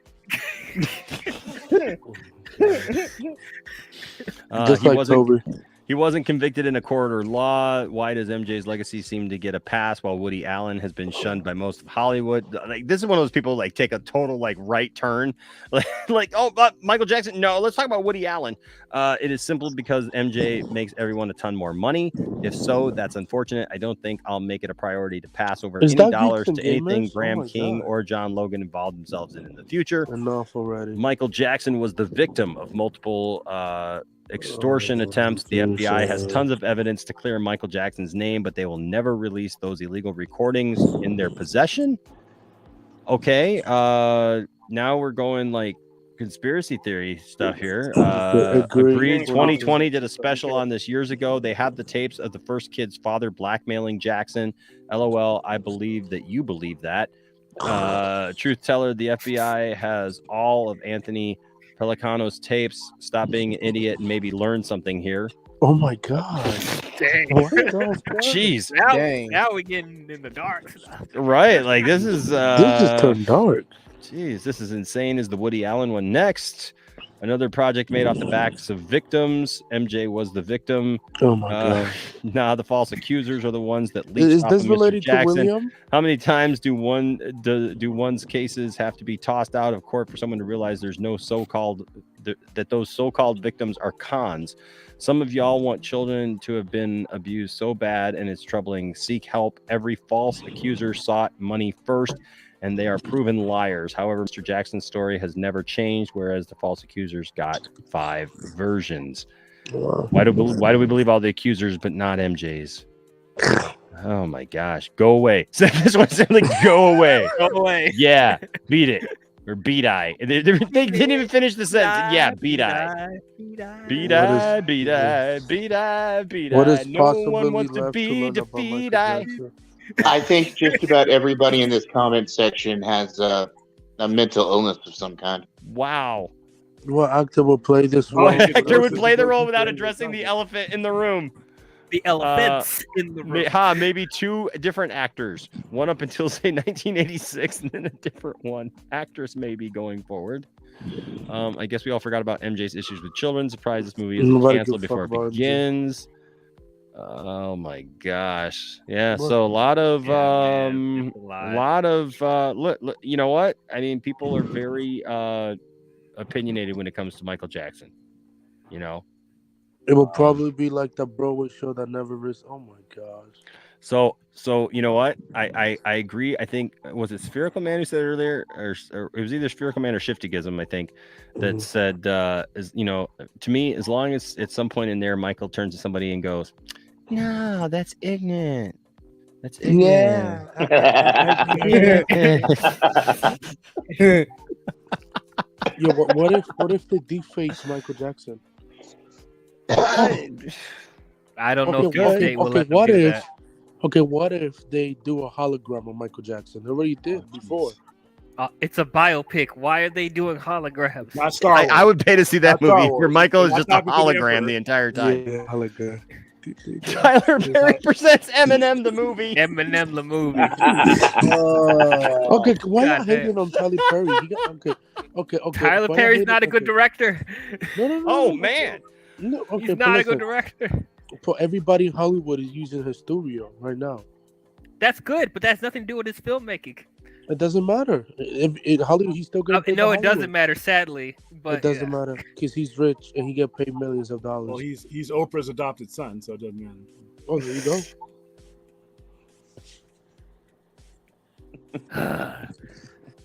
I'm really scared for this movie, Austin man. says Rocket Man was amazing, and then H. Mark Everyone's says, saying I that they love Rocket Rocket Man in the comments, and I'm like, I felt like I was on cocaine. That's the criteria for the cocaine. That's your review.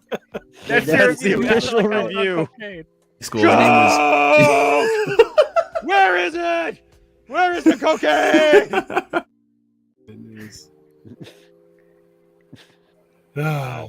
Wow. Look, I'm so worried. Listen, I love Get Jared Michael Leto as Jackson's Michael music. As a Jackson. musician, I will say this: Michael Jared Leto? Jackson was a genius in the fact that like he could hear rhythms and beats and just be able to layer stuff in. That I mean, like it's so funny to me because like you take a song like Billie Jean, for example, right? Are you gonna sing it? Billie Jean is not my lover. She's just a girl that claims that I am the one. Yeah. But the kid is. That's the way I start with copyright July. tag, man. Actually, you know what I did? When I bring the key down to like an E minor. Do you remember on American Idol, Dave Cook did this really like rocky kind of like eerie version of that song, and it was brilliant. It was beautiful. And I used to do, when I'd play gigs out, I would do a version of that version of it. It was just it was really cool, actually. But you take the original, you know, that doom doom doom doom doom doom doom doom doom doom doom doom doom doom doom doom doom doom doom, right? And then you just got simple stuff like dun dun dun dun Yeah. dun dun dun dun, right? And then he would just, and then you know, then you get the little guitar stuff, you know. Where's the guitar? You got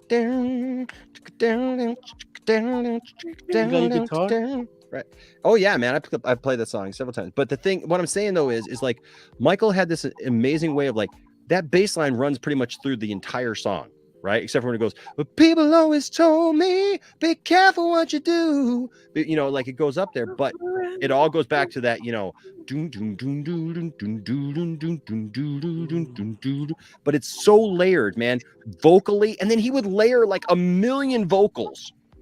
You know what I mean? Like just harmonies and just little bits and parts over all the stuff where it's like your brain was never telling you, hey, I just heard the exact same bass line for 4 minutes, right? You know, like it wasn't telling you that because it separated it so well. And you know, I mean, when you look at people like Michael Jackson and Prince is such an underrated musician. Yeah, that dude Yeah. played every agree. instrument. Almost That dude definitely. played every instrument. And I'll tell you what, his guitar playing, His movie was in Batman '89. let me tell you something, man. That dude's guitar playing is effortless. Like if you watch Prince play guitar, he's not even in the realm of like where other people are. Like it's so fluid to watch he had these long skinny fingers, man, and it was just like, you know, as a guitar player of 30 years myself, I watch Prince and I'm just like, my God, the guy is so effortless, you know. And I've had the opportunity to play all over. I've played with a Grammy winner. I've toured. I've done this, but like when you look at these guys who are just, when you hear people say people like Michael Jackson and Prince are geniuses, I don't think people really understand how they are. Like what's being said. You know, we throw that word around like, oh yeah, you're a genius, right? You did something well, so you're a genius. They changed the industry. It's not that, man. These guys, yeah, exactly. These guys, it's not, you know, it's not just that, you know, hey, it was a good song, right? No. It's not, it was just like a good album, right? Thriller, that album is it's still the number one. I still remember this day. I was 8 years old. shit ever. Yeah, I was 8 years old. So you want to know something? You just got the picture. No, out in the van. I literally just got a copy of because Tiffany, you know, has been on this vinyl kick lately. Mm-hmm. I got her a copy of Thriller on vinyl for as one of her gifts for Valentine's Day coming up.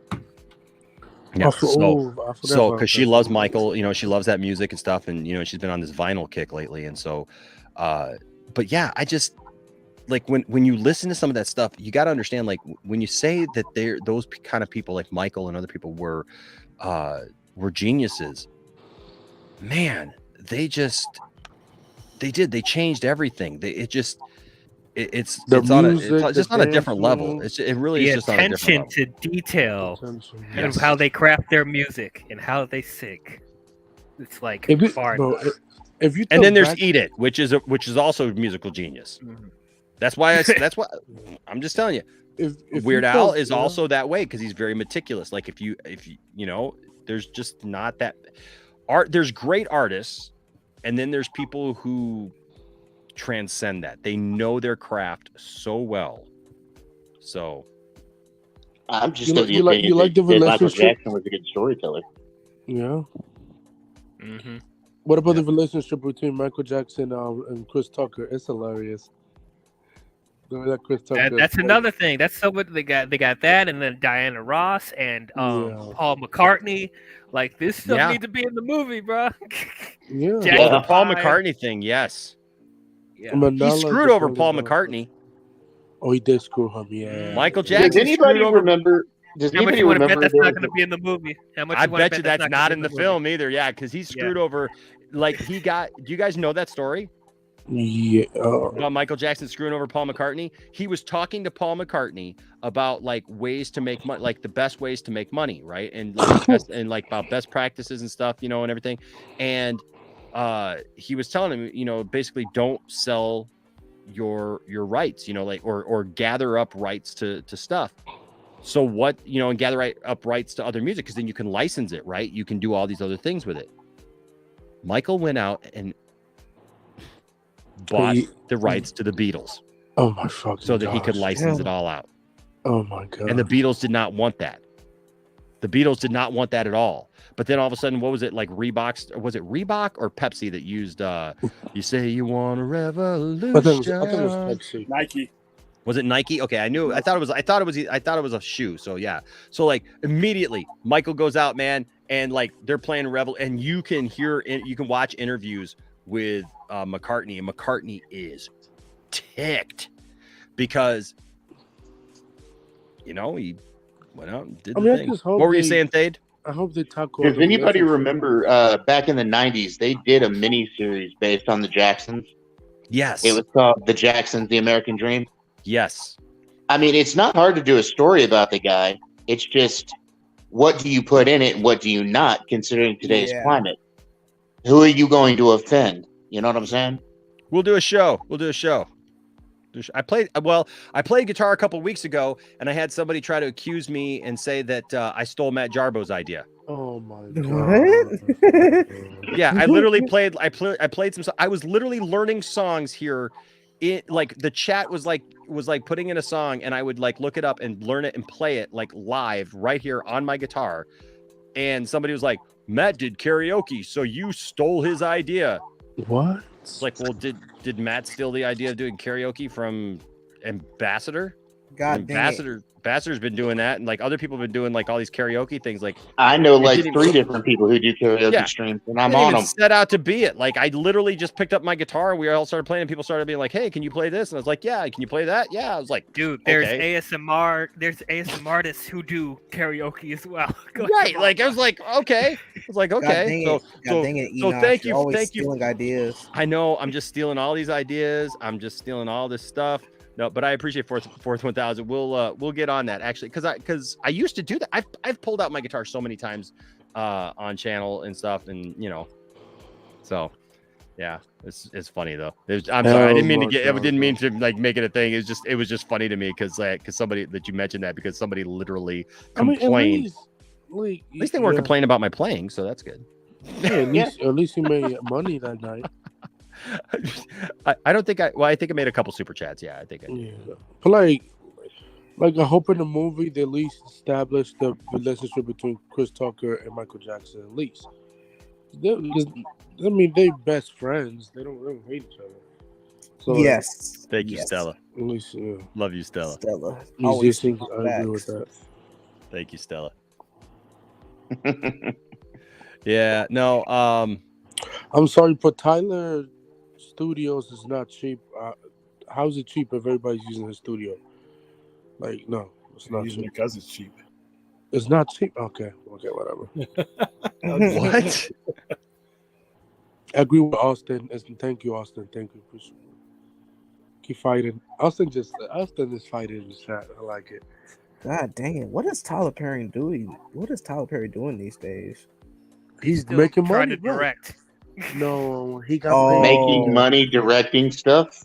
No, he got 50% of the money from. He got money from Sony and Marvel, so he's good. He's living good. And Marvel for what? Listen, that dude Vince, they could never make this movie. Prefer biopic versus M. Oh yeah, no. They can't make that movie. Didn't they already make a Prince movie? It was doodle. I know it wasn't a biopic, but Purple Rain. Yeah, Purple Rain's different. But listen, you're talking about a guy who literally wrote a song about incest with his sister. Oh my Yeah, they will never do a Prince biopic. Never. And I'm if just they saying, do, it's going to be automatically bad. It's going to be bad. They're Well, not going to put in even half the stuff from his life. Depending on what you put into a Michael Jackson biopic, that could get banned too. I mean, with today's climate, man, people are going to be but a lot of triggered. a lot of Prince's stuff though was on Prince. You know what I mean? And a lot happened to Michael. You know what I mean? Like in his early years, so there's a lot more story there. But like Prince is like notorious for just off the rails. Oh some real weirdness. I know a guy. So I know a guy who is good friends with a Prince impersonator who worked out in Vegas. And Prince apparently came in, saw the show, invited the guy back to his house for a party. They love each other? What? They love each other? All right, dude. Did they like each other? Keep going, Enoch. No, okay. Anyways, so the Prince impersonator had they were the top Prince impersonation group, right? Mm-hmm. Like they were doing their thing. They were very, very popular out there, and I won't get into the names and stuff like that. But I actually know who you're talking about. yeah, my friend told me the story about it. The guy, what's his name? I'm not telling you. Anyways, the point is that the guy got invited. Like Prince came out, watched the show, invited them over to his mansion. He goes over to the place, and there's party going on, whatever. And apparently, according to the story, this is like a married guy, right? Like he's married, he has a family and stuff. Prince comes in, takes him into a room with a couple of ladies, and basically tells him, "Go at it." And I'm going to sit over here. And the guy says, "Hey, thank you." He was trying to be chill about it. It was like, "Hey man, I appreciate it, but no, you don't have to do that." And he's like, "No, do it." And the guy was like, "No, I don't want to do that. That's not my thing." Because he's married. Yeah, I got a family, It's like I don't want. And Prince was like, "Will you either do it or get out?" Oh. That was what was told. So That's like fucked up. like I don't know, you don't know stories or whatever, but like there's a lot of stories that are similar to that, that are just How I don't you know, gonna man. bring a person and you tell me, get out? I don't know, man. It's at least respect. Look, some of these people, some of these guys, not just guys, but like some of these artists, right? I mean, somebody just brought up Marilyn Manson in the Vikram brought up, I mean, my God. Oh no. Right? No. Right? See, some of these people have some disorders, okay? Even the ones who are musically genius, whatever, right? They have some issues, man. And you add money to that. Yep. Now you added power. Yep. Okay. And influence. Some people would be just intimidated just being there, right? With them. Other people, they're intimidated by the money. They're intimidated by the fame. They're intimidated by the power. That's why it's really, really hard to decipher when somebody comes out like that, because it's like, what is the driving motivation, right? Were they coerced into something? Were they forced into something? Or, or is it being made up? What was the point of bringing him there? Well, that was the point. Was he wanted to bring him home and have him, do do nasty 1000 says I heard Hanson were the same as Prince. Where do you think the song Bop came from? Oh, That was horrible. yeah. Silence, and then You William. deserve. Look, that was That horrible. was awful. That was terrible. The Bop, they're gone. It was based on the same story. You brought somebody there, and then Bop, Oh they're my gone. God, what is happening with his internet? His internet might be just going down. But anyway, so a Kurt Cobain one would be interesting. Ooh, I would watch Taron. Have Matt Reeves do it. Yeah, I'd be down for. Have Zack Snyder do it. No. I'd be down for a Kurt Cobain biopic. Well, That'd be- a Kurt Cobain biopic would be way easier to do than a Manson one. Oh yeah, 100%. Complicated as he was, Kurt Cobain's issues were straightforward. Yeah. You had the drug addiction, you had the painkillers, you had the stomach ulcer that drove him to a lot of his drugs, and then you had the classic, I just don't want to be famous anymore type of deal, and then he was gone. I mean, it's going to be a short story too, because really Nirvana wasn't around long enough. It seems like now in 3 retrospect, years. forever. Yeah, that 3 years. That's nothing. Yep, that's it. They were only famous for like 3 years before, And at the height of that fame, In Utero was still on the charts when he died. That's like Blind Melon. I don't know if you got how. Oh yeah, Blind Melon. Yeah, dude, Shannon Hoon. This is him and Brad Knowles. These guys had fought their way up through the underground to get famous with Sublime and Blind Melon. Heroin overdoses right as they start to hit, right as they start to get that, that fame starts to come in. Heroin overdose, both of them, in their 20s. Man, Do you think they would Mid-90s. Nobody made it out of the mid-90s except for Eddie Vedder. It seems like. Do you think they'd be able to do a biopic of DMX? Oh no, do Live it. long enough. I I don't know if it will be appropriate for view in certain cases, depending on who you are. But You could do a streaming movie of that, but no, I'm good. I don't want to see that. What about a biopic on Chris Cornell? Oh, same thing. There's a lot of history with him in several different, singing groups, several different bands. Yeah. Well, the two main ones would be, I mean, if they did a movie, it would be Audio Slave and obviously Soundgarden. But I didn't realize. But there was also Temple of the Dog, and yeah, but that was more like a collaboration? Is that considered a?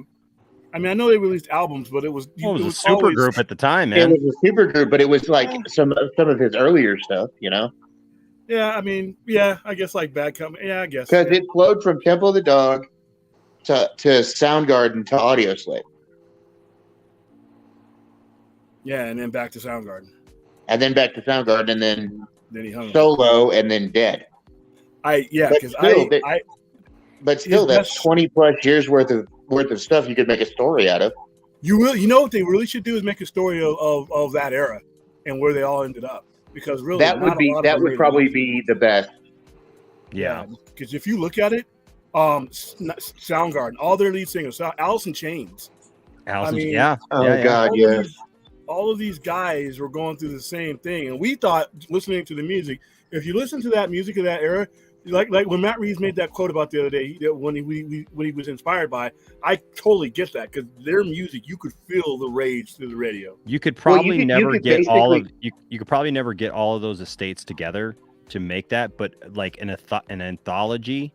You could do like a grunge series. Yeah, but like, what if you did like an anthology film that like it had its different segments of each one of those people, but then showed how it overlapped? Yeah, how they intersected. Yeah, that would be great.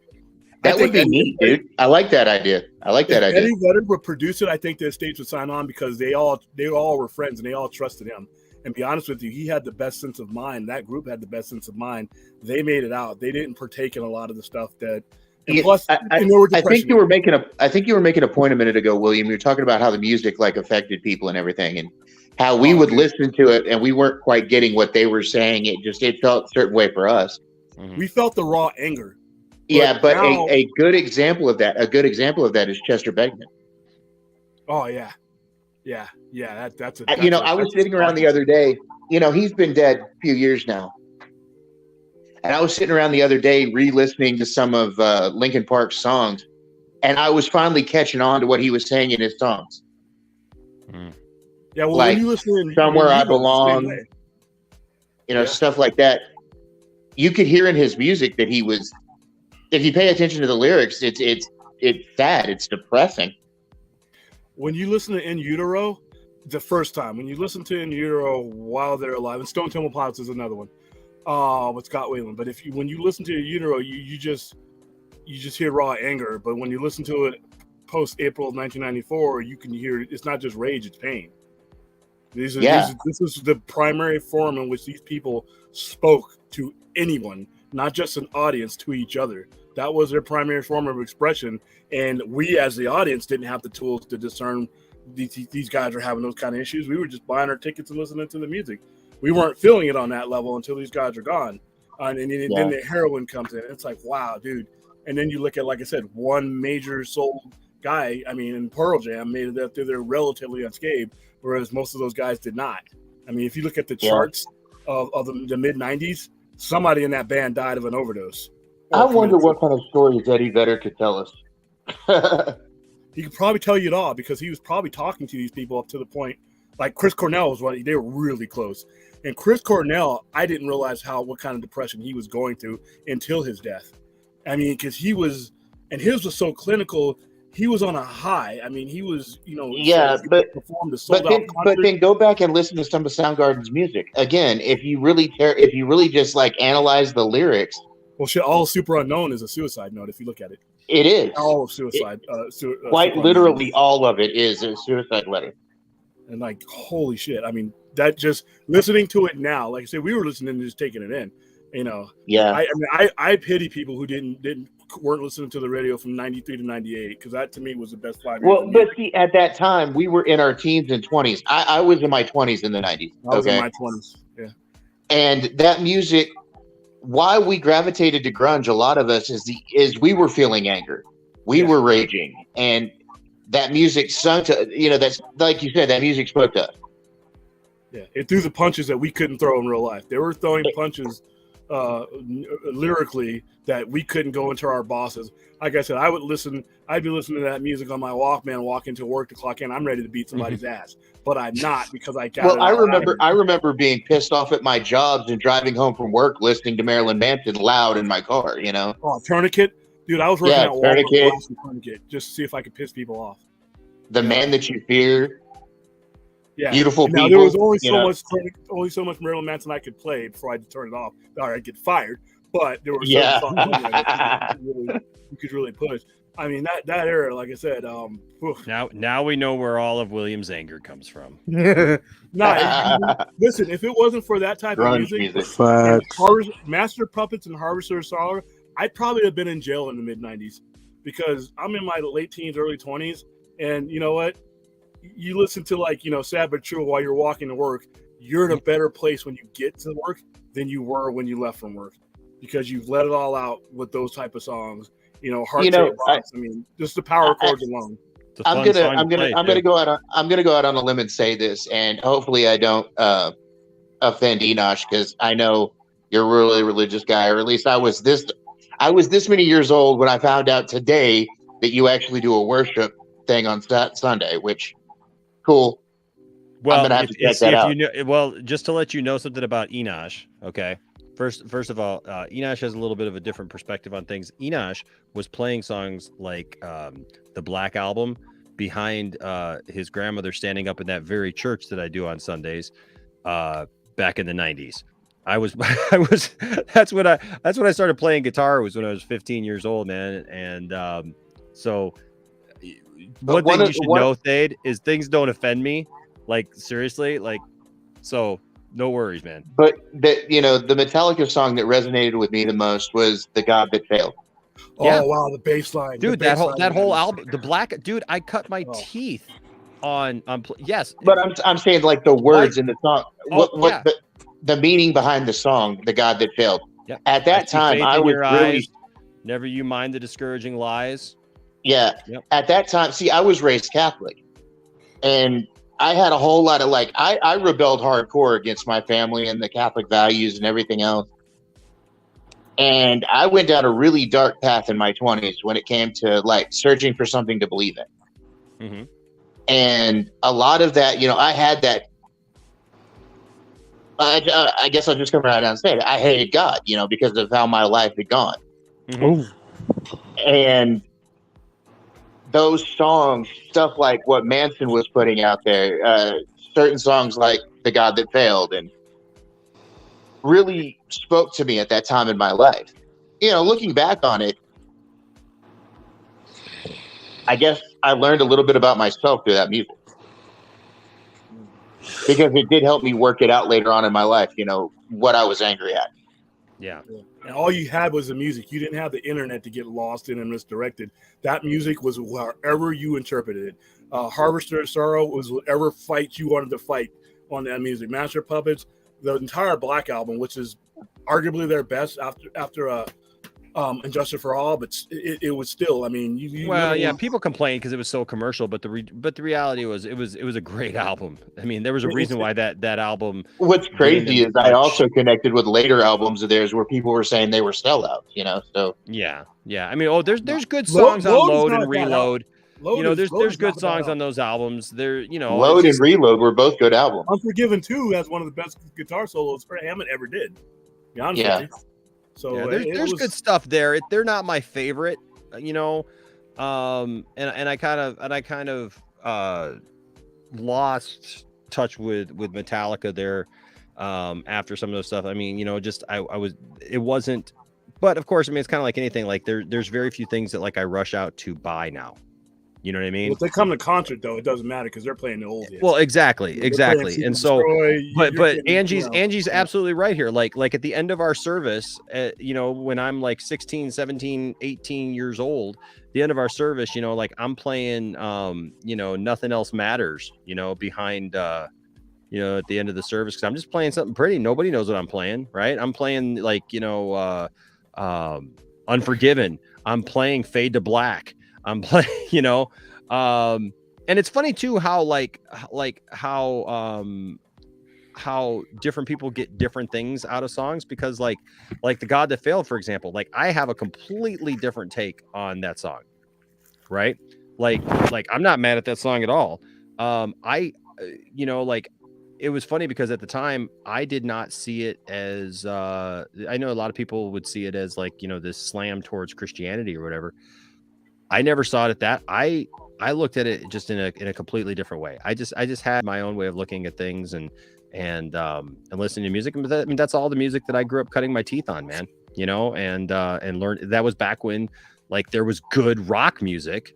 Oh, guitar solos. Remember those? For people to actually learn. You know what I mean? Guys would get together, in somebody's basement or some guy's bedroom, and you'd set up an amp, and this guy knew this song, and you knew this song, and and you knew that song, and you just teach. I mean, that's how I learned how to play, Fade to Black and some other stuff, man. It's just one guy who played guitar, he knew this, and this other guy that I knew who played guitar, he knew that, and I knew this other thing, and we'd just get together and we'd jam, and we'd be like, hey, you know this song? Nope, don't know that song. Okay, let's I'm gonna teach it to you. Learn how to play Crazy Train. Learn how to play this. I mean, and that's that's how you do.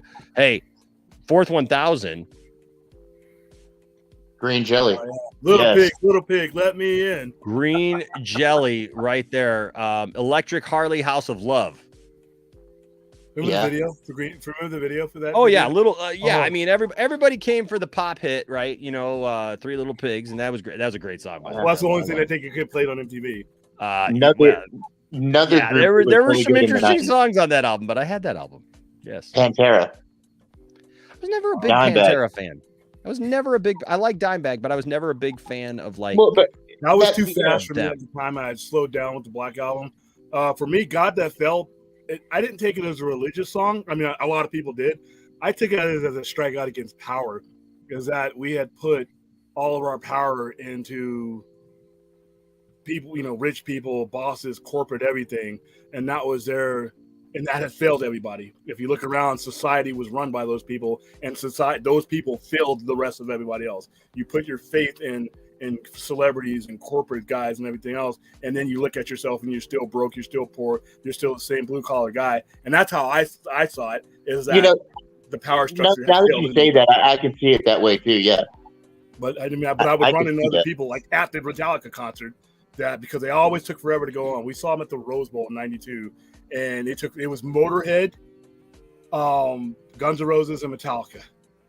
And that was in 1992 when they released the Binge and Purge set, and it was actually the Black Album. They just before they released that, and Guns N' Roses was there, and James Hetfield was playing, but it was just after Montreal, so he wasn't playing guitar, so they had a stand-in guitar playing, and man, you see that sea of people. And in LA, our music scene wasn't white people listen to this, black people listen to this. You listen to whatever the hell you wanted to. And when you showed up at the concerts there, you got accepted in.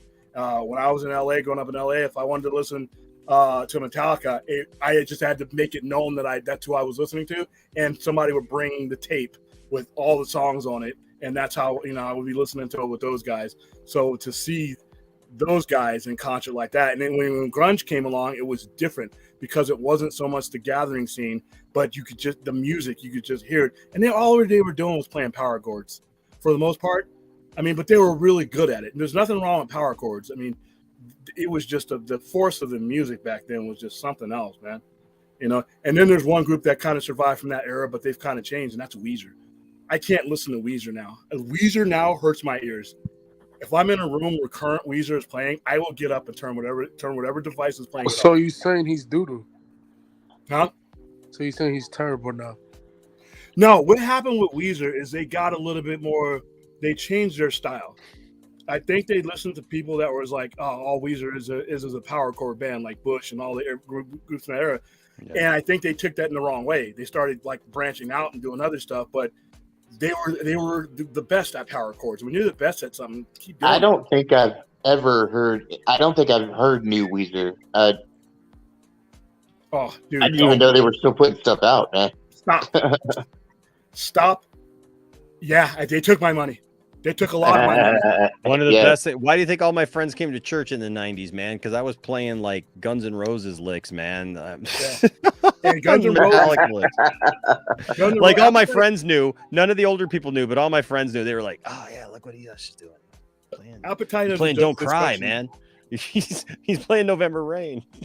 Appetite for Destruction was probably going to go down in my top 5 albums of all time. Oh, dude! It's an album about drugs, prostitution.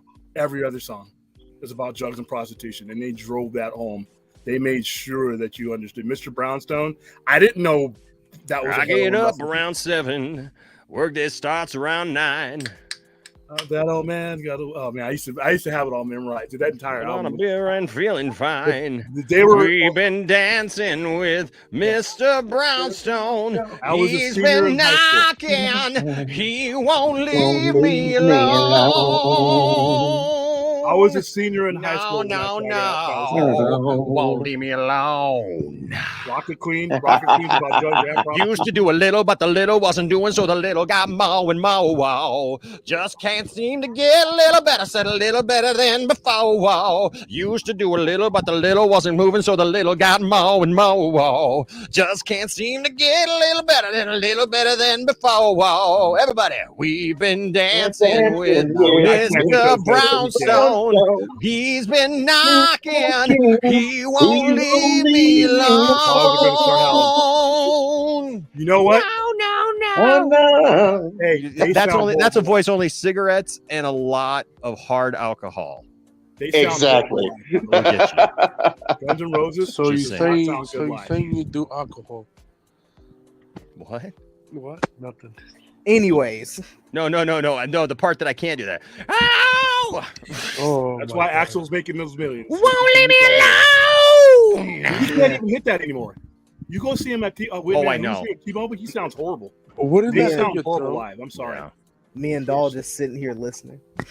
I was like, hey, can we go back and talk about? Sorry, DL. I'm about to go to sleep. Remember Two Live Crew? No. No. No. Yes. Is that Luke Arnold Skywalker? Fungo Pop? I remember George Lucas telling him stop using that name. Right. Right. Like, I'm sorry. Are sir, you we're not- are you falling asleep up there, DL? Yes, I am. Yeah, DL's done. I think we're done. We're done. We're at the 4-hour 52-minute mark. It's a 5-hour mark almost. Oh, come on. It's 5:14 in the morning. I got to take my son to a 9 a.m. orthodontist appointment. So I got work for 10 to 2, so. Hey guys, I got to go to work in 3 hours. So wow, awesome. Well, we always cover a lot of base here in the 4 to 5 hours that we're with you. So we've definitely done that tonight. I love it on the nights that we think, oh, there's not much going on. There's not so many. Or you're about to wrap it up, and 2 hours later, it's not wrapped. Right, 2 hours later. Well, hell, I thought a couple hours ago he was going to wrap it because it sounded like he was heading towards the wrapping, and then I knew there was 2 more hours coming. As soon as he said we continued. I'm amazed. I like it. Well, we don't have many topics, but we'll find something. We'll figure out something. Well, that's what I said in my private group. I was like, anybody got any topics tonight? And I knew the Michael Jackson thing I wanted to do, and the 21 Jump Street, the 21 Jump Street and stuff. But I'm gonna tell on Enosh a little bit here. The night that he came on mine and Brodan's show, we were only supposed to go an hour, and this was before Enosh showed up. Enosh shows up, we go for 3 more hours. He's like Viagra to your stream. Look, we did the bells. I think Bell Red was an hour stream. We put that. We turned that into a 4-hour stream. I'm like Viagra to your stream. So there you go, Toronto Freddy. Oh, me so horny. You're so horny. Me love you long time. Look, I'll never forget where I was the first time I heard that song. Where was you? I was mowing my lawn, and a girl across the street who I kind of had a crush on, she came out and she because I was listening to my Walkman, right? I'm mowing the lawn. She comes over, she hands me this tape. She goes, "Hey, listen to this." And I was like, "They can say that?" I remember the 80s when we were like, "What? They dropped an F-bomb?" Oh yeah. What are they saying about sex? Got They're that little talking about sex, guys, openly, not the euphemisms. And now they work on national television. Cutesy stuff, man. And now it's, but they were just yeah, busted this and that, and popped that. Got that explicit sticker on there. Tripled their sales. They played that perfect. Jeez. Well, you got to admit, when you were a teenager, if you found an album that had an explicit sticker on it, you were going to buy that album regardless. Hey, The Chronic, man. I remember The Chronic. You know how I got my first copy of The Chronic by Dr. Dre? Honest to God, same thing. This guy was driving past my house. There was a stop sign. We lived on the corner. So that church that I broadcast from every Sunday, I lived in that church.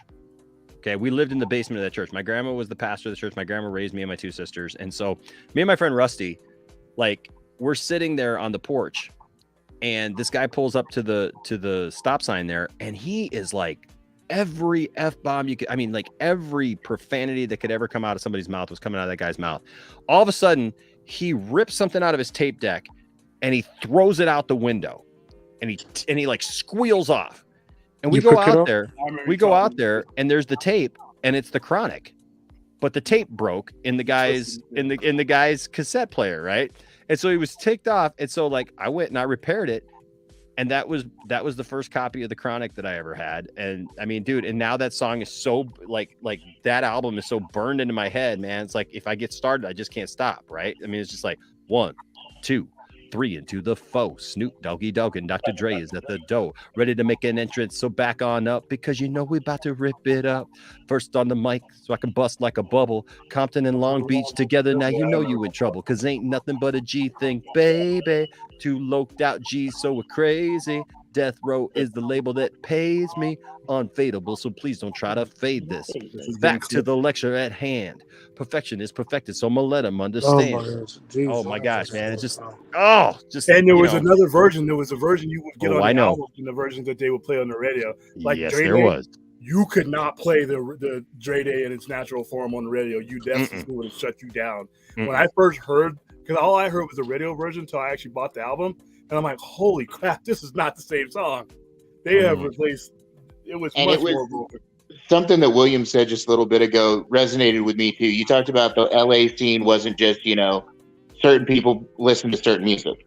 Yeah, And this is going to sound really insane to you, but I grew up, my teens and my 20s were spent here in Texas, and we got a lot of that here too. Like, I listened to gangster rap, but I also listened to grunge and metal, I mean, heavy metal for me. My parents came from the Motown era, but if you're in California and your radio stations and the MTV era also made it. There's a lot of bands that would have never gotten. Aerosmith would have been forgotten without MTV. Without Run DMC. That Run DMC, Walk This Way. Heart had a full career. MTV comes out and they have that one last hit, and it brings a whole light to a whole bunch of other things that they had done. There was a lot of bands that got a second look from my era as a kid that had full-on careers and were in some cases on their way to breaking up. And here comes MTV. David Bowie, first song I ever heard, the first thing I ever heard that I identified with David Bowie after all the other stuff he had done, Let's Dance. That's who made David Bowie, the tall thing. That's who I heard him. I was a 6-year-old and I heard that song on MTV. I was going to say goodbye to him. Hey, DL, we love you, bro. Thank you Nah, for being man, here, good man. meeting you, DL. Good night, DL. We love you, man. But yeah, MTV made a big difference. And then you had things like Pirate Radio in LA, which was basically they would play all the B-side stuff that you couldn't hear, and it was basically like they were breaking into the police. That was being played, and then you had alternative radio stations during the grunge era that kind of played everything. And she says, I remember my mama throwing out my NWA cassettes, and over 30 years later, I never forgave her. Damn, that's fucking It was that was an intense era, because that was also when the police, especially if you were growing up in LA, we had some issues with the police at the time. I just think it's great that like Ice-T now, like plays a cop. He's been playing a cop now for years, man. 20 years, he's a cop, and he does Cop Killer. Cop Killer might be one of the great albums of 1992. One song in particular really connected with me. There Goes the Neighborhood. Please don't play that song at the job because you'll get fired. Be it the lyrics of There Goes the Neighborhood or just, I had to sit down one day because what that song is about and how it's just hits you like that. And this is Ice-T playing the speed metal and not caring what any stereotypes were about. He's just putting it out there with Body Count. Mm-hmm. And everybody knew about Cop Killer, and that was a big song in the album. That wasn't even anywhere near the best song in the album. But There Goes the Neighborhood. Oh man, that was great. A song that resonated with me was Ice Cube. The song Today Was a Good Day. Oh heck yeah! I still quote that song. There's still times like I'll walk in the house and Tiffany will say like, how's your day today, honey? And I'll just be like, I didn't even have to use my AK.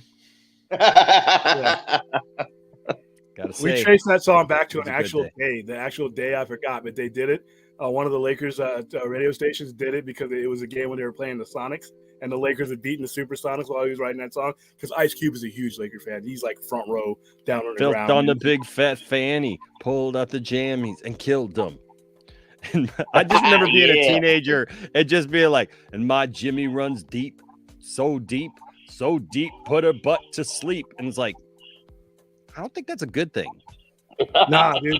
Then you got to the mid 90s where Biggie was just talking about killing you. Like, I mean, literally his song is Somebody's Got to Die. If I go, you got to go. So last one, but you know what? Okay, speaking of gangster rap, right, in the 90s, which I loved, here's something funny. Do you remember when MC Hammer tried to go all hard and he changed his name to Hammer and he had that song Pumps in a Bump? Yep. Remember Pumps in a Bump? Yep. God, I wish I didn't. Pumps in a bump with you, man. Pumps in a bump. Hey, we like the girls with the pumps and a bump. Pumps and a bump. Pumps and a bump. Hey, we like the girls with the pumps and a bump. The wiggity whack. Wrong band. Oh no. That song absolutely contains MC Hammer.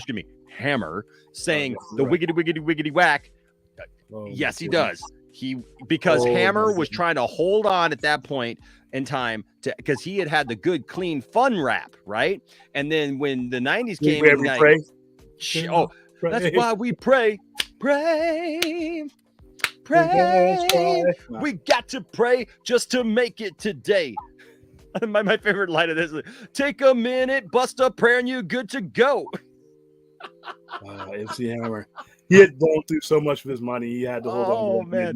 But dude, he tried to change his whole thing and be all hearts up, but he was literally copying every single rap trope that was out at the time, dude.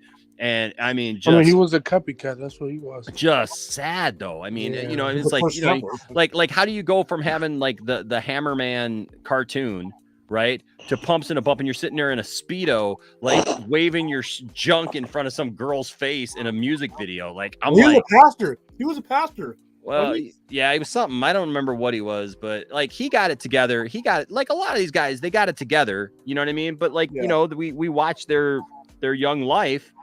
When they were like a lot of those guys, like, I mean, like, look at Dr. Dre now. What about Snoop Dogg? You like him? Oh, dude, I love Snoop's voice, man. I'll tell you what, Snoop's voice is one of the most unique things, I think, in all of rap. And he just had his own thing, man. I can't believe he's in his 50s because I feel like I grew up. I know. It's just crazy. But the thing was like, look, a lot of those guys who were, coming out of the neighborhoods that they were coming out of the situations that they were coming out of and everything. And I remember that I saw that quote that you were talking about too. Who was it? Who was it who said that? About how I think it was Snoop Dogg actually just this last week or so came out and said like because they were talking to him about Suge Knight and everything, and he was just it was Dr. Dre. It was Dr. Dre that said that. Well, no, it was Snoop Dogg. I saw Snoop Dogg talking about it too. As well. Yeah, he was talking about. He's like, man, so much of our time was wasted. Yeah. That like we could have all been kicking it and everything, like you said, and I think maybe just like a statement that all of them have right now. You know what I mean? Is that like Snoop and Dre were like this? That they were just all separated because of the situation. I mean, Suge Knight was hanging people like Vanilla Ice outside of windows, man. You remember that story? Yeah. Where like he held Vanilla Ice upside down, like the guys held him upside. Yeah, over a balcony, man. Over rights to the song Ice Ice Baby. And the thing is, I remember being a kid when we first heard Ice Ice Baby, like, dude, everybody's singing it at like football games. Everybody's singing it at school and everything like that. Nobody knew what Ice Ice Baby was talking about. Okay. Nobody knew what that song was talking about. And then they told us it was about drugs, but we didn't really understand how it was about drugs. And even though like we thought that the Ice Ice Baby part was about drugs somehow, nobody was paying attention to the fact that the guy's talking about walking through like shooting at people and like, you know what I mean? Like nobody was catching that part. You know what I mean? Like nobody cares about it. Nobody knew what a 9 was. Yeah. A 9mm? A Nina, or Dr. Dre would call it a Nina. You know what I'm saying? Like all the white kids going, to high school in the suburbs, we're singing, in Vanilla with a 9, and they don't know what that your shots rang out. The teachers know. And nobody knew that back then. Nobody knew that stuff back then. It was just it's really unless interesting. You were growing up in certain parts of the city. If exactly. You were growing up in Clemmer, Inglewood, Hawthorne, you knew exactly what those fools were talking about. Exactly. But they were cross marketed, and that's why now that's where you got go ninja, go ninja, go ninja, go ninja, go. Now I want to get a Vanilla Ice action figure to put in with my collection of Teenage Mutant Ninja Turtles. Gosh, they need to release that. I just realized that they need to have a special edition Vanilla Ice action figure from NECA. Make that happen. Why you give make that happen? Sign on to it. Vanilla Ice is still finding ways to make money off of that one hit, and he's doing quite well at it too. Look, I mean, you know what? Well, he is. You know what? Very well. Oh my gosh. Stop. But yeah, I mean, listen, there was just there was so much about the 90s. Listen, the 90s, I gotta say, like, I love the 80s. I love the 80s because I grew up in the 80s too, right? Like, I got the best of the 80s, and stuff. But the 90s were my teenage years, right? And I gotta say, there was so much in the 90s because the 90s you had the tail end of the 80s pop metal, right? So you still had that still like in the air still, right? and I love that stuff. You had you had bands like Metallica and these metal bands that were still going strong, right, from their runs in the 80s. AC/DC released one of their best-selling albums in the 90s, right? The Razor's Edge. But then you had the rise of grunge, and listen, I'll be the first one to admit I hated grunge when it first started, because I was an 80s pop metal guy. Okay, like growing up as a kid, man, I listened to like Van Halen, I listened to your Motley Crue, Guns N' Roses, Poison, like that kind of stuff, right? So when grunge started, like I really didn't like it, because a lot of the kids who a lot of the people who were like 2 or 3 years younger than me that I was around, they were all about it, right? And to me, it was like all of a sudden, like they were acting like I was an old man at 17. Oh, right? you want to hear old man at 17? I was listening to stuff in my because you and I are, I think, a year apart, Enosh.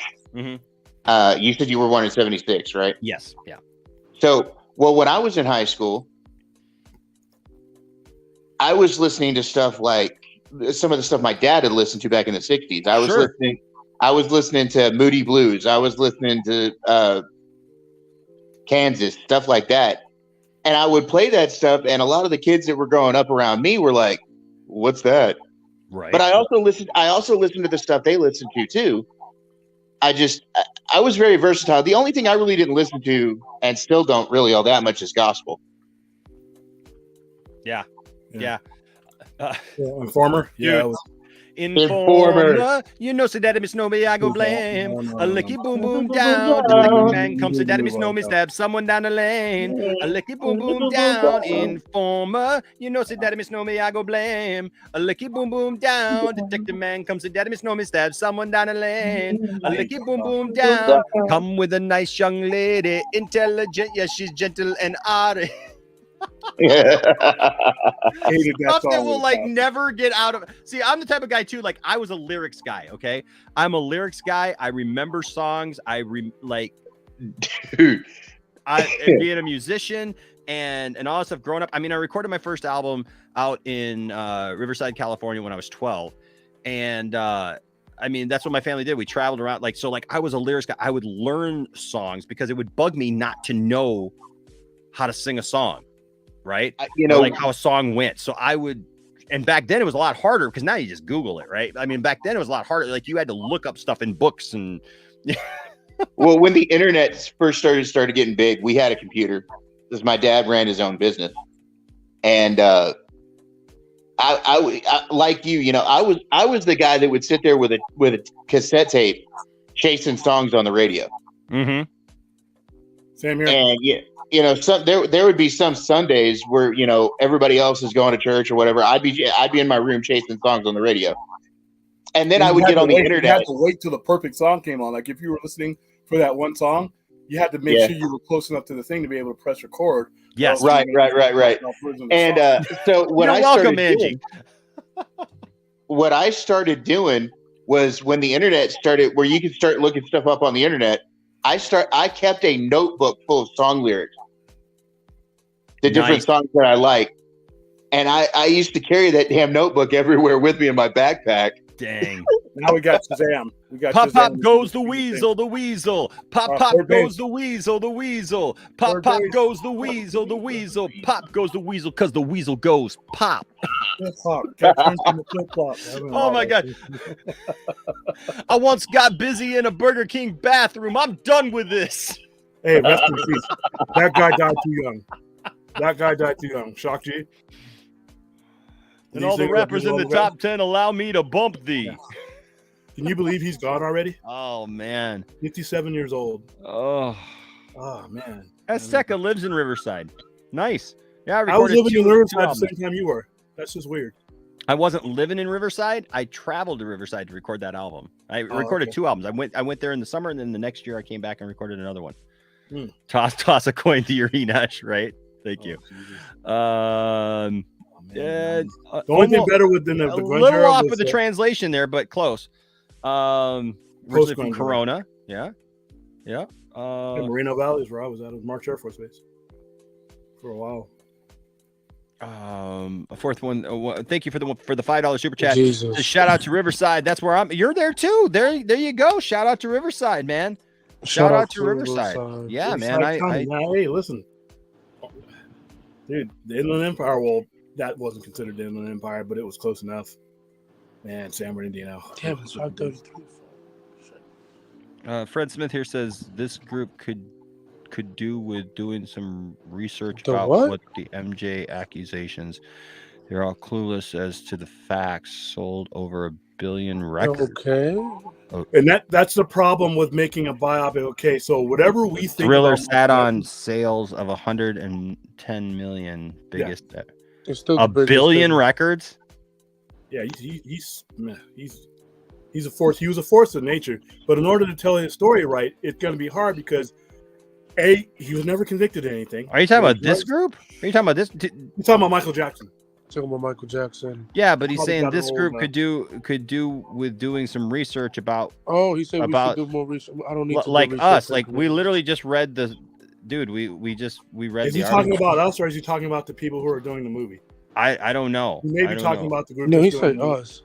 Oh. That's what you mean by this. I'm reading this as it's us. I mean, we had I another. mean, thank you. I don't give a fuck about the research. I'm a little confused though. I'm a Is he little still in there? confused as to like what the If I mean, you said us. We don't need to do research. this We- this group could do was do some research about what the MJ accusations. I don't know which side of that.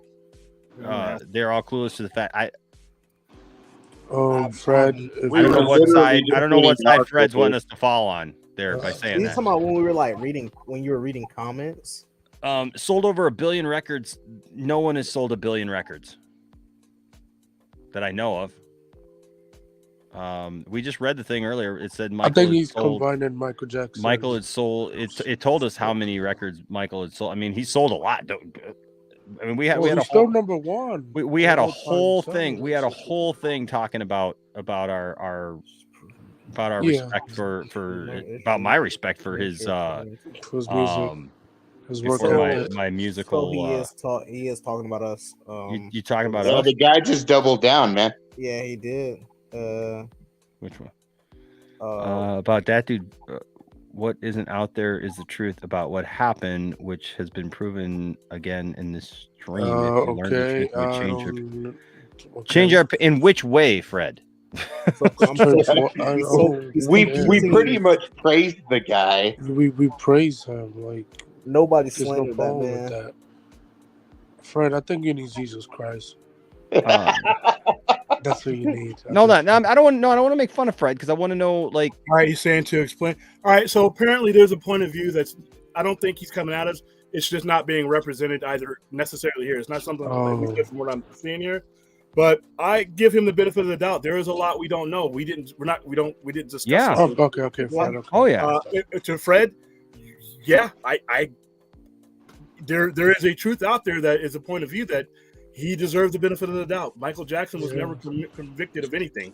Absolutely, he was never convicted. It's hard to tell that story, and that's why I was saying to not even make the movie, because from the one point of view, these are accusations that were never found. Exactly. And the other point, you have the people who will strike out against this movie. So, Fred, I can't really disagree with what he's saying. No, I get it. That's why I'm saying I wanted to take him you know. seriously. That's why I was saying I wanted to take him seriously. I didn't want to just like dismiss it like as like, oh, you're coming at us, so we're gonna, I'm just gonna respond to you. I was just saying like I don't know what part.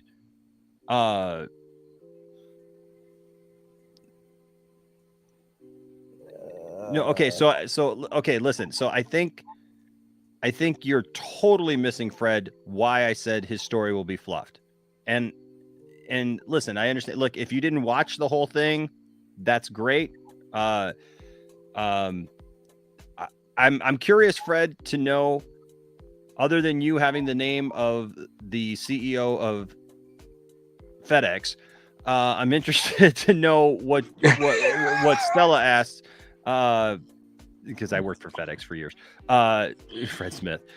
You met the CEO? What your credentials are, because you're saying you know the facts. There's a lot of people claim they know the facts, but you say he never paid off any kids. Okay, I never said he paid off any kids.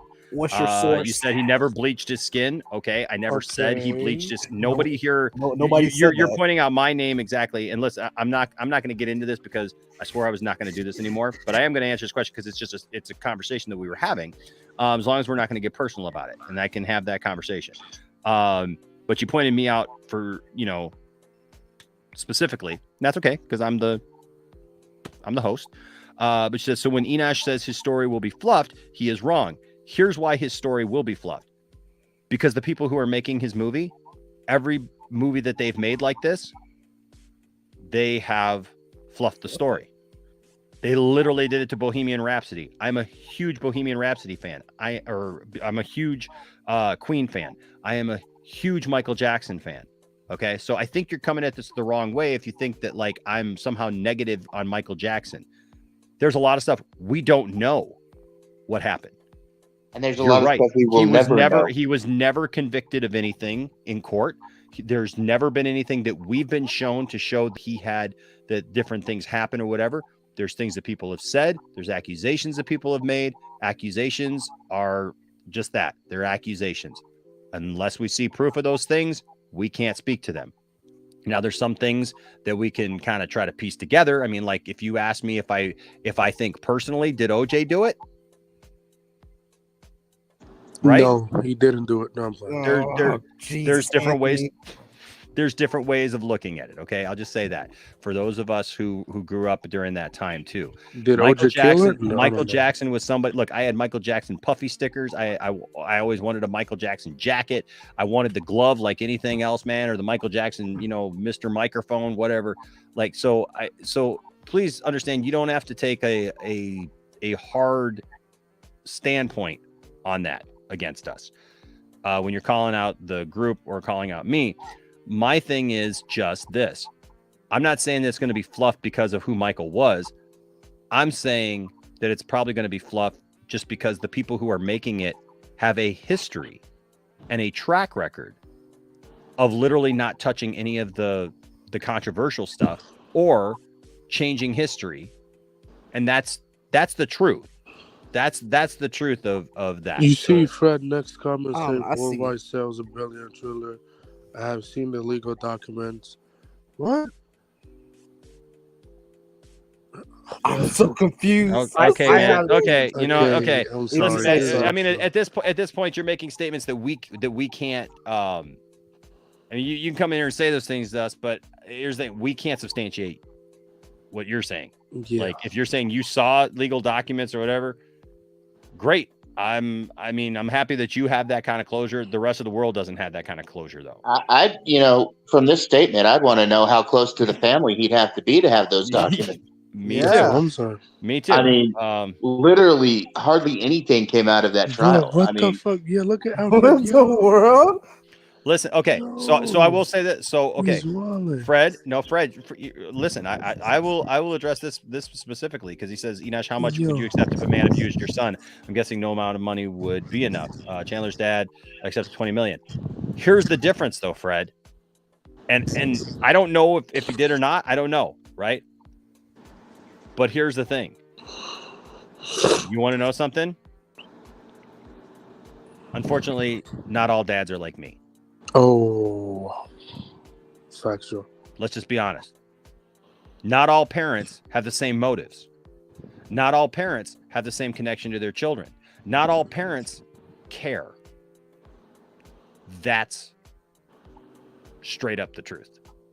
And that's what's sad about it, right? So yeah, Jalen, hey man, don't fight a non-existing battle. Like we're always willing. I'm always willing to have a conversation, but we're not going to get into like I don't. It feels like, and look, we could be wrong, right? It feels like it could be wrong. It feels like you're very agitated towards us, and I don't know why, because we're not saying we haven't quoting you. He was never convicted in court. Yep, that's true. Typical slanted comments for MJ. Why did you not say he was found not guilty? What? Okay, semantics. That is total semantics, man. Because Semantics. I was never leading anybody to think anything otherwise. Nobody The accused him. reality is, dude, you're claiming to have access to stuff that nobody on the planet has access to. If I recall, I think I don't even think we even claimed it. I think we didn't. We didn't. We literally spent an hour talking about how talented the man was and everything that he did. Yeah. Nothing was ever Dude, I don't think we were negative about him at all. We didn't say anything negative about Michael at all. And I was just making the point that he was never convicted in court. So people Here's a fair point. people cannot make the challenge that he is just guilty or that whatever, not because he was never convicted in court. And that's the point. That's the point. He was never convicted. He was found not guilty. Okay. But in all fairness, to even Fred, I was just want to ask him this: if you were gonna make a biopic about OJ. Now, OJ was found innocent. OJ was found not guilty. He was not convicted. You would at least have to address those allegations. And what my point was at the beginning is if you're not willing or not equipped to address those allegations, either because of, the way it would be slanted one way or another without a conviction, should you even make a movie or a biopic? Yeah. Well, we're about to hear from the legal team. You ready? At 5 hours and 22 minutes into the show, here comes out of the back. I feel like Stone Cold's music should play. Like I feel like a window should break right now. Stella! Baxter! Good evening, everyone. The legal department is here. Well, the legal department's only going to tell him that you read an article and that pertains to nothing of what he's trying to convict you of. So the conversation is mute. He's apparently just trying to get attention at a very late hour when we're all a bit tired. So, as one of my bosses would say, bigger name on the other line. Good night. I instantly discredit the argument by using semantics. Stella literally just like climbed up on the top rope and like jumped into the middle of the ring and like everybody just went boom. Came out a big old elbow right in there in the middle of the ring. Wow, that came. Ooh. Came running down. I like She's like, it. I'm here. Yeah. Oh my I God, work Fred. near a lot of very unpleasant people, so when I have to adopt their language, as you could tell, I am not comfortable with it. But come on, guys, we're having a really good conversation, and this starts, and it's like, give me a freaking break. Let me see if Enoch will let me on. Get him in, get him. So, Mr. Smith, I understand where you're coming from, but Enoch has nothing to do with it. You want to take up this issue? Talk to Michael Jackson's estate. Good luck. You know all this? Go and advocate for this man. Okay? I mean, we all wish Michael Jackson was still here. I was very upset when he died. And somebody killed him. Oh, stop! Don't start all that. Oh my Anthony, God, Anthony! Don't say things please. like that, Good please. Lord. Please. There's certain things that you should not say out loud. But as far as Mr. Smith goes, don't pick a fight here. This is not correct. His account was made last month. Fred is shadow boxing right now. Yeah, I mean, if you really have an issue, Mr. Smith, please go talk to the estate. Hey, yeah, have man. your By all voice heard means. there. All Coming here is doing nothing for you except agitating some very nice people, having a wonderfully great conversation about Spider-Man, all this other stuff. There are musicians here. There are artists here. We love music. We love Michael Jackson. We have no problem with it. We are aware of the other issues that have arose during that man's lifetime. We have no issue with it. Why go there? So. Then he probably got triggered by a word that Enoch said. That's why. Well, Well, no, but if there's someone picking on Enoch at this point, of which I said on a little reply during one of his encouragements, yeah, I have issue with that. Because I come here because it's good conversation. We're all nerds. We're all kind of, hopefully thinking on, more thrusters than normal people. But when I see this stuff, it's like, why the hell are you coming and picking a fight? Are you that insecure and that depressed and hating your life? You have to go pick on someone else because you don't want to look at the person in the mirror and try to do something about it and make yourself better? And you know what, Stella? Hey, that's Michael that's the Jackson thing, too. right? I'm Man in the gonna mirror. make a change. Hey, I'm gonna skip out, man. My life, William. Night, Thank you. William. Love Bye, you. William. See you later, William. Good Gonna talking to you, be man. real good. Enough to find who am I to be blind, pretending not to see their needs. I'm looking at the man in the mirror. Mhm. I'm asking him to change his ways. Oh yeah, no message could have been any clearer. If you Mr. want to make a Smith, I'm world a looking at better your place, take a comment look at about yourself, then shame make the facts can't be shared. change. I'm actually bound by an NDA of which I have no sense of violating because of people like you. So do not tell me about facts that you cannot reveal. I mean, I don't see any facts here.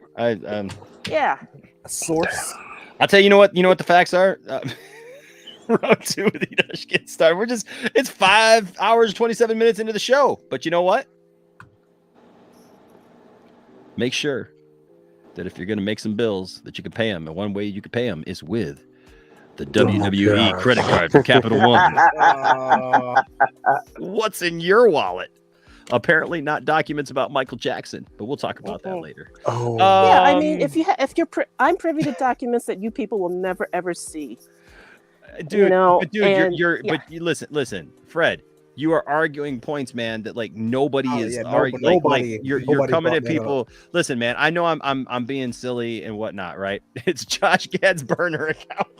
That's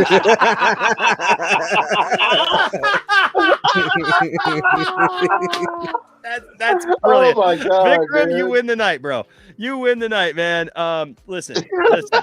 Yes, listen. Fred, look, man, nobody's got a problem with the things you're saying. It's the way that you're saying, because nobody has those issues, man. Look, I could understand it if we were like a channel that like we were like throwing Michael under the bus for a couple hours and we were saying bad things about him and stuff. We're literally just talking about the story that they're making a movie of him.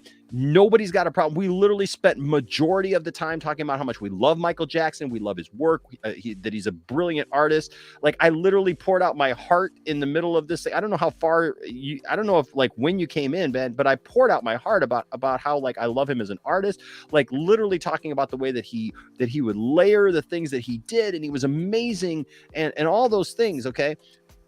But the reality is I don't know what happened. I cannot say with assurances that it was one way or the other. All I can do is look at the guy's life and listen to some of the things that he said. Now, I think sometimes he might say things that, you know what?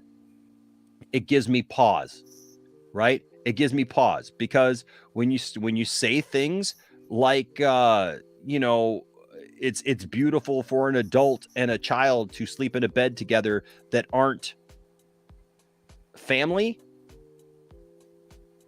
I'll just tell you this: I got 3 boys. I don't care who they are. My kids are not sleeping in a bed with you.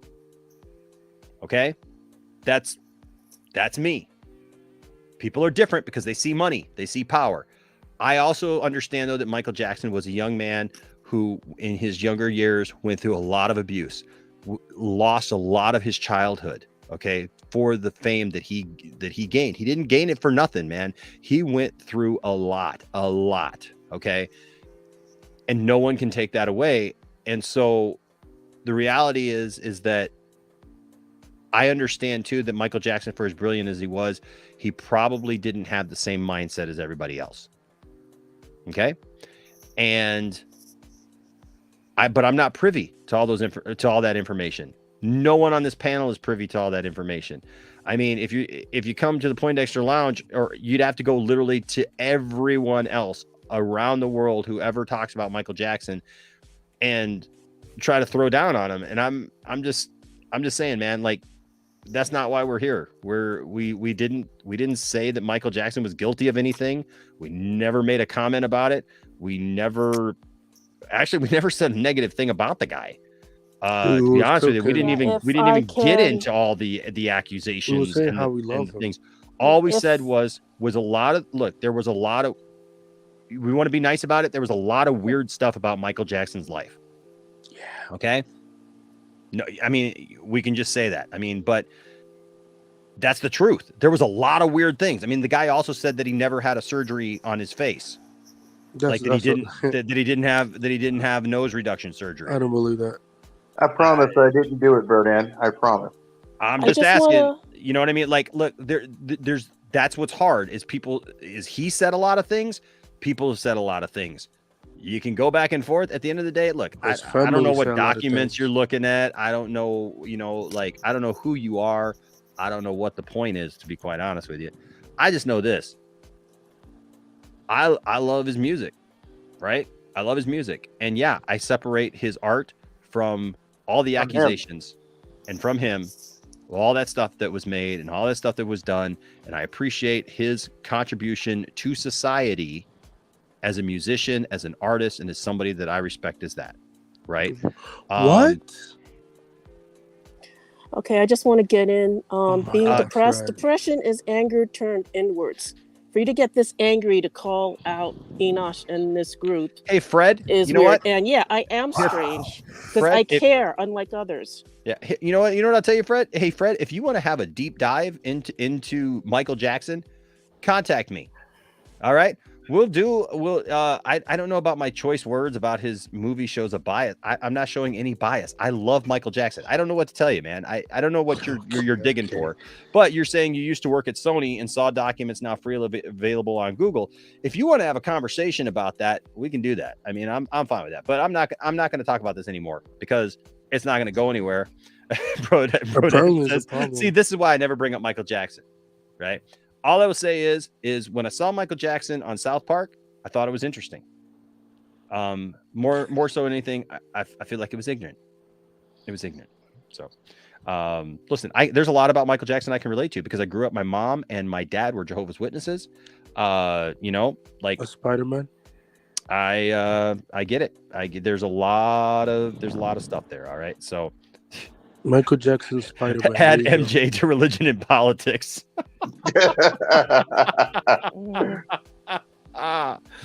And Spider-Man. Yes, and Spider-Man. Yes. We never talk about Spider-Man. And Professor X. Because I'm just telling you, man. And Superman too. Yes. Yeah, we're gonna have to add to that saying, aren't we? Yes. Yeah. No Zack Snyder. No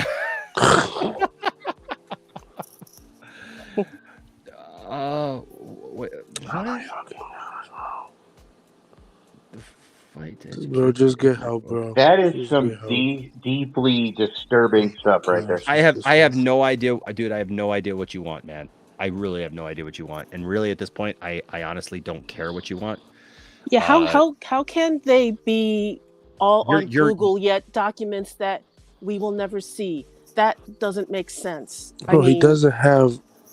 Okay, bro. Whatever. I'm just trying to call him out, Anthony. Okay. Yeah, I know. It's just doing my best to shut him down. plain and Nobody. simple. Fred. I don't know what fight you're looking for, bro. It's like literally because nobody here's got that. Like. It's late as hell, bro. It's about to be 6 o'clock. I know, man. Dude, gosh. He's also literally he's. I'm not going to show you your comments anymore, but he's literally on tape also saying that he's never had a surgery. I've never seen anything about him admitting to 3 surgeries. I've seen stuff of him saying I've never had surgery, I never had this, I never had that, never did this. Bro, you could tell by a person's face that had done surgery before. Yeah, dude, come on. I mean, let's just be honest, okay? Look, nobody's. You seem to.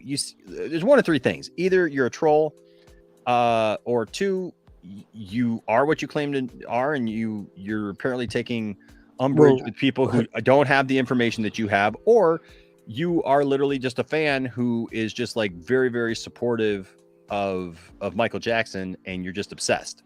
I think one of those three. One of those 3. I mean, his account was created last month, so there you go. Yeah, well, there you go, Fred. So, or you are the founder of FedEx, which if you are, hey, in that case, it was great working for you the time that I was working for you. Although I do disagree with your purchase of Kinko's because you destroyed the culture of that company. Wow. And that I have the documentation for, and I was there for it. So, just saying. Okay, So, but we're not going to solve that tonight, and neither do we try here on the Poindexter Lounge. We literally just talk about stuff, and hopefully that people don't take too many drugs. So there you go. All right. Well, guys.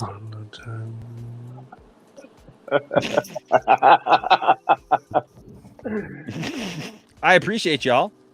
Never a dull moment. Never a dull moment. Never a dull moment. Hey, Enoch, I picked a real good night to come in, didn't I? Thade, you know what? It never ceases to amaze me. It's fun. Hey, but man, it was a good one, man. Yes. And I would love to come back. So Michael Jackson now plotted out the whole MCU. The more you know. I wish I had that banner. No, what I would look for. Imagination. Tony, we miss you too, bro. That's the most important thing that I'm seeing right now is that Tony is in the chat, and I miss Tony so much, and I love that guy. That guy's awesome. Who did we just lose? We lost Anthony. Oh, we lost Anthony. Yeah, you know why? That's because his internet's doo-doo. And he can't pick a profile picture. Yes. Oh, you back? All right.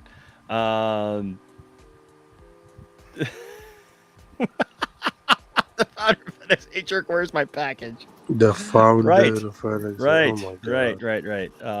Yeah. Okay. So, yeah, great night, everybody. Fred just say that Kevin Feige stole Mike's Here's the idea. best part. I never my God. claimed to be an expert on this topic. Never did. So thank you. Enosh is what? On a go-kart of him? Oh my gosh. Okay. All right. So I'm ready to go to bed for like 2 hours to get up and take my son to the orthodontist. Oh yeah. Yeah. I'm glad you got people sleep gotta last go to work night. in an hour. Yeah. Working This 4 was a hours. good night. And guess what, folks? We get to come back and do it all again tomorrow. Oh yeah. Right here at the lounge.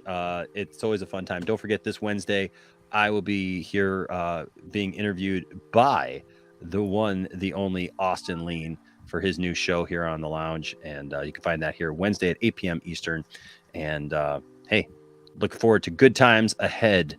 We are looking forward to what is coming. I know I am. All right. So that being said, let's see. I will just mention that say what you will about me, but you know what? You want to hurt me? Go right ahead if it makes you feel any better. I'm an easy target. Yeah, you're right. I talk too much. I also listen too much.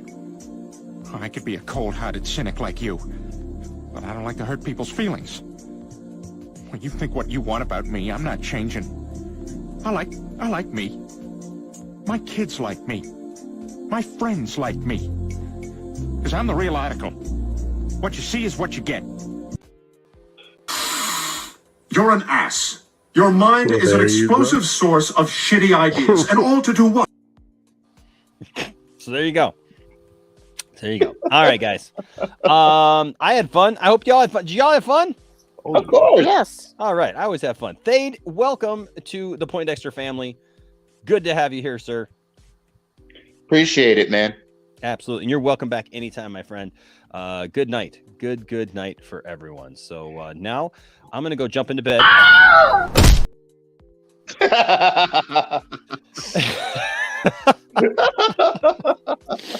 I'm going to go say goodnight to my friend Dawson, who's out in the living room playing Beat Saber there. Poor guy. Okay. Hey, Dawson. Bro, how did he fall back?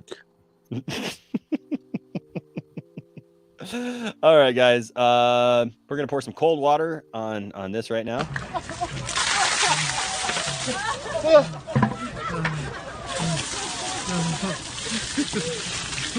Oh my god.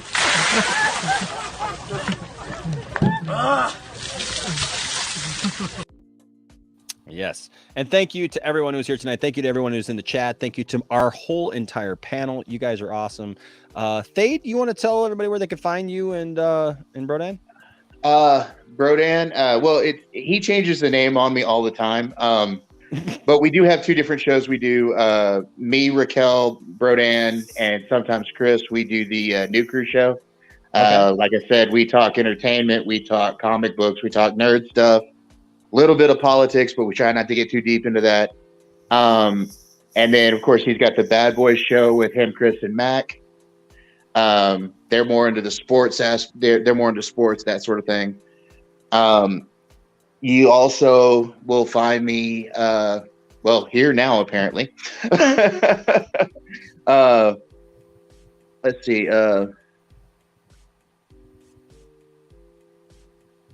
I do so much during the week. It sometimes I don't know where I'm at. So, like I said, gonna plug my channel just real quick again. Should be debuting by the start of March. Be true crime and paranormal. I look forward to seeing people over there. Beyond that, you can find me wherever there are nerd things to talk about. Yes. And a little lesson to anyone coming into the lounge, whether or not you're on the panel, whether or not you're in the chat, maybe don't come in yelling at people, accusing them of telling them how they think about something or what they supposedly said when you weren't here because your friend told you that we were talking about a topic like Mike Jackson. And you won't have somebody kind of joke about the way that you're doing it because it's pretty comical when you think about it. So, I make no claims. I make no claims. The opinions expressed here on the Poindexter Lounge are not those of Fred Smith or anyone connected to Fred Smith, apparently. It's the new crew. Brodan says it's the new crew. Yes, Brodan. Okay. Where did the old crew go? That's what I want to know. And have you talked to 2 Live crew? or Motley crew? You want to be starting something is running through my head right now. Oh, that's my wife's favorite. She loves Yeah. it. You got to be starting something. Got to be starting something. Got to be starting something. Got to be starting something. Caught in the middle. Yeah. Too high to get over. Yeah. I just want to give a shout out to Now I want to go to bed. I want to go to sleep like listening to Michael Jackson tunes now. You came in like a wrecking ball and you're completely awesome and I barely know you. So thank you. Stella, props. Thank you. I love her. You gave me a couple of giggles there. I appreciate it. Not a problem. That's what I'm here for. Stella's awesome. We love her. Motley Crue is just jerks. now those are fighting words. There is a biopic. Yes. No, did you see the one that Brodan put in above that? He said the old crew abandoned him and 2 live crew robbed me. Listen, there is a biopic right there. You know you're in for something when you start a biopic the way that movie starts, right before the credit, or right before the Just saying. We were talking about moist, wet things earlier, so. Oh gosh, the Mad Libs! I loved it. Yeah, but yes, that's actually a really good biopic. Actually, I really like the Motley Crue biopic. But you know what? Here's the thing: those guys were just like, we're gonna tell it the way it is. Like they told their darkest things because it was based on their book, like where they already told all those dark stories, right? You know, and so like you tell the stuff. Yes, wow, Dude Vince, you're gonna have a nice palate cleanser now if you're gonna go watch Good Mythical Morning. I like Good Mythical Morning. I remember when those guys, you guys, if you guys aren't familiar with it, those guys, man, Rhett and Link, man, and they used to do Rhett and Link's Commercial Kings. You ever watch that show? That show was amazing. They would go to these little small towns and find these little places and make them a commercial. Like they went to I think it was Butt, Indiana. And there was a place there called Butt Drugs, and they made a commercial for butt drugs. They're singing this song about butt drugs, right? And then they have testimonials of people. They're like, because they go in, they would ask like each. See you later, Anthony. By the way, I know, like I'm trying to get out of here, and Good night, Anthony. I'll stop. Right. Night, Anthony. No, they would go to these places and they'd be like, "Hey, what are you known for?" Right? And so, like, they're interviewing people, and they're just like, "Yeah, butt drugs is the best pharmacy ever." And then they're like, "They're also known for their coffee," right? So the commercial literally goes like butt drugs. You know what? Here at the risk, we're gonna play this going out. Hold on a second, because I brought up butt drugs. Rhett and Link were just awesome. Hold on a second here. Butt drugs. Things that you don't think you're ever going to type into YouTube. Yes, the butt drugs commercial. Here we go. This is it. All righty. Whoops. Somebody came back. Oh, Jalen came back. There we go. Okay. I'm going to share my screen so you guys don't think I'm absolutely crazy. Here we go. Butt drugs. Oh. Whoa, what the heck? Credit Karma. Credit Karma. Credit Karma commercial. I am told that Oh, no. That's not what we wanted. That's something else. Funny commercial for butt drugs. Here we go. There's a cry across the heartland, a yearning for the days gone by. And in little old Corden, Indiana, they're happy and they'll tell you why. They got butt drugs. They love butt drugs.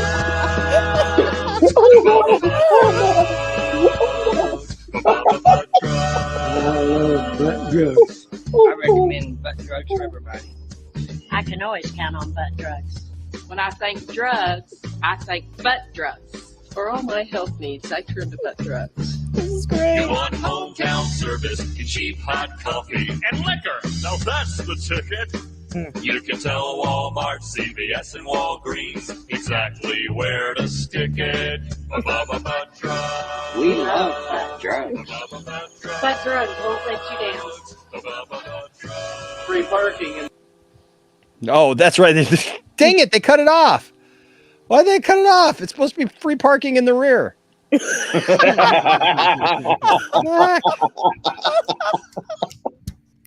a nice clear one.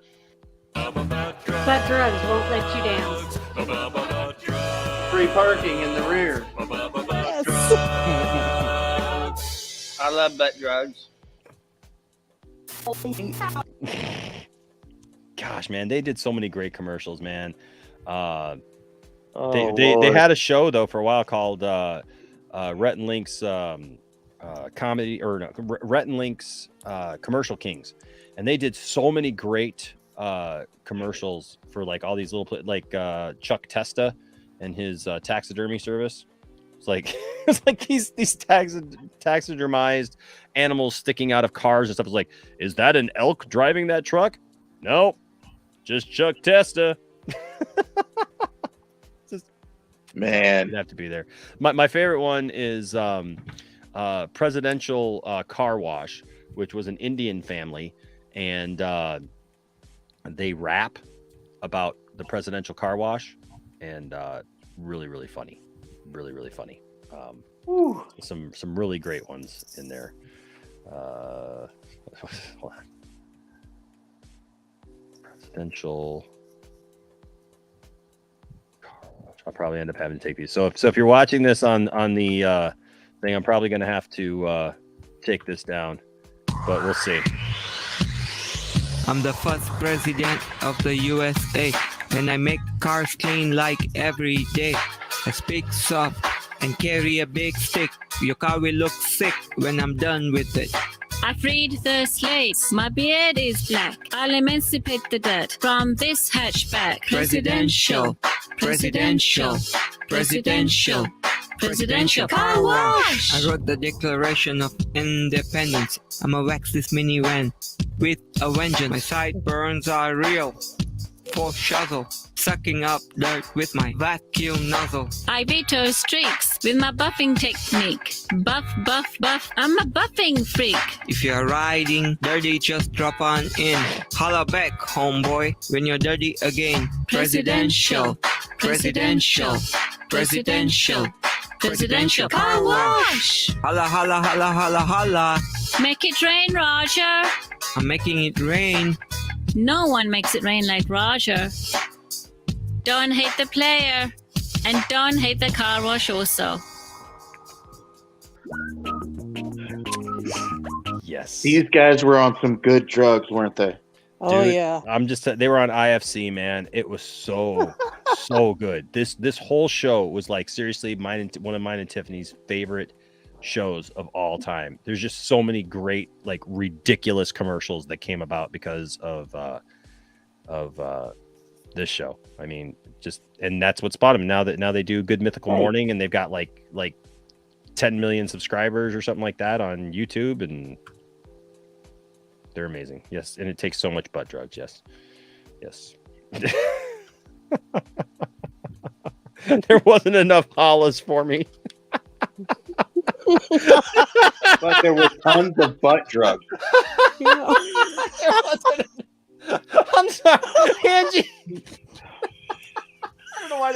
I know why I didn't be funny, because it's 6:13 in the morning. I've been up all night, but my God, there wasn't enough hollas for me. Let's go. We gotta let this man sleep. Enosh. Holla. Enosh. And now all I have to say is electrical mayonnaise rat. Yes, I've got it written down.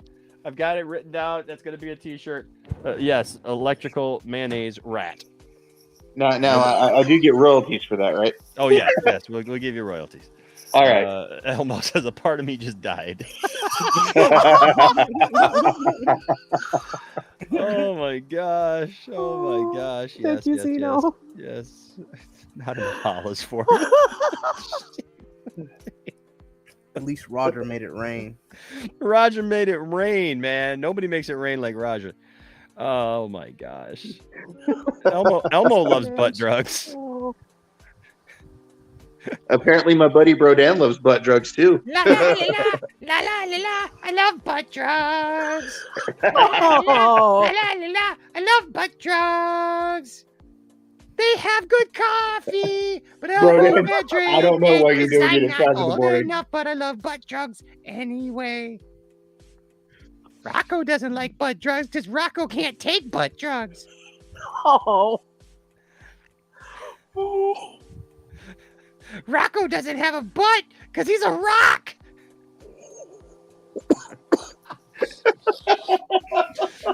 But he's a rock.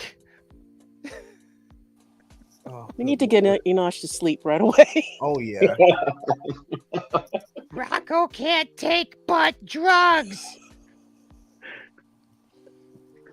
But I love butt drugs. Oh, Jesus. It's a butt drugs world. And we're just living in it. Oh God. We gotta get him to bed. But Enosh, we must not with the butt drugs. Oh dear God. Always been the butt drugs. Butt drugs, you must take, I would say. But come, good butt drugs. For the Jedi, it is time. For the Jedi, it is time to take a suppository as well. Yes. Butt drugs. You seek butt drugs. Take you to them, I can. I think Yes, this is come what on. you're looking for. Butt drugs. Good butt drugs. Butt drugs do not make one so great. But they do make you forget things. Oh God. Like where I put dinner.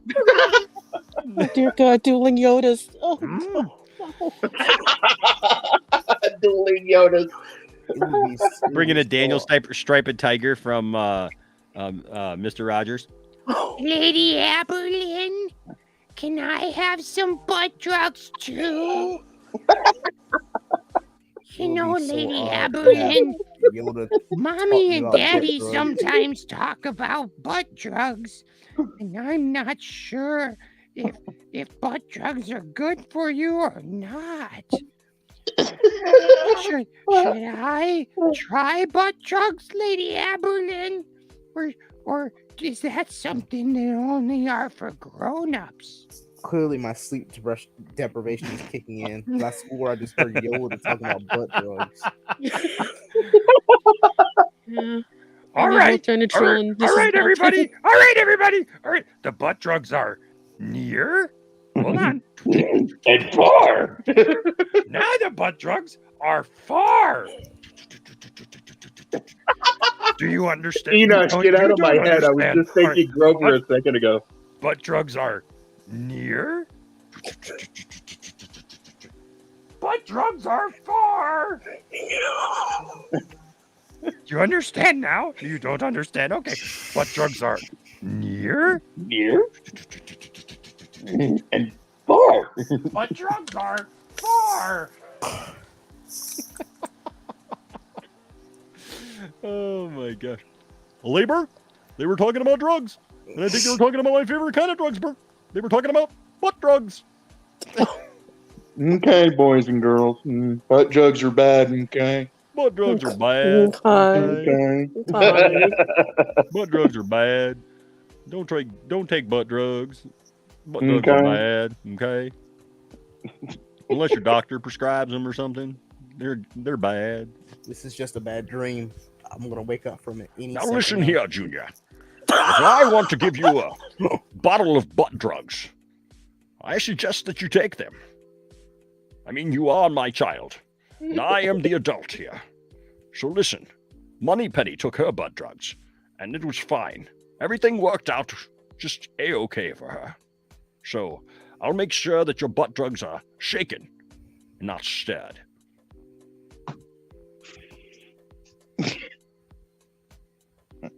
Boring conversation anyway. Luke, we're gonna have butt drugs! Send help. Yes, It's Andy. too late. The deprivation is real. You made me laugh in the middle of an impression, man. Come on. I'm sorry. Didn't mean to ruin your impression. Sorry. Oh, it's okay, man. I don't think I'm so sleep deprived. I don't think I can do it. I was about to launch it. Whoa, what's with all these butt drugs? I mean, are they drugs that you put in your butt? Or do you just get them in a place called butt drugs? Oh, God. Hey, but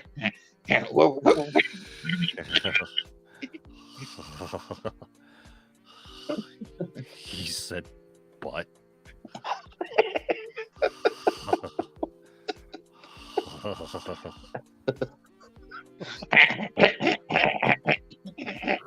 Excuse me, good lord. Like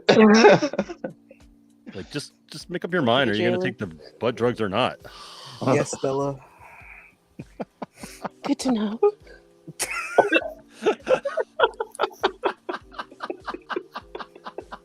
Oh my God. You're listening to mine and Thade's sizzle reel. For all of your voiceover needs. There you go. Yes. It's part of Poindexter After Dark. Little known fact, all those people were here in the room with me just now. They all left now. They all went their separate ways. Oh, hold on. Here.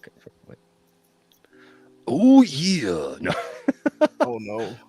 Butt drugs are the way to go, dude. Let me tell you something. Outside, inside, upside, downside. You want to take those butt drugs and you want to stick them right up where Hogan can't get them. Because Hogan will try to bogart your butt drugs. Let me tell you right now. Yeah, I've seen it. I've seen it happen. And I've had to come to the ring without my butt drugs. And I looked and I pulled up on the back of Hogan's britches there and I saw them. The butt drugs were right there in Hogan's butt. That's why we call them butt drugs. Little known fact, boys and girls. And so the thing is that the Macho Man Randy Savage had to hoist that 2-bit phony Hogan over my head, and I slammed him there in the middle of the ring, and I came down with a big elbow, if you know what I mean. I think you do. And the cream rose to the top. yeah, the cream rose to the top. The madness began because the butt drugs started kicking in at about the 5-minute mark in the match. And then I came down with a big elbow in the middle of the ring right there, and I pinned him 1, 2, 3. But I kept pinning him because, you know, the butt drugs were taking effect, and we both just kind of laid there in a sense of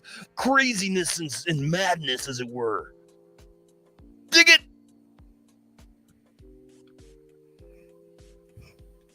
In me, please. What? Hold on. Yes, you must join us in the dark side. We have butt drugs. Luke.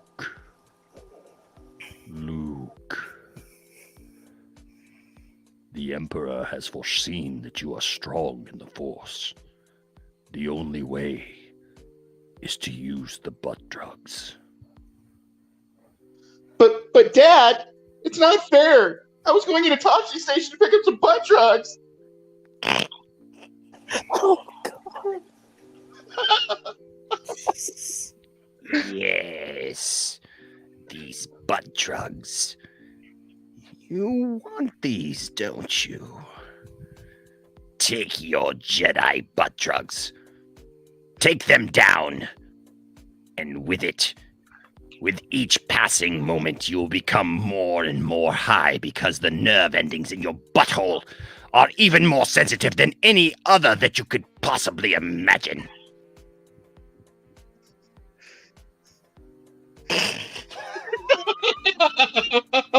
What the heck was that? I don't even know where the heck that came from. No, I'm a Jedi butt drug user, just like my father. I'll never join you. Unterkawa butt drugs?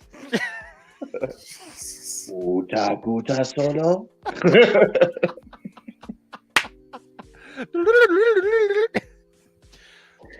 He is saying that he needs butt drugs.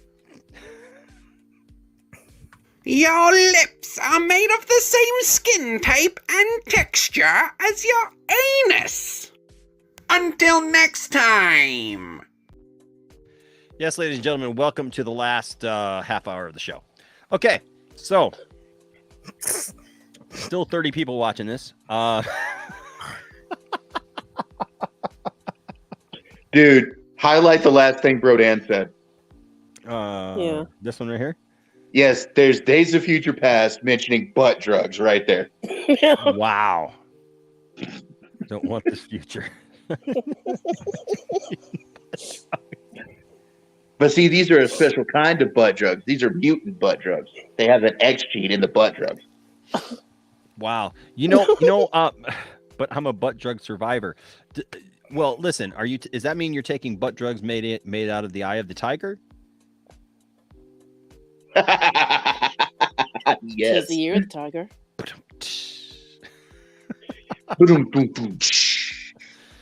Oh, yes. Brodan says, this is why Thanos hates us. Yes. Thanos did nothing wrong. Yes. Yeah, Thanos may not have done nothing wrong, but Magneto was right. I literally want that T-shirt. I want the T-shirt that says Magneto was right. I'll wear it on streams. There you go. Yes, Elmo, we're still here.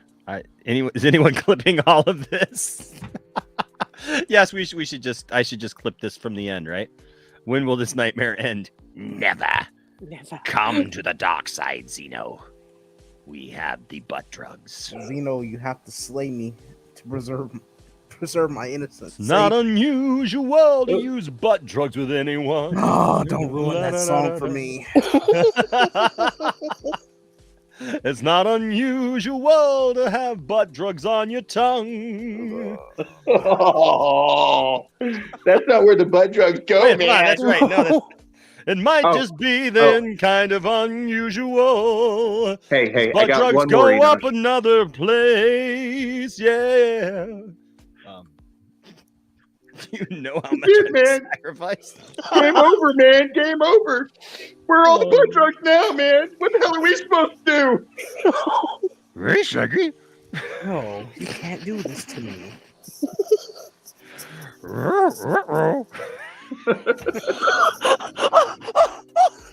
Oh God.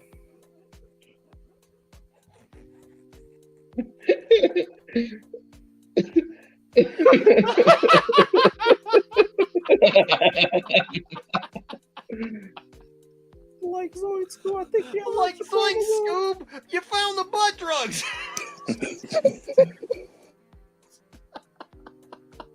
But Jimmy, that's why I fight for truth, justice, and the butt drug way.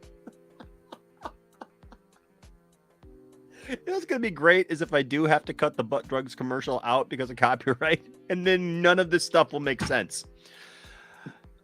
It doesn't really make sense right now, I'll be honest with you.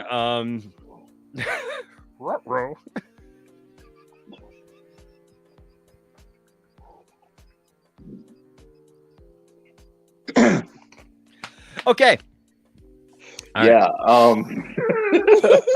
Right. You killed Stella.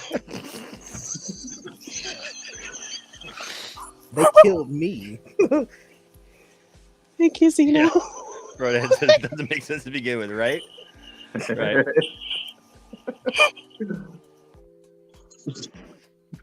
This is what happens, Enosh. This is what happens when you bring me in. Somehow things get chaotic.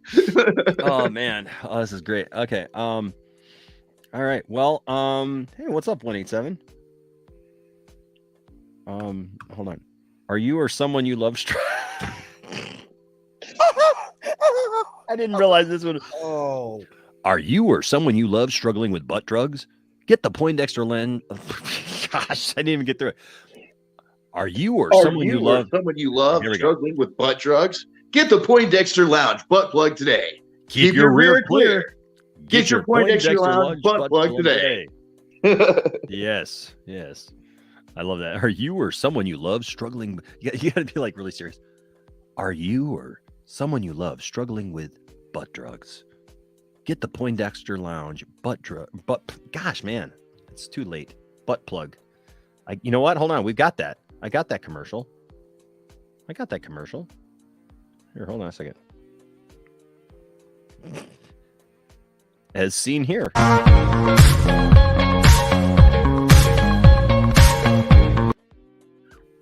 What is that thing's purpose in life? Can't be unseen. Nope, it cannot be. It used to be somebody's computer chair, but yes, H Barts, I'm still on at 6:29 in the morning. I know. Now it's 6:30. Yes, it's 6:30. How much? Shut up and take my money.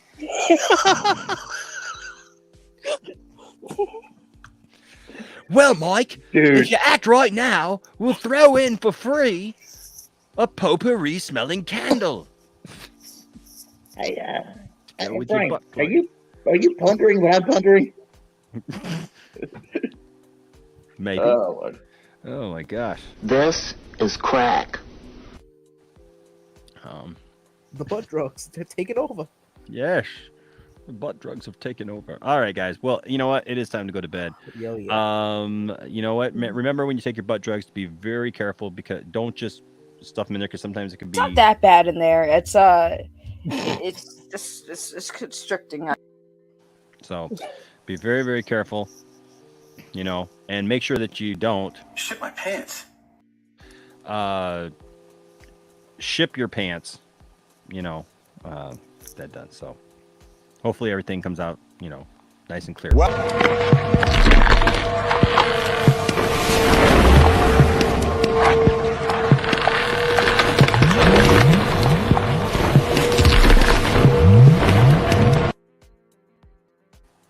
What in the world?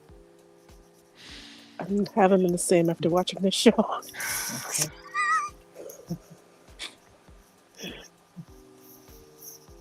Gosh, I got a saggy drop that would actually be perfect for the butt drugs thing.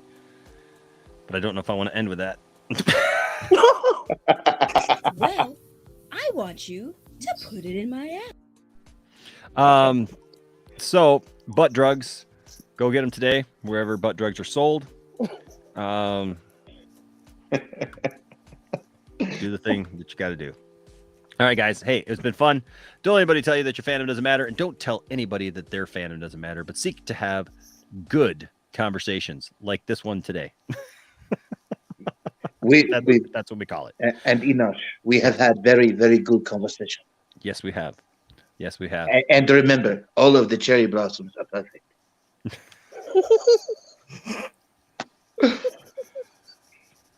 All right, we're going to leave Fantasy Island now. Hey, have good conversations. Treat people with respect, even if they didn't show you their documentation about the Michael Jackson case. You know what? And if you do that, there'll always be a place for you here in the Poindexter Lounge. Good morning, everyone.